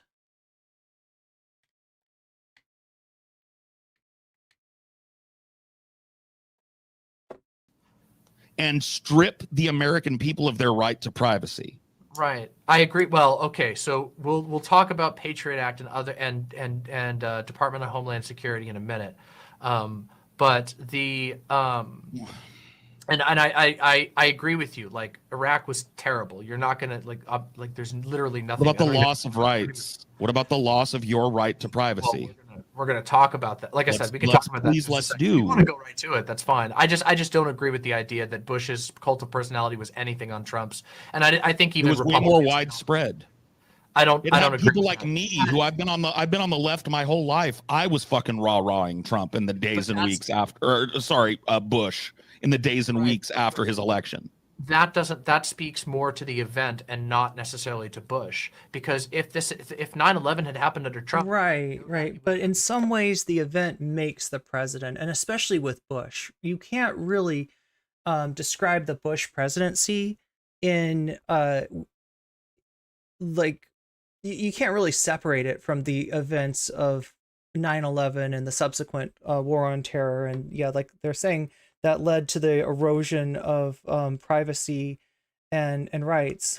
the exact same thing. It would have been, in my opinion, it would have been literally identical. Probably some of the exact same people who advised Bush would have been advising Trump, and Trump would have gone twice as hard. I mean, some of the exact same people that advised Bush did advise Trump.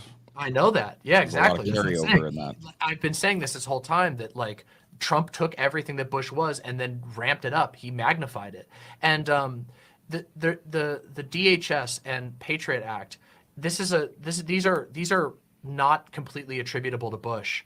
And I just really don't think that it's fair to even put them all on Bush. Bush was definitely an influence, but Homeland Security and ICE was founded by a vote that had bipartisan support. Only 9 people in the Senate voted against the formation of Homeland Security and therefore ICE. Same thing goes for the Patriot Act. In the Patriot Act, only 1 Democrat voted against the Patriot Act. It was bipartisan, and those I know Congress properly. So trust like, me, you're not gonna catch me making any excuses for corporate Democrats. I think that they're one of the most destructive forces in the United States, and the fact that the left is still so married to them is fucking tragic. I think it depends on how you define the left, but yes, I will agree with you. No love for corporate. The next thing on your list was the Just real quick, I wanted to say on that one, because that was one that was brought up a couple times, that these can't be attributed to Bush entirely. If he had done these by executive order, it would have been one thing, but he didn't. He had the support of basically the entire American political system, which was in a frenzy of deranged grief and anger. And so it's not just Bush. If like Trump was doing, Trump utilized ICE as a personal army. He did that without any congressional approval. He was blackbagging protesters with no congressional approval. As far as pure dictatorship behaviors, Trump just blows Bush out of the water on basically everything. Bush was representative of a bad system, but Trump was taking who that blows bad Trump out of the water on numbers? Barack Obama. Obama administration. Why is Demon Mama making excuses for Bush and early 2000s Democrats indirectly? I'm not sure. I mean, she does betray a certain lack of familiarity with what she's talking about. And granted, like, I wasn't as cued into politics as I am now. And I attribute my knowledge of some of these things to the fact that Sam Cedar, through watching Sam Cedar, I've kind of had that drilled into my head like over and over again, right? Whereas, she, I don't know, was maybe watching creators more like TJ and Vosh, while I was watching Sam Cedar. So it may be something like that. It's hard to tell exactly where she's coming from, but I am picking up on just a lack of familiarity from Demon Mama. We had literal CIA black sites under Bush. Yeah, exactly. Sam Cedar has helped us be better folks. Yeah, and he serves as kind of like a reservoir of memory, because he went through, like, this is where Sam Cedar came from, right? Sam Cedar's like the inception of the political project that is the Majority Report is inextricable from the War on Terror and the opposition to the War on Terror, which I think Paul just mentioned was a very small group when it started out, right? There was such a strong rally around the flag effect with George W. Bush that you had people who were were Gore voters, were Democratic voters, just absolutely glazing up the Bush administration, looking to them as heroes. Was responsible for the massive, expansive and use of ICE. He built the facilities that fucking children were put into. By the way, Joe Biden, once again, let's not forget, we're talking about the Patriot Act here. Joe Biden was one of the key authors of the Patriot Act. So this is once again, like, I'm not trying to get into the whole left I'm not. My argument, though. That's more to my argument, that you can't pin the entirety of the Patriot Act or Homeland Security on Bush. But most of the things, almost basically everything that I've brought forward, can be pinned almost exclusively on Trump, or was directly empowered by Trump in such a way that it's the Patriot Act was Bush. The Patriot Act, Bush spearheaded the Patriot Act. The Patriot Act was under the Bush fucking umbrella. He campaigned for it. He advocated for it. He defends it to this day. It's a Bush fucking policy. All right. If you want to give me, if you want to start doing this, then don't tell me that the fucking CHIPS Act is a Biden win, because Biden didn't write the CHIPS Act. Okay. I mean, we're not talking about Biden though. Right. But all I'm saying is like you're trying to gatekeep the Patriot Act because Bush didn't write it. No, I'm trying to say that when we're comparing Trump and Bush, it's important to recognize that it happened on his watch. It wouldn't have happened if he hadn't deemed it necessary, if he hadn't campaigned for it, if he hadn't lobbied for it. It wouldn't have happened.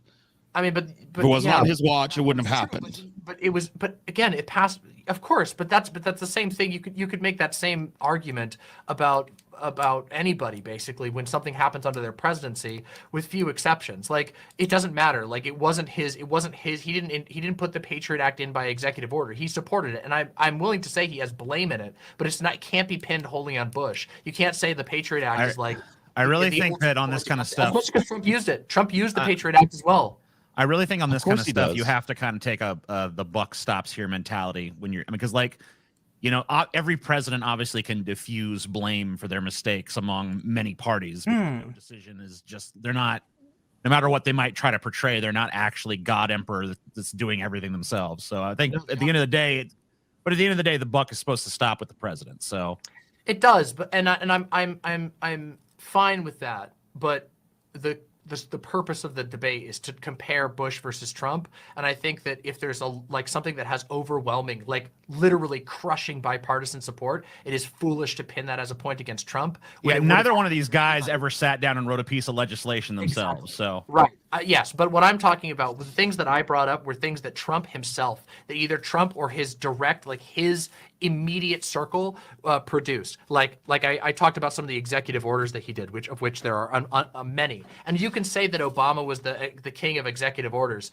but like just look at the nature of the executive orders. This type of executive orders that Trump was pushing through was fucking Muslim bans and trans bans out of the military, which I have a whole thing I could talk about his, that's my personal, a big issue. Obviously I'm trans, and and the anti-trans movement as we know it was functionally started by Donald Trump. There has always been anti-trans sentiment, but there is never been a I'm going to take a small exception with what Demon Mama is saying. I do hold Trump very culpable for anti-trans legislation, but Trump himself noted that this is the kind of stuff that nobody cared about a few years ago.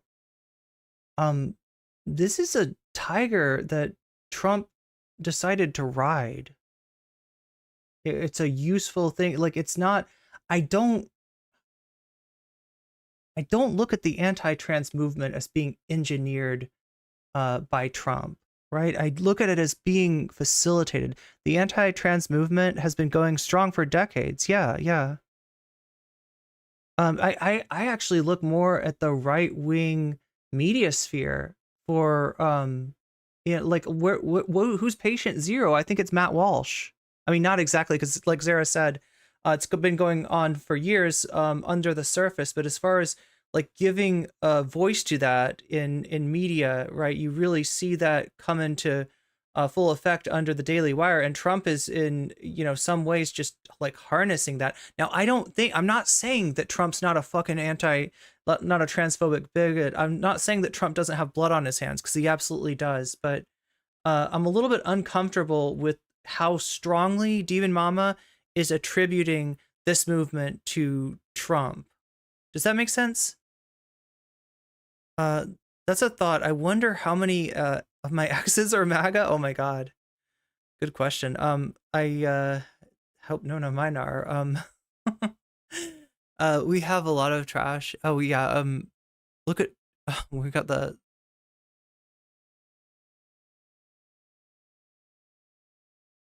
newest waves actually owes a strong UK turfs. Good point, Zara. Yeah, I'm not comfortable attributing it to Trump as the progenitor the way that Demon Mama seems to be. likes of which we've seen, and he created that. Although no doubt Trumpism has given it incubation Against chamber. the advice of his own generals. He hated trans people that much that he was, and he wanted to create a cultural issue that much that he was willing to say, that he was willing to basically say,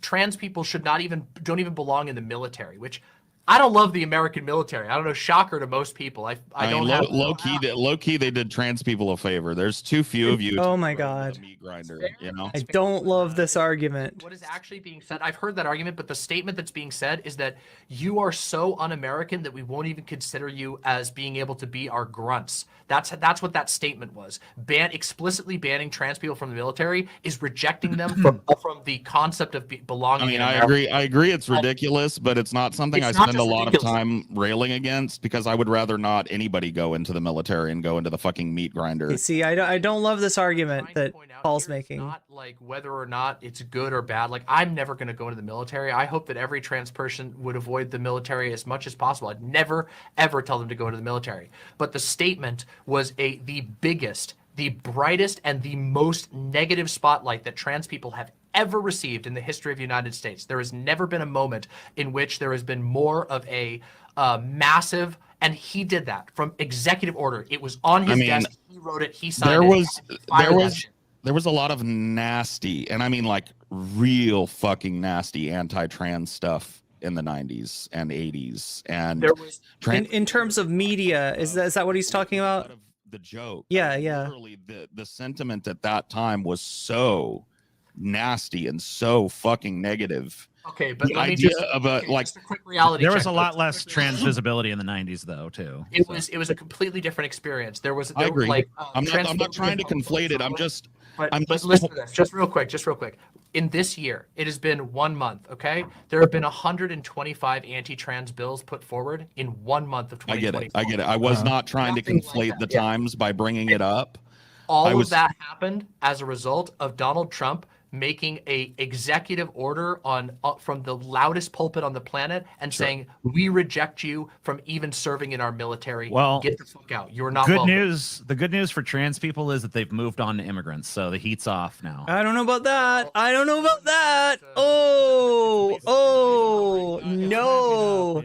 know if the heat's off, but you guys. Yo, I wish. I mean, not. Okay, so let me be real clear here.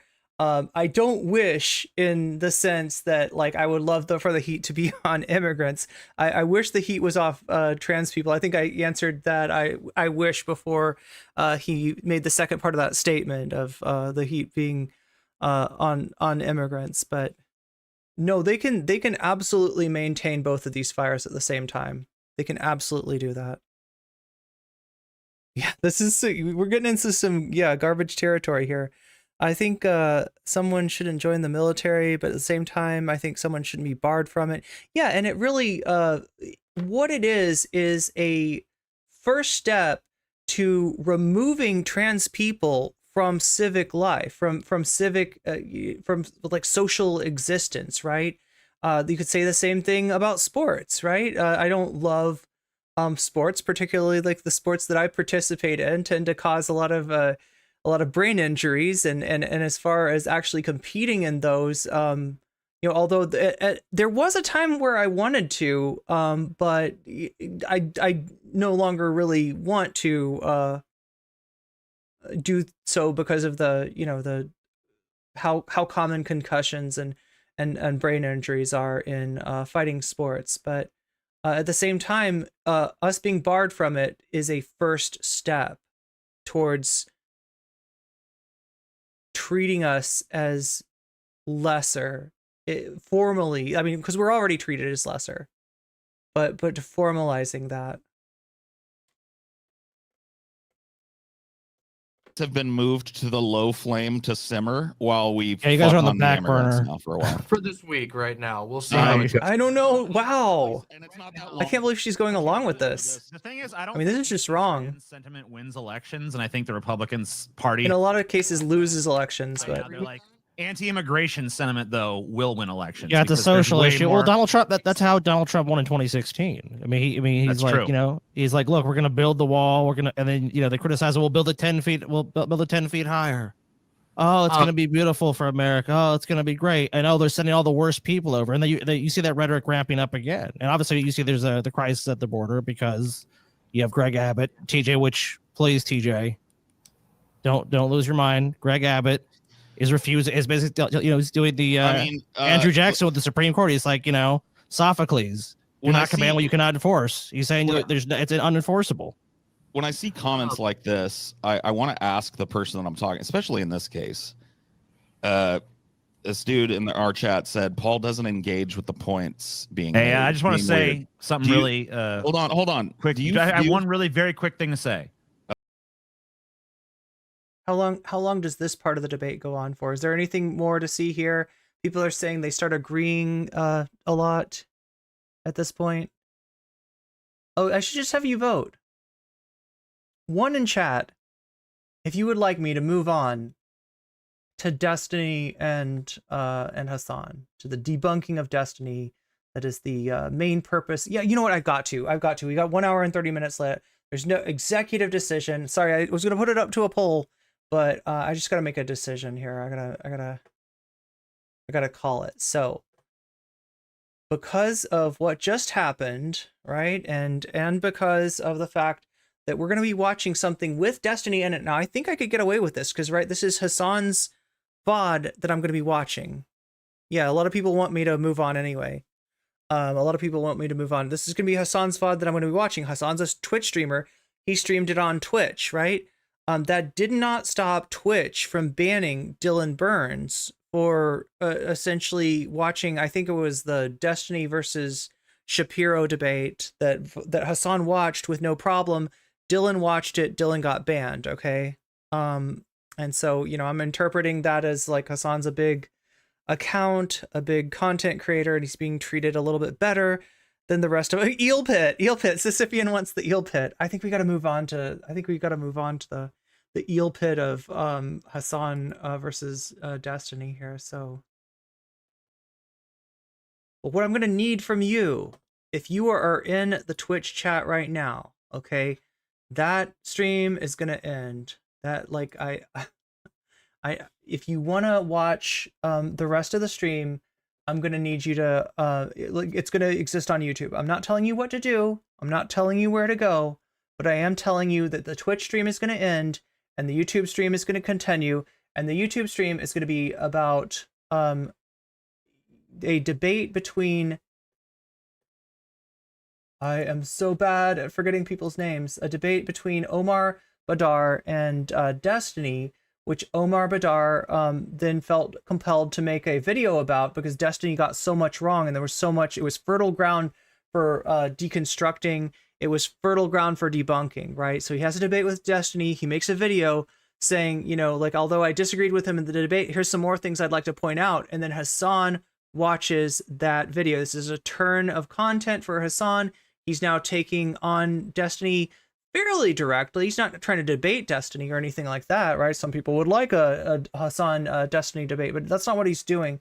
But he is talking about Destiny. He is debunking Destiny. He's pointing out what's wrong, and he has been doing more and more of this. So we're going to see what that's about. We're going to see what we think about Hasan's new strategy and also about Omar's pretty badass takedown. I think you should enjoy it. If you don't enjoy Destiny, you should enjoy this greatly. So if you're in the Twitch chat, I'm gonna give you like another couple of minutes to make your decision, right? You can stay on Twitch and watch whoever, right? I'm not telling you to get off of Twitch. I'm contractually obliged not to tell you that, and that's not what I'm telling you.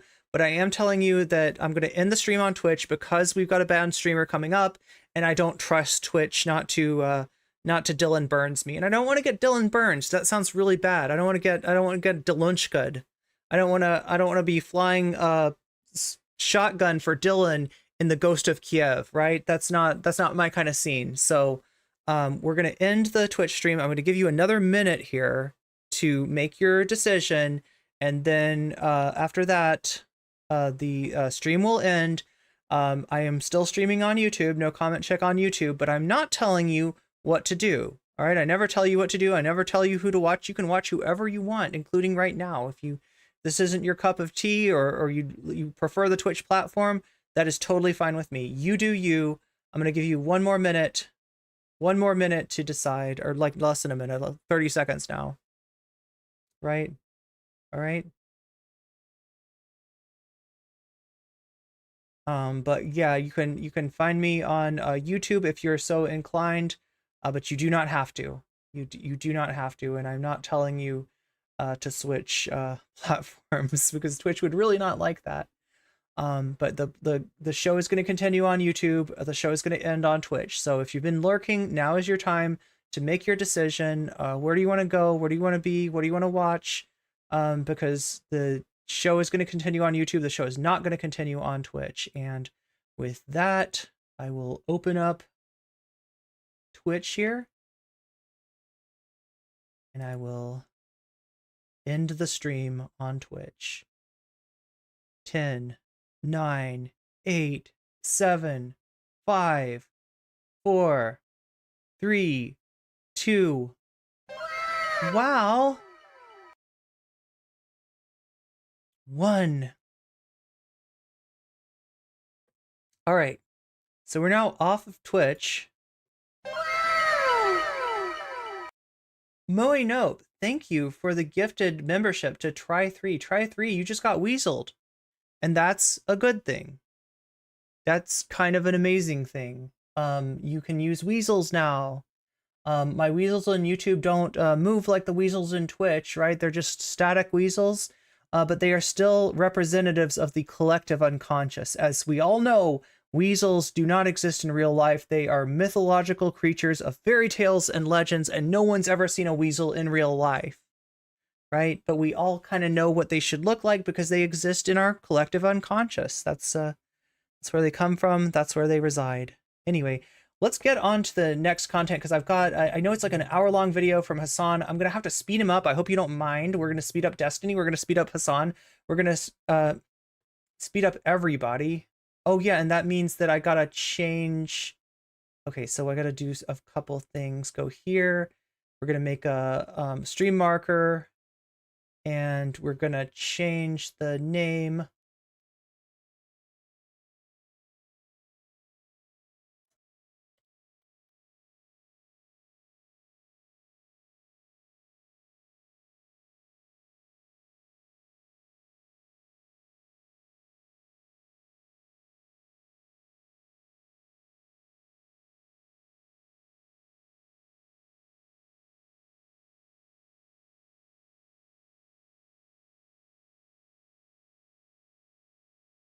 Sure I spell Omar Baddar's name correctly. There it is. And save. And here we go. Be right back. Smoke break. Yeah, I think I'm gonna take a little smoke non-break myself. Not a smoke one though. More of a steam break than anything else. All right, so we're gonna move to the next item on our agenda, which is Hasanabi on Destiny's Grift. By the way, Ephemeral Jaunt, thank you for being part of the Hasanabi industrial complex and clipping out this content for us to watch tonight. If you want to go and follow a pretty cool Hasanabi industrial complex channel, I'll give you the link. Because we're doing an ethical react, just like Hasan. In an apartheid state, and Israel definitely does not. Just like Hasan. Just like Luffy. No. And within just a few minutes of hearing him speak, I realized that Nathan Robinson's description of him as having sub-Wikipedia level knowledge on the issue was actually too generous of Nathan. And what's remarkable is that, even though Destiny was clearly out of his depth, that did not shake his confidence one bit.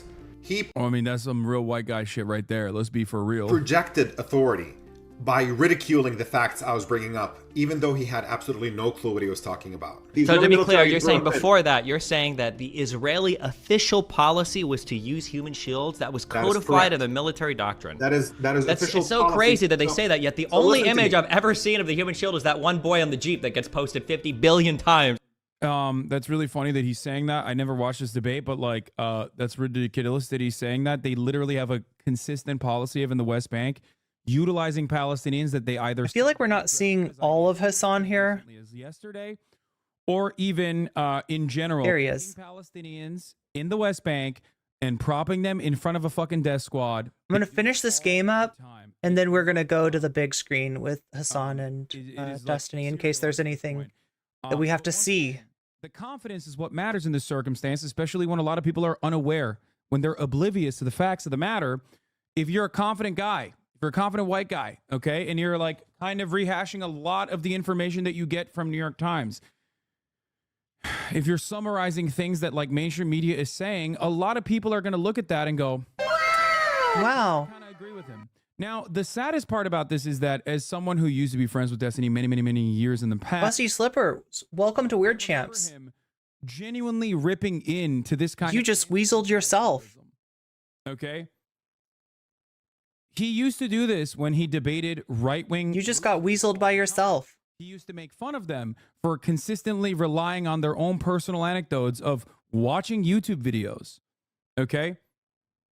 Like he would dunk on a lot of right-wing losers who regularly would just try to debate him on the facts of the matter. And now he kind of is a right-wing loser. Or like well-documented evidence from human rights groups and Israeli human rights groups alongside like international ones and NGOs in general. They would just say, well, I've seen YouTube videos. And that's a really sad state of affairs as far as like, you know, I don't know, becoming a worse debater in your old age, I think. Okay? That's what it is. You've become more comfortable. You have cultivated a cult-like fandom, and you no longer want to see the top of the hour ad break. So you're going to, no, just kidding. Same kind of Wikipedia Plus style research that you normally would do that would help you genuinely craft a better argument. A lot of people think that I'm saying this simply because Destiny no longer agrees with me, and that's why I'm like shitting on him, but I'm wrong. But the reality is that Wikipedia research is fine, but you need to still push it a little bit further. And even when you're doing Wikipedia research, you can still be clouded by your own emotions, and you can still be clouded by your own biases. And we know that he had already made up his mind without knowing anything about Palestine or Israel when he said, genocide is going to happen. I think that's probably the best solution. I'm just joking, but like whatever, right? That was the conclusion that he had arrived at before learning anything about Israel or Palestine. Now, since then, he has done a lot of Wikipedia research. Fine, and that's great. And I've said this even in the beginning that like Wikipedia can be, I think it's okay to, right? And what is this?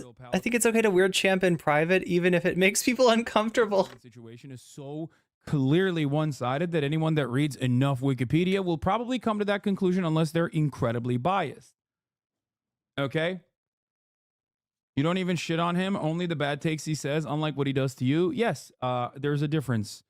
I am not interested in the drama side of this. If I was, I would have talked about the many millions of different things that he has done since. Can I admit something to you that's really embarrassing? People call me a drama streamer. I still don't entirely know what drama is. Like, I've got an idea. We've all got an idea. But like the finer details, the breakdown of what is and is not drama, and what function drama serves, like I still don't know. I still don't know. It's our separation that you know was incredible Keemstar level drama in his own personal life. I don't give a shit about that. I care about the arguments that he's making. It's over and over again, but okay. But confidently dismissing facts doesn't change that they're true. Here is a BBC News article about how when the Israeli Supreme Court banned the Israeli military from using Palestinian civilians as human shields, the Israeli military establishment and the defense minister protested. Why do you talk about him so much? That's very cute that you're trying to bait me into saying that this is a real thing. So this is, I would say that this is not even good enough as far as a counter. It shows that this was definitely a streamlined process. Like, is drama when you make a decision solely based on trying to make the stream more interesting and engaging for your community through interpersonal conflict? Is that what drama means? I feel like the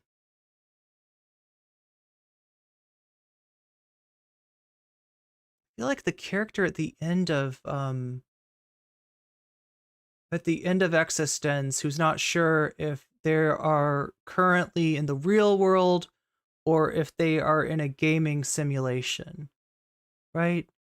I'm like, is that what, do I win? Did I figure out what it is? Am I the demoness Irene Geller? I don't know, chat. I don't know. Considering that they even chose to ban it. Is it embarrassing that I don't know that ban because it was useful for them as a matter of policy? the most infamous drama streamer on Twitch doesn't know what the fuck drama even means? Amnesty International had accused Hamas of using civilians as human shields in 2014. Do you also acknowledge that they say that, for instance, like Hamas uses human shields? Because Yes. Amnesty International says that.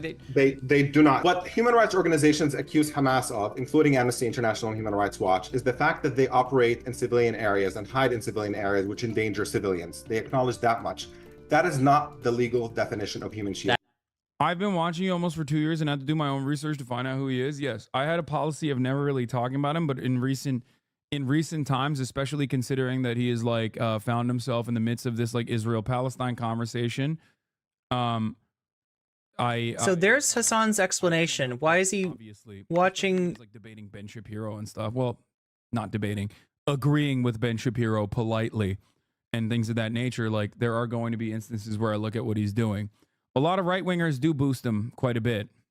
Sometimes because they agree, other times because he dunks on them, but most of the time because they agree.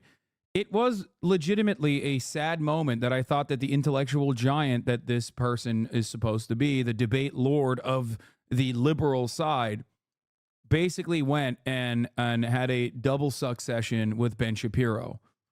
That was, in my opinion, one of the most disappointing things I have seen this person do. Okay?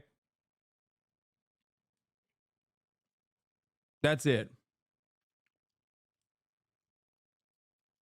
One of the most disappointing things. I mean, like having an entire cult-like fandom that has harassed me over the course of the past 5 years, constantly clipping me out of context, creating orbiter communities that also eat good off of the Hasan Bad ripcord. All of that stuff is one thing, okay? A lot of people do that.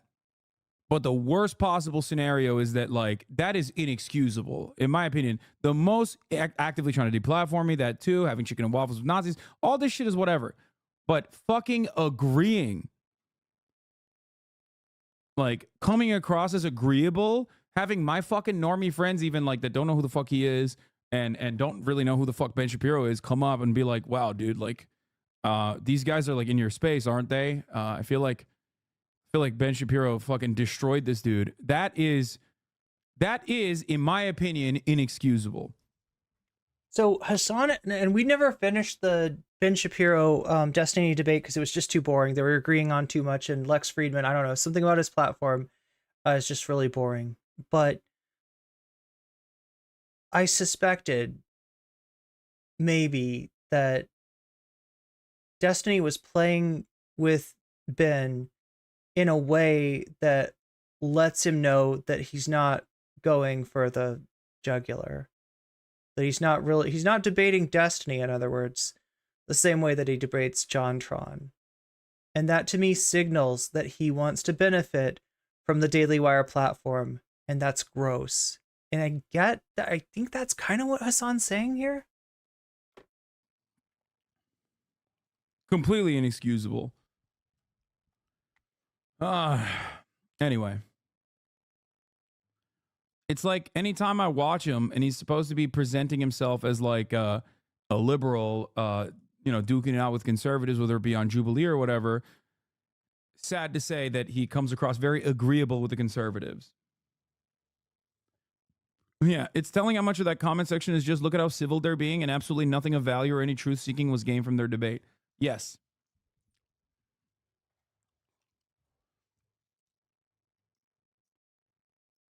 Yes, I can excuse him trying to destroy my career and character regularly by slandering me almost daily, but I do not agree with agreeing with Ben Shapiro. I draw that fucking line. That is a major line to draw. The fact that he has had so much smoke for like every random, I don't know, lefty account that he has declared public enemy number one for years and years. And then he gets to all the way to the tippy top. You know, this is the peak debate lord. Okay. It's like if he's supposed to be what I hate LeBron James of debating, and he's now going up against. And I gotta admit this, right? Because chat, you know, I don't hate like people. I mean, there are people I think that have done me wrong, but I don't want to live in the past. I don't want to wallow in, you know, in hatred or anything like that. But what I do hate is kayfabe. Okay, that's what I hated about Dylan. The way that he used me, I think, was gross. And that's what I hate about what Destiny's doing with Ben Shapiro. I feel like he's using, like, everyone watching. Like, there's something just gross about this mentality, about this clout-seeking, clout-chasing behavior. That is a pretty good run, though. That right there is a pretty good run. And like I told you, like I promised you, let's go back to the main screen for a little bit. Punching Left has since Haas and him broke up, disingenuous debate perv. Yeah, like that's what I want to say whenever any Vosh fan or Vosh associated streamer, you know, challenges me to a debate in the comments. Like, I don't really want to call them a debate pervert, but they're definitely a debate something, and it's not good. It's not good. They're like I hate seeing that. I hate seeing that. I hate seeing that face of the disingenuous, of the person that is performing to get in the good graces of a bigger creator. I think that's gross. Whether it's Demon Mama or Kevin Logan or anybody else, I think it's gross. I think it's gross. Michael Jordan of debating, and he just gets fucking dunked on endlessly. It's like, what the fuck? And then turns around and says like, no, it was just like a friendly game anyway. I just rolled over on purpose. I didn't even try my best. Look, okay, I don't think that, I don't like blood sports. I don't think you necessarily need to go for blood, but take it seriously. Don't, you know, roll over for people. Completely unacceptable. Okay? Like, this man moved the conversation over to family values over and over again and just like whipped them around with like silly derailments. That is the legal definition of. I know what human rights. Yes, by the way, the Human Rights Watch and Amnesty International, I believe one or the other, have said that. Yeah, BK's got it. That's the reason that I don't accept this. Because there's real, in the case of this argument, right? You know, in the case of the argument that I had with Dylan, you know, the quality of life and the social acceptance of trans people was at stake. And, you know, little did I know that things were going to get a lot worse for trans people. And there was a lot more, you know, on the line than even I realized at the time. But this is like, you're playing with people's lives, Destiny, in a real, immediate, and undeniable way. And it's gross. I find it gross that you can do this. What you are, and I fucking hate to say this, right? But you're some kind of debate abomination. You're like a debate yeti. No, wait, I shouldn't say that, because then the subgeniuses will be... They like yetis in the Church of the Subgenius. But you're like a debate monstrosity. I don't even know what to say. Hamas uses human shields. That is not false. That is true. Okay? They have said that. Organizations document. Well, yes, you don't. You didn't know that in 2014, Amnesty International said that Hamas was using human shields. So again, you don't know what you're talking about. Oh, well, I've actually read the reports. You should try it sometime. Well, let's look at the amnesty reports of 2014. Addressing let's try it. Of human shields during the assault, Amnesty International said they have no evidence that Palestinian civilians were intentionally. Yeah, they say that they don't have any evidence at this point that Palestinian civilians have been intentionally used. But they say that there's enough in that, I believe in that same report, they say that there's enough, like it's understandable that they the claim is there being made used by as human Israel. shields. After the assault, they issued another report saying that even though Hamas's conduct in But the major point of contention here is that obviously Gaza is densely packed, and therefore it is not a deliberate act of the utilization of human shields in the way that Israel declares it, but instead more so a circumstantial situation. endangered civilians, it did not necessarily amount to using human shields. Yeah. But more surprising was that Destiny did not have a basic understanding of the core issues in Palestine and Israel. He didn't even understand that Israel's entire presence in the West Bank is considered a military occupation that Israel was obligated to end, and that every last settlement that Israel built in the West Bank is considered. For the record, the human shield argument is like also kind of stupid in general. It's one that I don't give a shit about as far as like you know what, especially because he reads Wikipedia. I mean, like, and look, Hasan's like letting him off on that, right? He's trying to be, he's being pretty good faith. Like, he's not saying reading Wikipedia, getting some basic information from Wikipedia in and of itself is like a bad thing. It's a meme, right?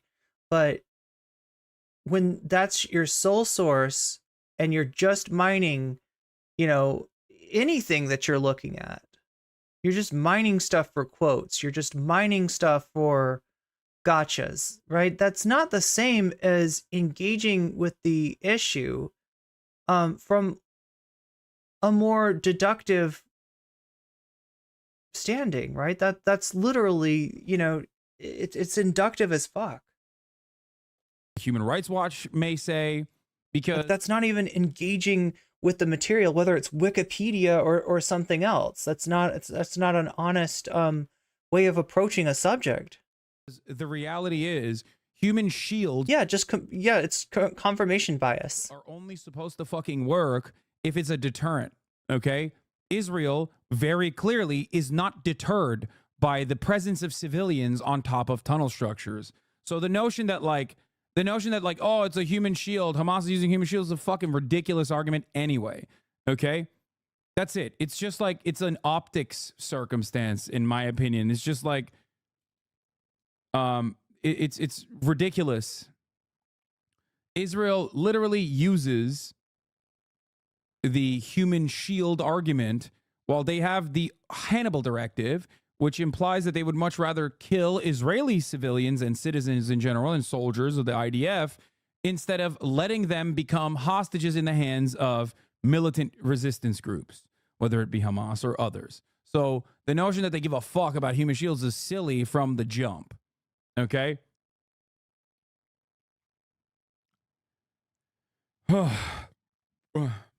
Anyway.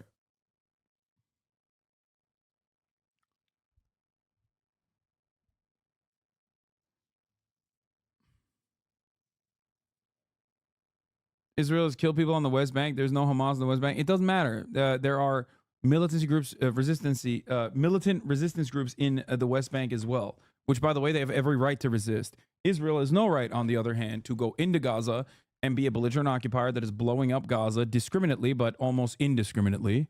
And just like Israel certainly has. It's really weird. Just as I say that, like, you know, we're gonna watch this for real, right? Because I mean, this is some content that might end up being a video.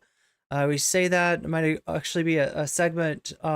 You know, so I want, like, you know, I don't know. I don't want the main screen to be Vampire Survivor, but I'm realizing that there's like even less activity on. I mean, a lot of this is a stun lock from Hasan. I think it's a pretty important stun lock. I think he's talking about some pretty important stuff. Right, he's reacting to the video, but there's not a lot going on. So maybe I'll go back to Vampire Survivor in a second. No right to maintain an apartheid state, and Israel definitely does not have a right to maintain an apartheid state in the West Bank. There is no defense for Israel under any circumstance whatsoever, unless you genuinely are like super duper Islamophobic and do think that like Israel's demographic concerns actually outweigh the real liberation of millions of Palestinians that currently have to exist under the Israeli apartheid regime. That's it. All conversation. He went out of his way into educating himself on Palestine with the sole purpose to be Islamophobic because of Hasan.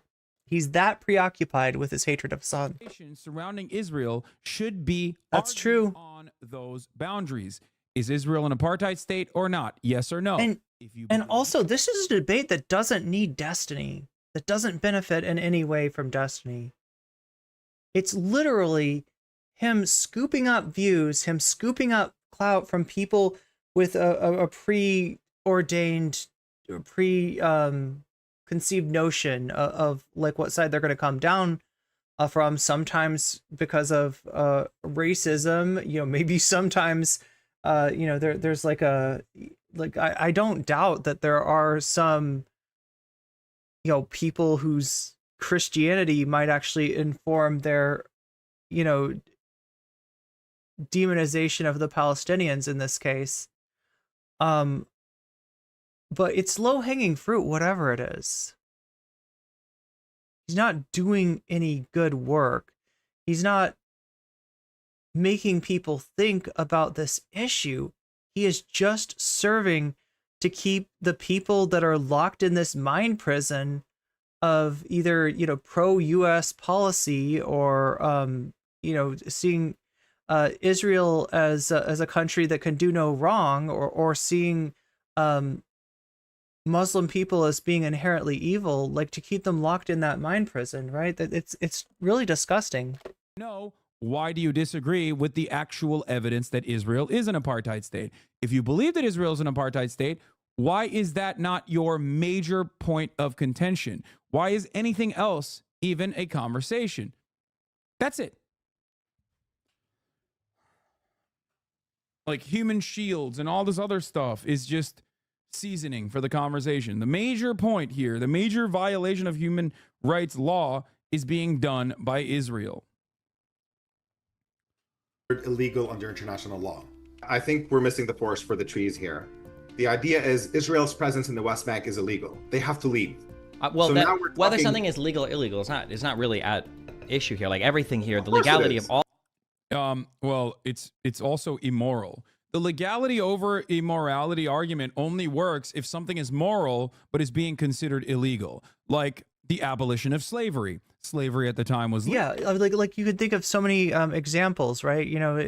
Rosa Parks, right, is an example of this, right? That the rules are clear on where you're supposed to sit if you're black, and the civil disobedience, right, is kind of what we're talking about. But it doesn't make sense if you're not violating the law to serve a higher moral purpose, right? If it's just if it's just in the service of immorality, it's just perverse. Legal, but it was still immoral. Okay, you can't neutralize that argument by basically saying, oh well, yeah, everything is legal. Illegal doesn't matter. Okay, just putting that out there. That argument only works if you consider Israel's actions to be moral. Do you think Israel's actions are moral or not? Do you think that having an apartheid regime is moral or not? All Of course it is. And when he did not like what international law has to say, he manufactured complexity and ambiguity where there was none. The entire international human rights consensus and international law consensus on this, which is that Israel... I'm going to speed him up a little bit, just so that we get through as much of this as possible.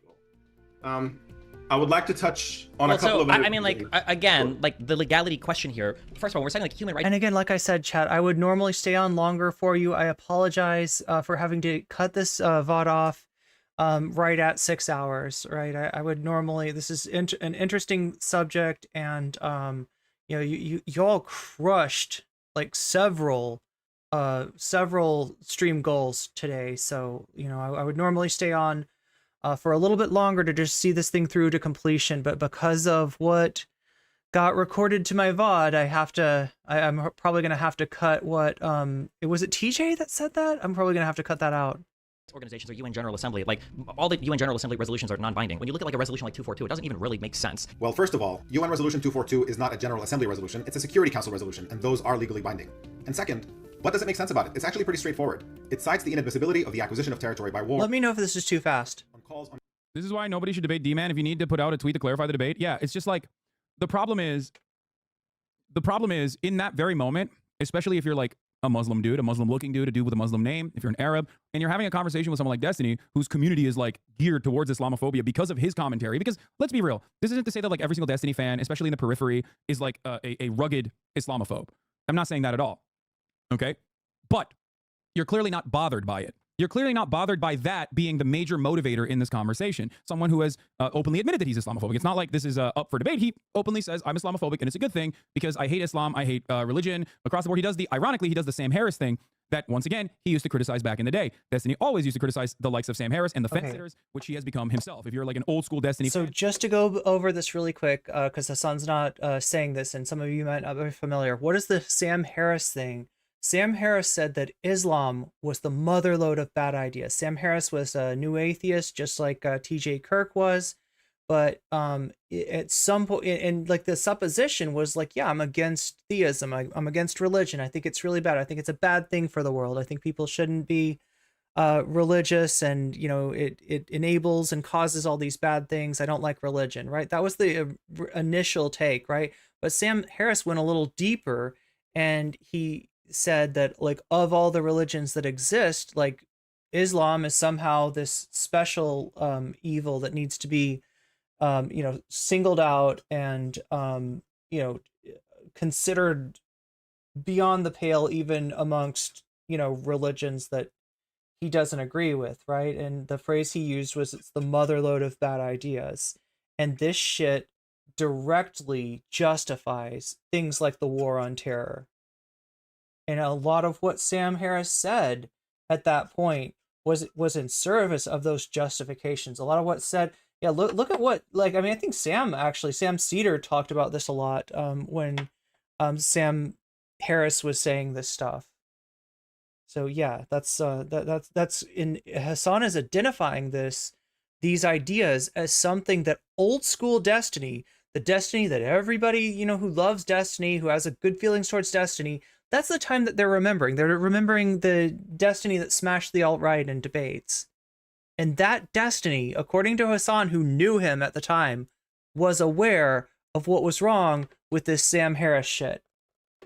and there are plenty of them in here right now who aren't massive schizophrenic stalkers, they will agree with you. He used to shit on the likes of Bill Maher. He used to shit on the likes of Sam Harris, who he then has now gone back to his like old school libertarian days and is very much repeating that exact same kind of Islamophobic sentiment. So I'm surprised you don't have the same anti-religion take. In my opinion, saying fuck religion is a good position. No, there is more complexity there than what you think, okay? I myself am not a religious person. I think everyone fucking understands that, okay? But I am significantly more open-minded to those who believe in religion, who practice organized religion, as long as those religious values do not transcend other people's personal liberties. That's it. So saying across the board, fuck. Chat, why am I getting recommendations for like ingrown hair videos? Jesus Christ. What did I do to deserve this? Especially considering that a lot of people feed into this. Okay, whether you call it a delusion or not, doesn't matter. If everyone fucking believes it and it gives them some level of comfort, some level of spiritual comfort and guidance, then who am I to judge? People believe in dumb shit all the time. Okay? Religion is a tool. It's ideology. It's just like anything else. It's a weapon that you can wield if you would like. Religion has been on both sides of the slavery conversation. On the one hand, religion in the United States of America, Christianity specifically, was used to uphold white supremacist chattel slavery and its practices. Religion also, on the other hand, played a formative role in the abolition of slavery. Liberation theology is a huge component. In the abolition of slavery, John Brown was also a little bit of a nutter, but personally, very religious, but had the right idea.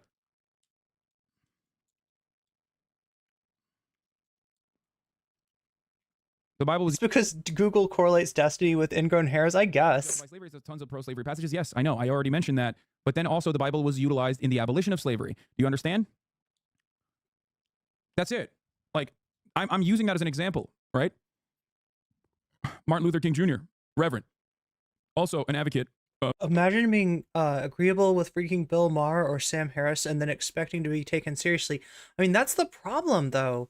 Is like, this is a conscious choice by Destiny. This isn't like something that he stumbled into or doesn't recognize, right? He wants to be in those. He wants to be mainstream so bad that he is willing to sell out a lot of what he stood for, a lot of what people used to respect about him when, many years ago. And like, no, I don't think he was ever great. I don't think he was ever really good, but like he wasn't this bad. He says he's Islamophobic, but won't say he's anti-Semitic. Lol. Yeah, that's interesting. Well, because one is like actually permissible. He's said plenty of anti-Semitic things as well, in jest, as a joke. But he's also very pro-Israel, so I'm pretty sure people don't care about his anti-Semitism, as many ultra-Zionists excuse anti-Semitism from other ultra-Zionist anti-Semites. I mean, you see how much he's going with the flow there? Our society is okay with anti-Islamic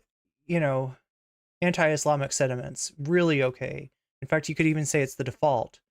And not as okay, although, Nick Fuentes and company are trying to mainstream it with anti-Semitism.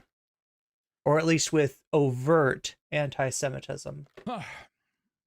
Yeah, I think a lot of people would do better if they personally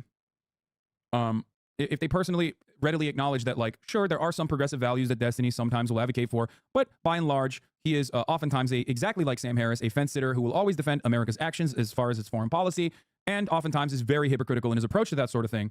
And that's it. How does the phrase ultra-Zionist anti-Semite make sense? Viktor Orban is an ultra-Zionist anti-Semite. Ann Coulter is an ultra-Zionist anti-Semite. These people believe in the existence and the violent dominance of the state of Israel as a state for this is important. Jews and Jews only. They are, however, also virulently anti-Semitic. They will oftentimes say things such as Jews control the media and blah, blah, blah. The reason why they believe that, okay, the reason why they believe these things is partially, Dee's response to this video was simply, you said you wrote a master's thesis on this issue. Why don't you publish it online? He didn't even make an effort to show why he's right in the face of facts. Yes. The issue, however, is that there's a reason why Ben Shapiro is hailed as a debate lord champion, okay? Because when you are assuming the position of the dominating narrative, okay, and certainly the dominating narrative, regardless of what you think, regardless of the TikTok. And like, I probably don't need to remind many people in the chat, because you are the hardcore fans here, right? You stayed till the very end, and I appreciate that. But make sure to leave a like in the chat, right? Make sure to. That'll help me get back some of the views that I did not get tonight. Maybe because I started late. Maybe because I covered some very serious stuff before we got to the... I mean, this is serious stuff too, and it ties into what we started off with. This is like actually the same subject. The only difference is it's like immersed in drama. It's immersed in some... Yeah, I guess you could even say some forbidden drama. Like Hasan did not talk about Destiny for a really long time. Made a conscious decision to avoid acknowledging Destiny and his attempts to like, farm clout off of him. But he has, because Destiny inserted himself into this particular discourse, it's almost like unavoidable. And the fact that they are farming Hasan really hard right now, whether it's Willie Mac, whether it's people on LSF, right? They're going after him. Or whatever in the United States of America, the dominant narrative. And so, I mean, I guess he's in his mind, it's like he's gonna farm a little back. Israel is doing the right thing. Israel has the right to defend itself, and the Arabs are barbaric hordes that must be ripped apart and treated in a violent manner because that's the only language they understand. This is the overarching dominant narrative. Reactionary arguments are much easier to conduct, okay? Because you can just simply turn around and point to the things that are already there that are uplifting this narrative and go, it's just common sense. Look. The reason why I'm going into depth here and trying to describe it as best as I possibly can is that is precisely the reason why Ben Shapiro has a major fan base. Okay? Exactly what you're doing. If you think that anything that I have actually mentioned here is the dominant narrative, you probably don't go outside too much and you think that like everyone around you is a rugged communist or something. Why can't you stand a subject for more than 20 seconds? Exactly what you're doing. I don't know what you mean by that. I think you're the one who's trying to derail me, but it's not working. Let's continue. Israel to withdraw from the occupied territories. But deflecting was Destiny's weapon of choice. Whenever he would recognize that he was losing the argument, he would either try to change the topic. Why is it that Jordan doesn't seem to care about the border controls? Could it have to do with the fact that in 1970 the PLO and Arafat literally tried to kill the Jordanian king? Or he would dive into a level of detail that's just completely pointless, and either you chase him down that rabbit hole and lose the point you're trying to make, or else he would cleverly accuse you of not wanting to engage the details, allegedly because you're uninformed. 13,000 to 14,000 new housing units were constructed every single year, and then I think it was from 94 or 93 to, I think it was to 97, that number was like less than 5,000. It was only new housing units that were being constructed. I mean, just for clarity's sake, I feel like we can get into the weeds on this. I want to get into the weeds. That's where I want to go. Yeah. Yeah. We can go very into the weeds. So there's a phrase that that was a meme a while ago, a few years ago, right? Basic debate tactics. And this is the kind of shit that Destiny would expose his debate opponents for using against him when he would debate the alt-right. Like, and to see him fall into these same patterns is also gross. It's very important to get into the weeds on this. So even in places I know where- you keep saying that. This is hilarious. I don't want to get lost in the weeds. I don't want to really do is. this. You just don't know the facts. Now, if you want to know the exact number of how many thousands of housing units Israel built in settlements, or how many new settlements, or how many new outposts, you can just go to Peace Now's website and see. Dude, it's like, I've had to debate a bunch of anti-Deutsche losers or the same circular logic. Yeah, in so many of these circumstances, it literally is just like, you make up your mind. It's even better if you have like, it's even better if you have the domineering narrative that is backing your assessment here, regardless of what the facts are, right? All you need to do at that point is just like find a couple of gotchas, like, and drive or try to steer the conversation towards those gotchas, and just keep hammering that over and over again. Okay? In the broader picture, none of this is even remotely important. Because, like I said, it still goes back to the same point at hand, which is that Israel has not offered a contiguous, a nation state with contiguity to the Palestinians in the West Bank, as international law demanded that they do that. Instead, they have broken up Palestinian communities in the West Bank where they are illegally in operation. Okay? But contiguous, yes. I think I said it right. It's okay. Did I not say it right? Anyway, whatever. Why is it it's somehow less annoying when Hasan, I think it's because Hasan doesn't do it with arrogance. Like Vosh would do it with arrogance, right? That's part of his style, is he sells himself as being knowledgeable. He sells himself as being confident through being confident in his ignorance. And at least Hasan, you know, is aware of and when he's ignorant. And so, I mean, and again, that's just like a pronunciation of one random word. Try to laser in on certain aspects. Like one thing that Hasbara trolls used to do back in the day was, well, Palestinians are, well, they wouldn't say Palestinians are fucking dogs or whatever openly. Now some of them do, but back then they didn't. They would simply say, well, Palestinians don't know what to do with the greenhouses. We left them greenhouses behind and they destroyed it. Okay? It was a chaotic situation. The pullout was military-led. It was a chaotic situation. And the settlers themselves in Gaza were the ones who destroyed many of the greenhouses. And the Israeli government did not help the Palestinian government at the time in their efforts to save the greenhouses. Okay? And shut off water access to those greenhouses anyway. So, yeah, on the one hand, you could just turn around and say, well, you know, Arabs are dogs and they don't know how to fucking deal with greenhouses. They don't know what a good thing is, okay? Or you can actually look at the facts of the matter. Now, many people might not know the full story. Maybe they only heard the greenhouse story from the likes of Ben Shapiro. So they get worried in that very moment on how to respond to it, okay? Maybe you didn't know about that. Maybe you didn't know the other side of that story, rather, okay? But that doesn't change the reality on the ground. And it certainly does not change Israel's apartheid regime. Even if the Palestinians themselves destroy the greenhouses, they were like, we're so angry, fuck Israel, I'm destroying this greenhouse myself. That still does not make it right. That still does not make what Israel has done right. Okay?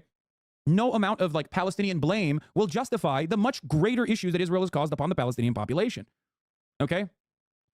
See it all broken down in charts. But none of it changes the fact that all of this construction is illegal and all of it is an infringement on Palestinians' right to their land. And another tactic he used is whenever he could not defend Israel's indefensible policies, he would crack jokes. Did you know that at the beginning of the blockade, potato chips were not allowed in, sodas were not allowed in, cookies were not allowed in? Pasta. Can you explain to me what threat cookies pose to Israel from your perspective? Well, if they're the Kilo Elf ones, it's like Oh my God.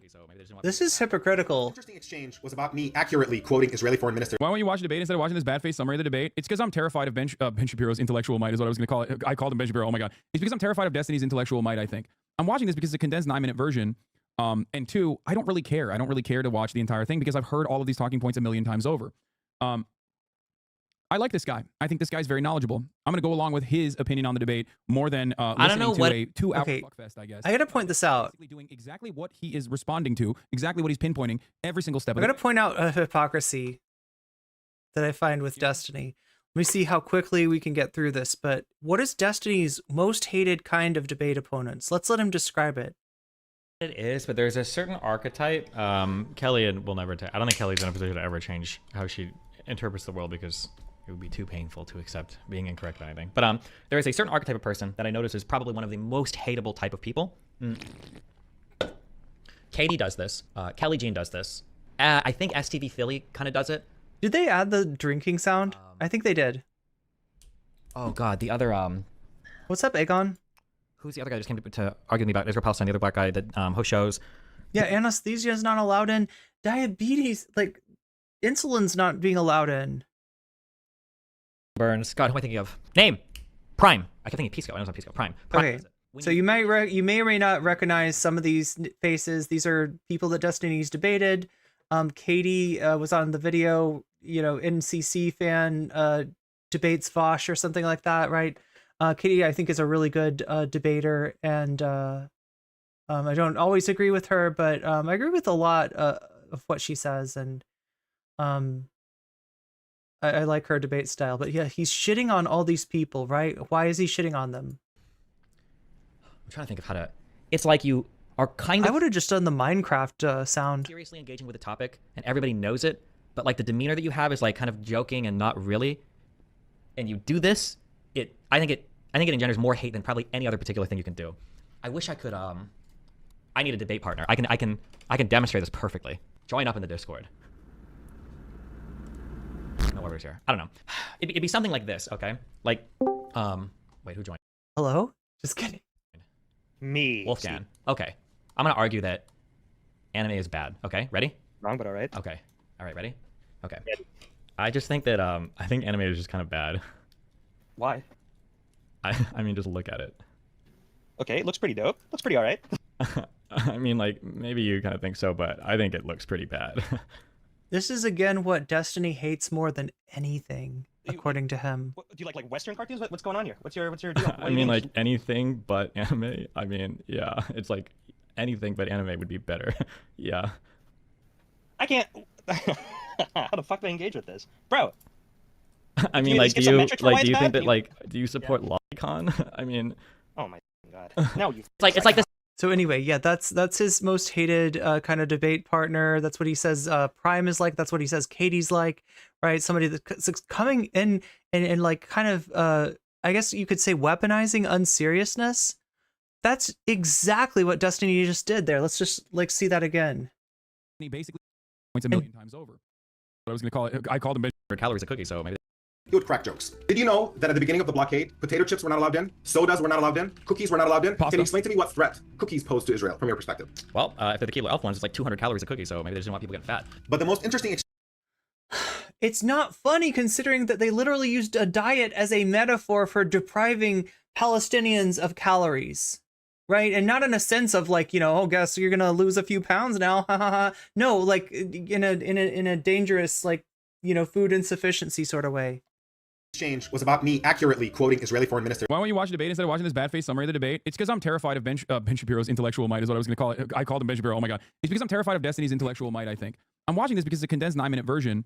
And two, I don't really care. I don't really care to watch the entire thing because I've heard all of these talking points a million times. Thank you for the gift sub, Morbius. Matt Johnson, you just got gifted a membership. You just got weaseled. And that's a good thing. It's over. Yeah, he's making jokes about starvation. Like, seriously.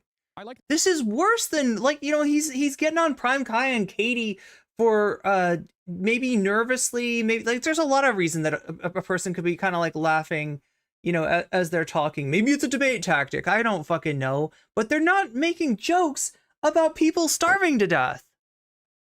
This guy. I think this guy's That is not the time to bust out your Keebler cookie jokes, right? That's not... I'm going to go along with his opinion on the debate more than listening to a 2-hour fuckfest, I guess, of Destiny basically doing exactly what he is responding to, exactly what he's pinpointing every single step of the way.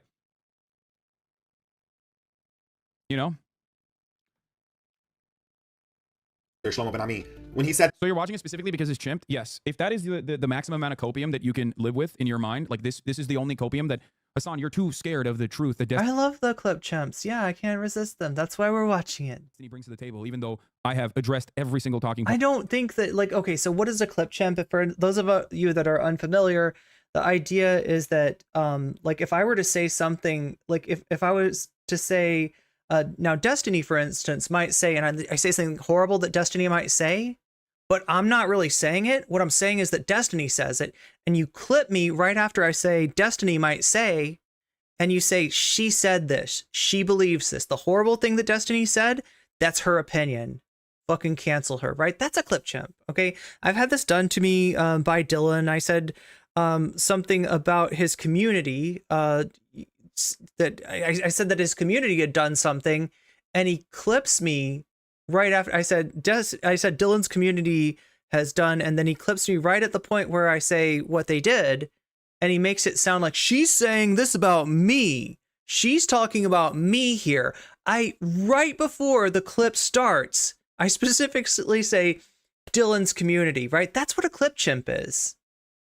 That's what a real clip chimp is. Now, do you think that Destiny laughing about starvation, do you think that if we watched like before that clip, do you think if we watched after that clip that you'd realize, oh yeah, actually Destiny's not a ghoul at all? That makes so much sense. No, Destiny didn't do anything wrong. They're trying to make him look bad. No, he made himself look bad by being an absolute monster. Right? That's not a clip chimp. I know them well. That Destiny has read and learned in the last 2 months, for the past 10 years, I would say. You know, if that's going to make you feel better about the situation, then yeah, go ahead. Yeah. That had he been Palestinian, he would not have accepted Israel's offer at Camp David II. Camp David was not the missed opportunity for the Palestinians. They literally do this to your 30 seconds clip, yet calling you a clip chimper for watching a 9-minute response with research. Yeah. I'm not going to sit here and watch a 2-hour conversation or however long it fucking took between these two, okay, and sit there and go through the minutia every single time. I know his shtick. I've debated him in the past. I am not oblivious to his ways. Oh, so you just know what he'll say with your precog? That must be nice. Brother, I'm not debating you, okay? Let me tell you one thing. I might have my disagreements with Destiny, and I know where I mean, there was a lot of this kind of shit. There was a lot of actual, like, clip chimping. If you want to see clip chimping, watch the Willie Mack video. Where he's, you know, out of his element. I'm not going to waste my time with that, though. This is one of those issues where he's not knowledgeable on the matter, but has, like, been able to at least haphazardly craft some talking points that come across, like, good in that moment, okay? But you, my friend, are not even a shitty copy, okay? A lot of... There's some old memes there. People that watch Destiny think that... So Vosh was supposed to be a shitty copy of Destiny. Demon Mama, some people say, is a shitty copy of Vosh, right? This is a very old debate meme. They also can do that. Like, they think that they can also debate in the same way, okay? But in most circumstances, all you're doing is being fucking annoying, okay? You're just not. You're not him. Like, sorry. At least he does the research to get the fucking talking points. You know what I mean? You don't do that. You got nothing. You got no juice. So yeah, at least he mines Wikipedia for one-liners. You do is, you know, behave in this, like, incredibly annoying fashion. Okay, I don't know his point, so I think it'd be useful to hear it. No, you do know, okay? You're being annoying as fuck. All you're doing in the situation is just to, like, try to agitate me so I respond to you so you can clip chimp it and then send it fucking back. It's insufferable. Oh, this is why I call you motherfuckers debate pedophiles, because you're not in it for the... Like, I feel like that's extreme, right? I can never, like, do that myself, right? Because it's just, like, I don't like, you know, talking about Pedialyte when we're not actually talking about Pedialyte, right? This is, like... But I get what he's saying, right? I get the perversity of it. I get the grossness of it.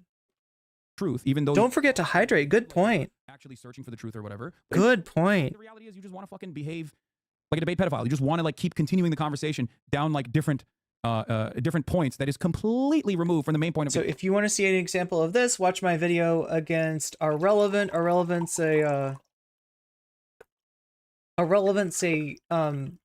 Twitch streamer who ended up challenging me to a debate when I was much more yet naive about I think we were talking about gender self-ID or something like that, and he basically compares it to blackface.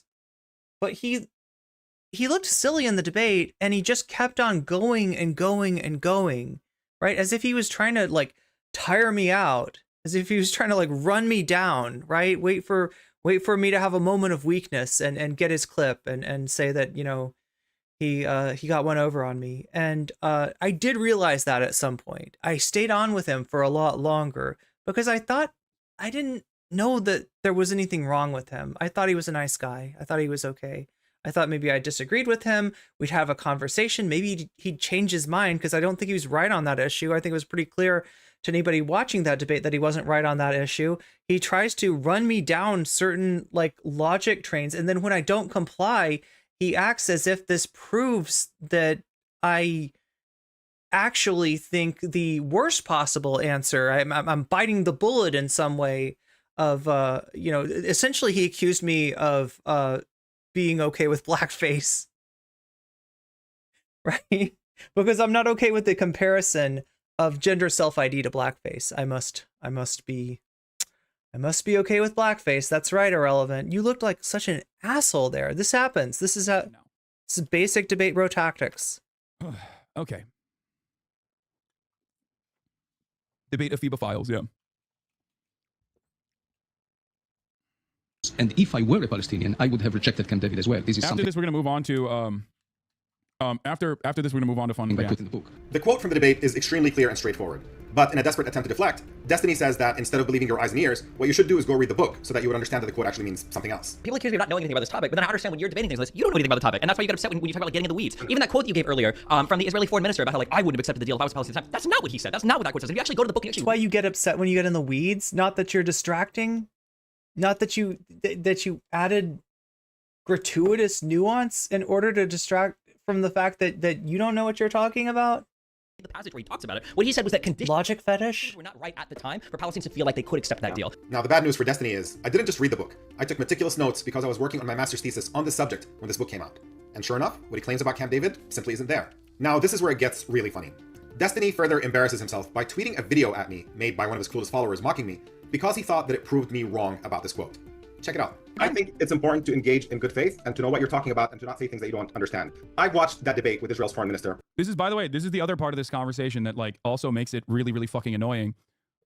It's literally, it's not even about like the actual debate in that very moment. It's certainly not about the truth. It basically turns into like this secondary thing where the entire fan base will operate in unison to be like, let's go and like bully this dude everywhere. Like to this day, you will always see like under the replies of every fucking Twitter post that I have, like a ton, maybe 10 people being like, remember when you... I'm going to offer a weird take, and I want to know what you think about this, Chad. I want to know your opinion of this. I think I'd be okay with doing debates. All right? I think I'd be okay with doing debates again. But here's my one stipulation. I don't want to debate any debate creeps. Like people who do this shit, people who play this game, I got no interest, right? I love having conversations with people. I love it even when, especially, you know, when I disagree with them and you know, we can go back and forth and, you know, fight, right? Whatever. I mean, fight, not fight, but you know what I'm saying? We can battle it out in the, I'm okay with that, right? But I feel like when there's something about the niche of debate, and it is not just chat that I'm afraid of facing people that are good at debate. I don't want to deal with people that are okay with winning on bullshit, right? If you're going to hit that like one ball into the corner pocket, call your shot. Don't fucking try to get by on slop. We're taking it right back to what we were talking about in the beginning with Pool, right? Justified raping rich people. I never did that. Okay, it is literally. Remember this clip? An edited clip that is completely ridiculous. And it's. But yeah, I don't think I have a problem with debate. I don't think I have a problem with debating people.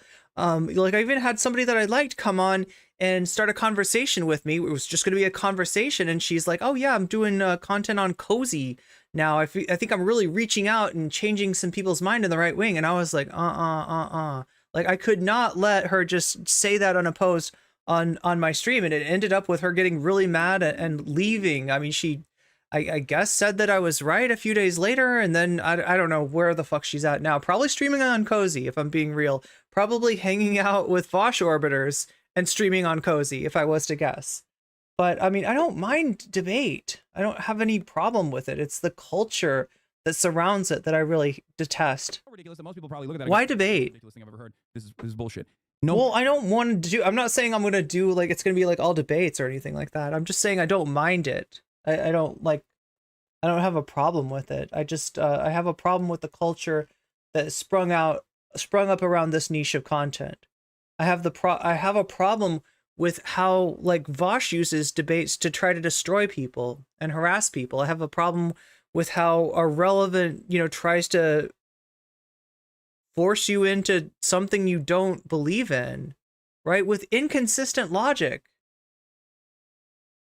I don't like the dishonesty of it. I don't like the disingenuousness of it. I don't like the detachment from the fact that we're talking about real issues. And if we're not talking about real issues, I don't have like that much of a you know, interest in like being like, yo, I really think that pineapple pizza fucking sucks, or I think that pineapple pizza is the best thing. Like, right? It's why debate that? That doesn't make sense. But no matter who Destiny debates, his fandom will do the same exact thing. Okay, and Fuzzy Slipper says, I've moved a lot of people over in my personal life with debates. The way these people debate is not what debate is actually supposed to be. I agree. If you have been in this game for a very long time, as I have, okay, you know that this is. I'm watching the clock. We got 19, all of the 18 minutes. The Sargon of Akkad and the Paul Joseph Watsons and the see where we're at Gamergate era Andys that on the video. Ironically used to fucking defeat in the marketplace of ideas in intellectual blood sport. They did the exact same shit. This is what they would do. The lore about the Crimea annexation, you keep saying slurs, you buying a house, all the dumb shit. Yeah, they do that all the time, nonstop. And I think it's because like he bested a lot of these guys in the marketplace of ideas, and they basically followed Destiny into whatever battle we got like go into, and they still operate in the same way. 24 minutes left in the video. You're just basically still in it for the battle. We're at 1.5 times speed. You're basically still in it for the blood sport. I think we can finish most of this. Yeah, he used to make fun of these guys and the tactics, and now he's doing the same shit from sometimes the identical position. Why are people so threatened? I really don't get what they have to gain. I think it's just fun. I thought about this a lot. I saw that reply, watched the clip because I was curious. It was so obviously not what you're saying. Yeah, I think that it creates a sense of community. It fosters a sense of belonging. It creates a sense of community. It makes you feel smart too. Like a lot of people think that besting another in a debate, even if you're like gish galloping, even if you're using like silly little logical fallacies in your conversation, most people don't really think about that, right? They just they want to feel smart. They want to. It's the same reason why you watch me and then repeat a lot of the things that I'm saying to your friends, because you want to come across knowledgeable and smart to your friends. That's it. I try to maintain the position that you can do that, but at least like do a little bit further reading, which many of you do. Engage in the real world, which many of you do. And more importantly than that, at the very least, be fucking normal, okay? Don't be annoying. Don't try to constantly fucking best people intellectually. I think that makes you a really unlikable person. That's it.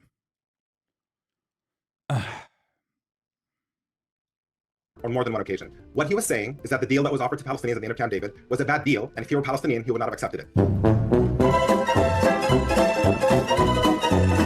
And that's literally not what he said. If you watch the debate, and I watched that debate, it was literally hosted on Democracy Now, and he's quoting his own book. And if you go back and read the book instead of just watching a YouTube video, you'll see the context of what was given. This community often uses those Gamergate tactics and chimping and digging up dirt for leftists, but when he argues with the right-wingers, this community is all about how civil the debate was and bridge building and shit. I know, which is interesting because like I don't think that people recognize like what their politics are. I think that a lot of people in Destiny's community genuinely think that they themselves are progressive, and they think that Destiny is progressive.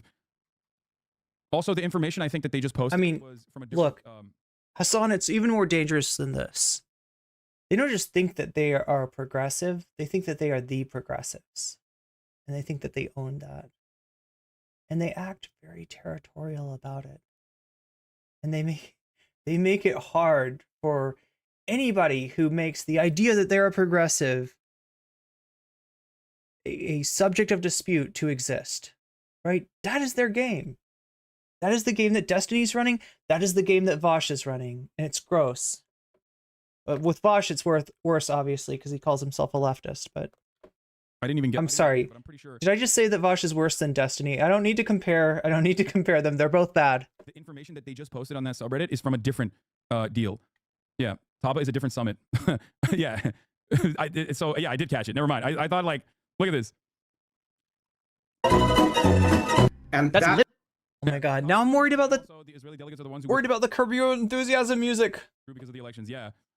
Yeah, but again, when everyone is dumb, it doesn't matter. It doesn't register. People literally think they're winning. They think they're winning the argument. That's the whole point. This is what I'm trying to say. This is how conservatives operate. This is the danger, and it's not even about. This is Destiny becoming what he used to fight. Reactionary thinking, and how reactionary thinking stunts your intellect. It stunts your intellectual curiosity.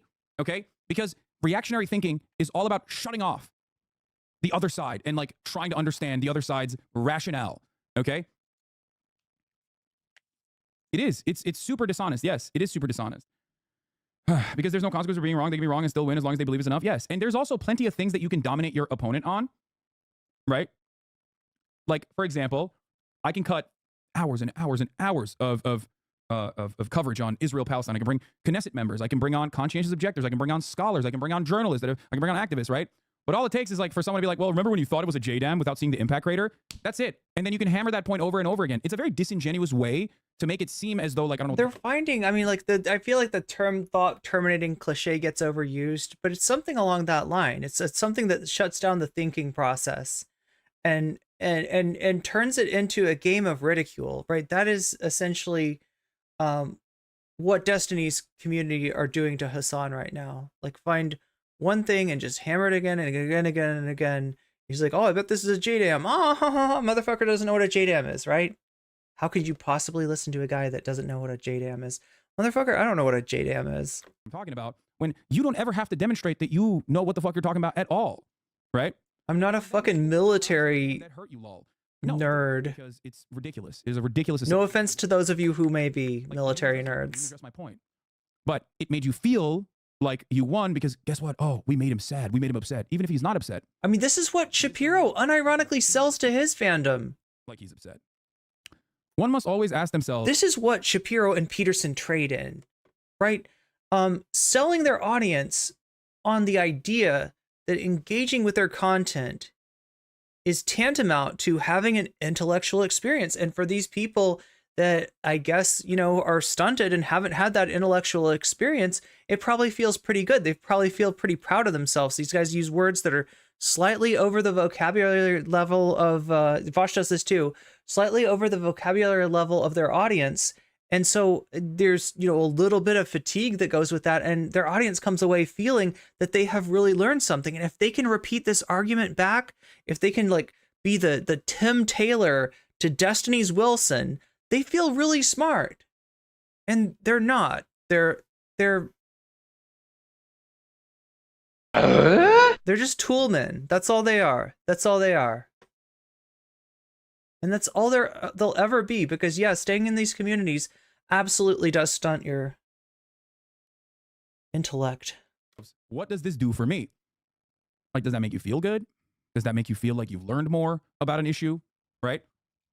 Did that make my life worse? Probably not. This is another thing that I always try. This is another thing that I always try to get people to recognize. I'm a firm believer that all of my haters, no matter how unhinged they are, okay, all the people that come in here every single day, no matter how unhinged they are, will be able to snap out of it. You will. One day, you will recognize that the behavior that you are channeling and the behavior that you're exhibiting online is not healthy for you. There are plenty of others just like you that have come into the community with that same perspective, that have come into this community with hatred and with the opportunity to be like, I'm going to fuck you up. I'm going to fuck you up intellectually. I'm going to say something that will really piss you off. I don't know if I'm as certain and as Hasan is in these people all reaching enlightenment at some point, but I will say that they have the potential. I think everybody has the potential to recognize the cringe within yourself. Stop externalizing cringe and see, what you're doing, what you're saying, what you're thinking that's actually kind of more cringe than the people that you've been making fun of. Stick around. They stick around. They sometimes find that I am more agreeable than they previously thought. And then they start changing their mentality. Okay? I believe that you can do that too. Let's continue. They still claim you said you do on-the-ground reporting. I don't know when you say that. I probably misspoke. And they clipped it and act like I go around telling people that I do on-the-ground reporting or something. I don't even remember where it's from, but I obviously very clearly don't do on-the-ground reporting. I do talk to reporters on the ground. You say it ironically when you IRL stream, or maybe that. Could be that. Could be that I said it sarcastically. Ultimately, I think, it's dude, there are a lot of people who also have, like, clipped me making fun of the Queen dying and then interlace that footage with, like, me crying when talking about Shireen Abu Akleh, okay? You're not a very nice person if you can't understand why one would be infinitely more emotional than the other. One is a grave injustice. The other is a 900-year-old person who died after living a pretty good fucking life. The other is a very important journalist that was assassinated by the Israeli state and lied about, whose funeral was also then attacked by the Israeli occupying force. If you can't understand the injustice there, well, I don't know what to tell you. I think that it probably comes from the fact that to you, neither really matters. But to you, what matters is maybe you're making a funny joke or winning the argument somehow. You know? That's it. I came from that community 4 years ago. Now I was just in high school. I thought I knew shit, but this community humbled me. I built my beliefs and can think for myself. There you go. And that's literally not what he said. If you watch the debate, and I watched that debate, it was literally not hosted on Democracy Now, and he's quoting his own book. And if you go back and read the book instead of just watching a YouTube video, you'll see the context of what was given. And what was given was that we'll make that available. I'm glad you're saying that. I think we're going to be able to clip this up. I'm going to clip up that part of the debate. We'll put it up there with the quotes of the book, which I have sitting on my shelf. I'm happy to do all of this. And that's pretty cute. But the problem is that the confused person who made this video grabbed book quotes not about the Camp David offer that I was referencing, but about a different set of negotiations at Taba. And the reason why that distinction is really important is because the Camp David offer that I referenced and that Ben Ami said he would not accept had he been Palestinian. I love that motherfuckers are like, wow, what a bad faith clip chimping operation here. Like, dude, this is not a bad faith clip chimping operation. It just somebody catch who are up. Demonstrates that a lot of the fan base legitimately is just like simply looking for anything that gives them the opportunity to go, aha, you were wrong, I was right.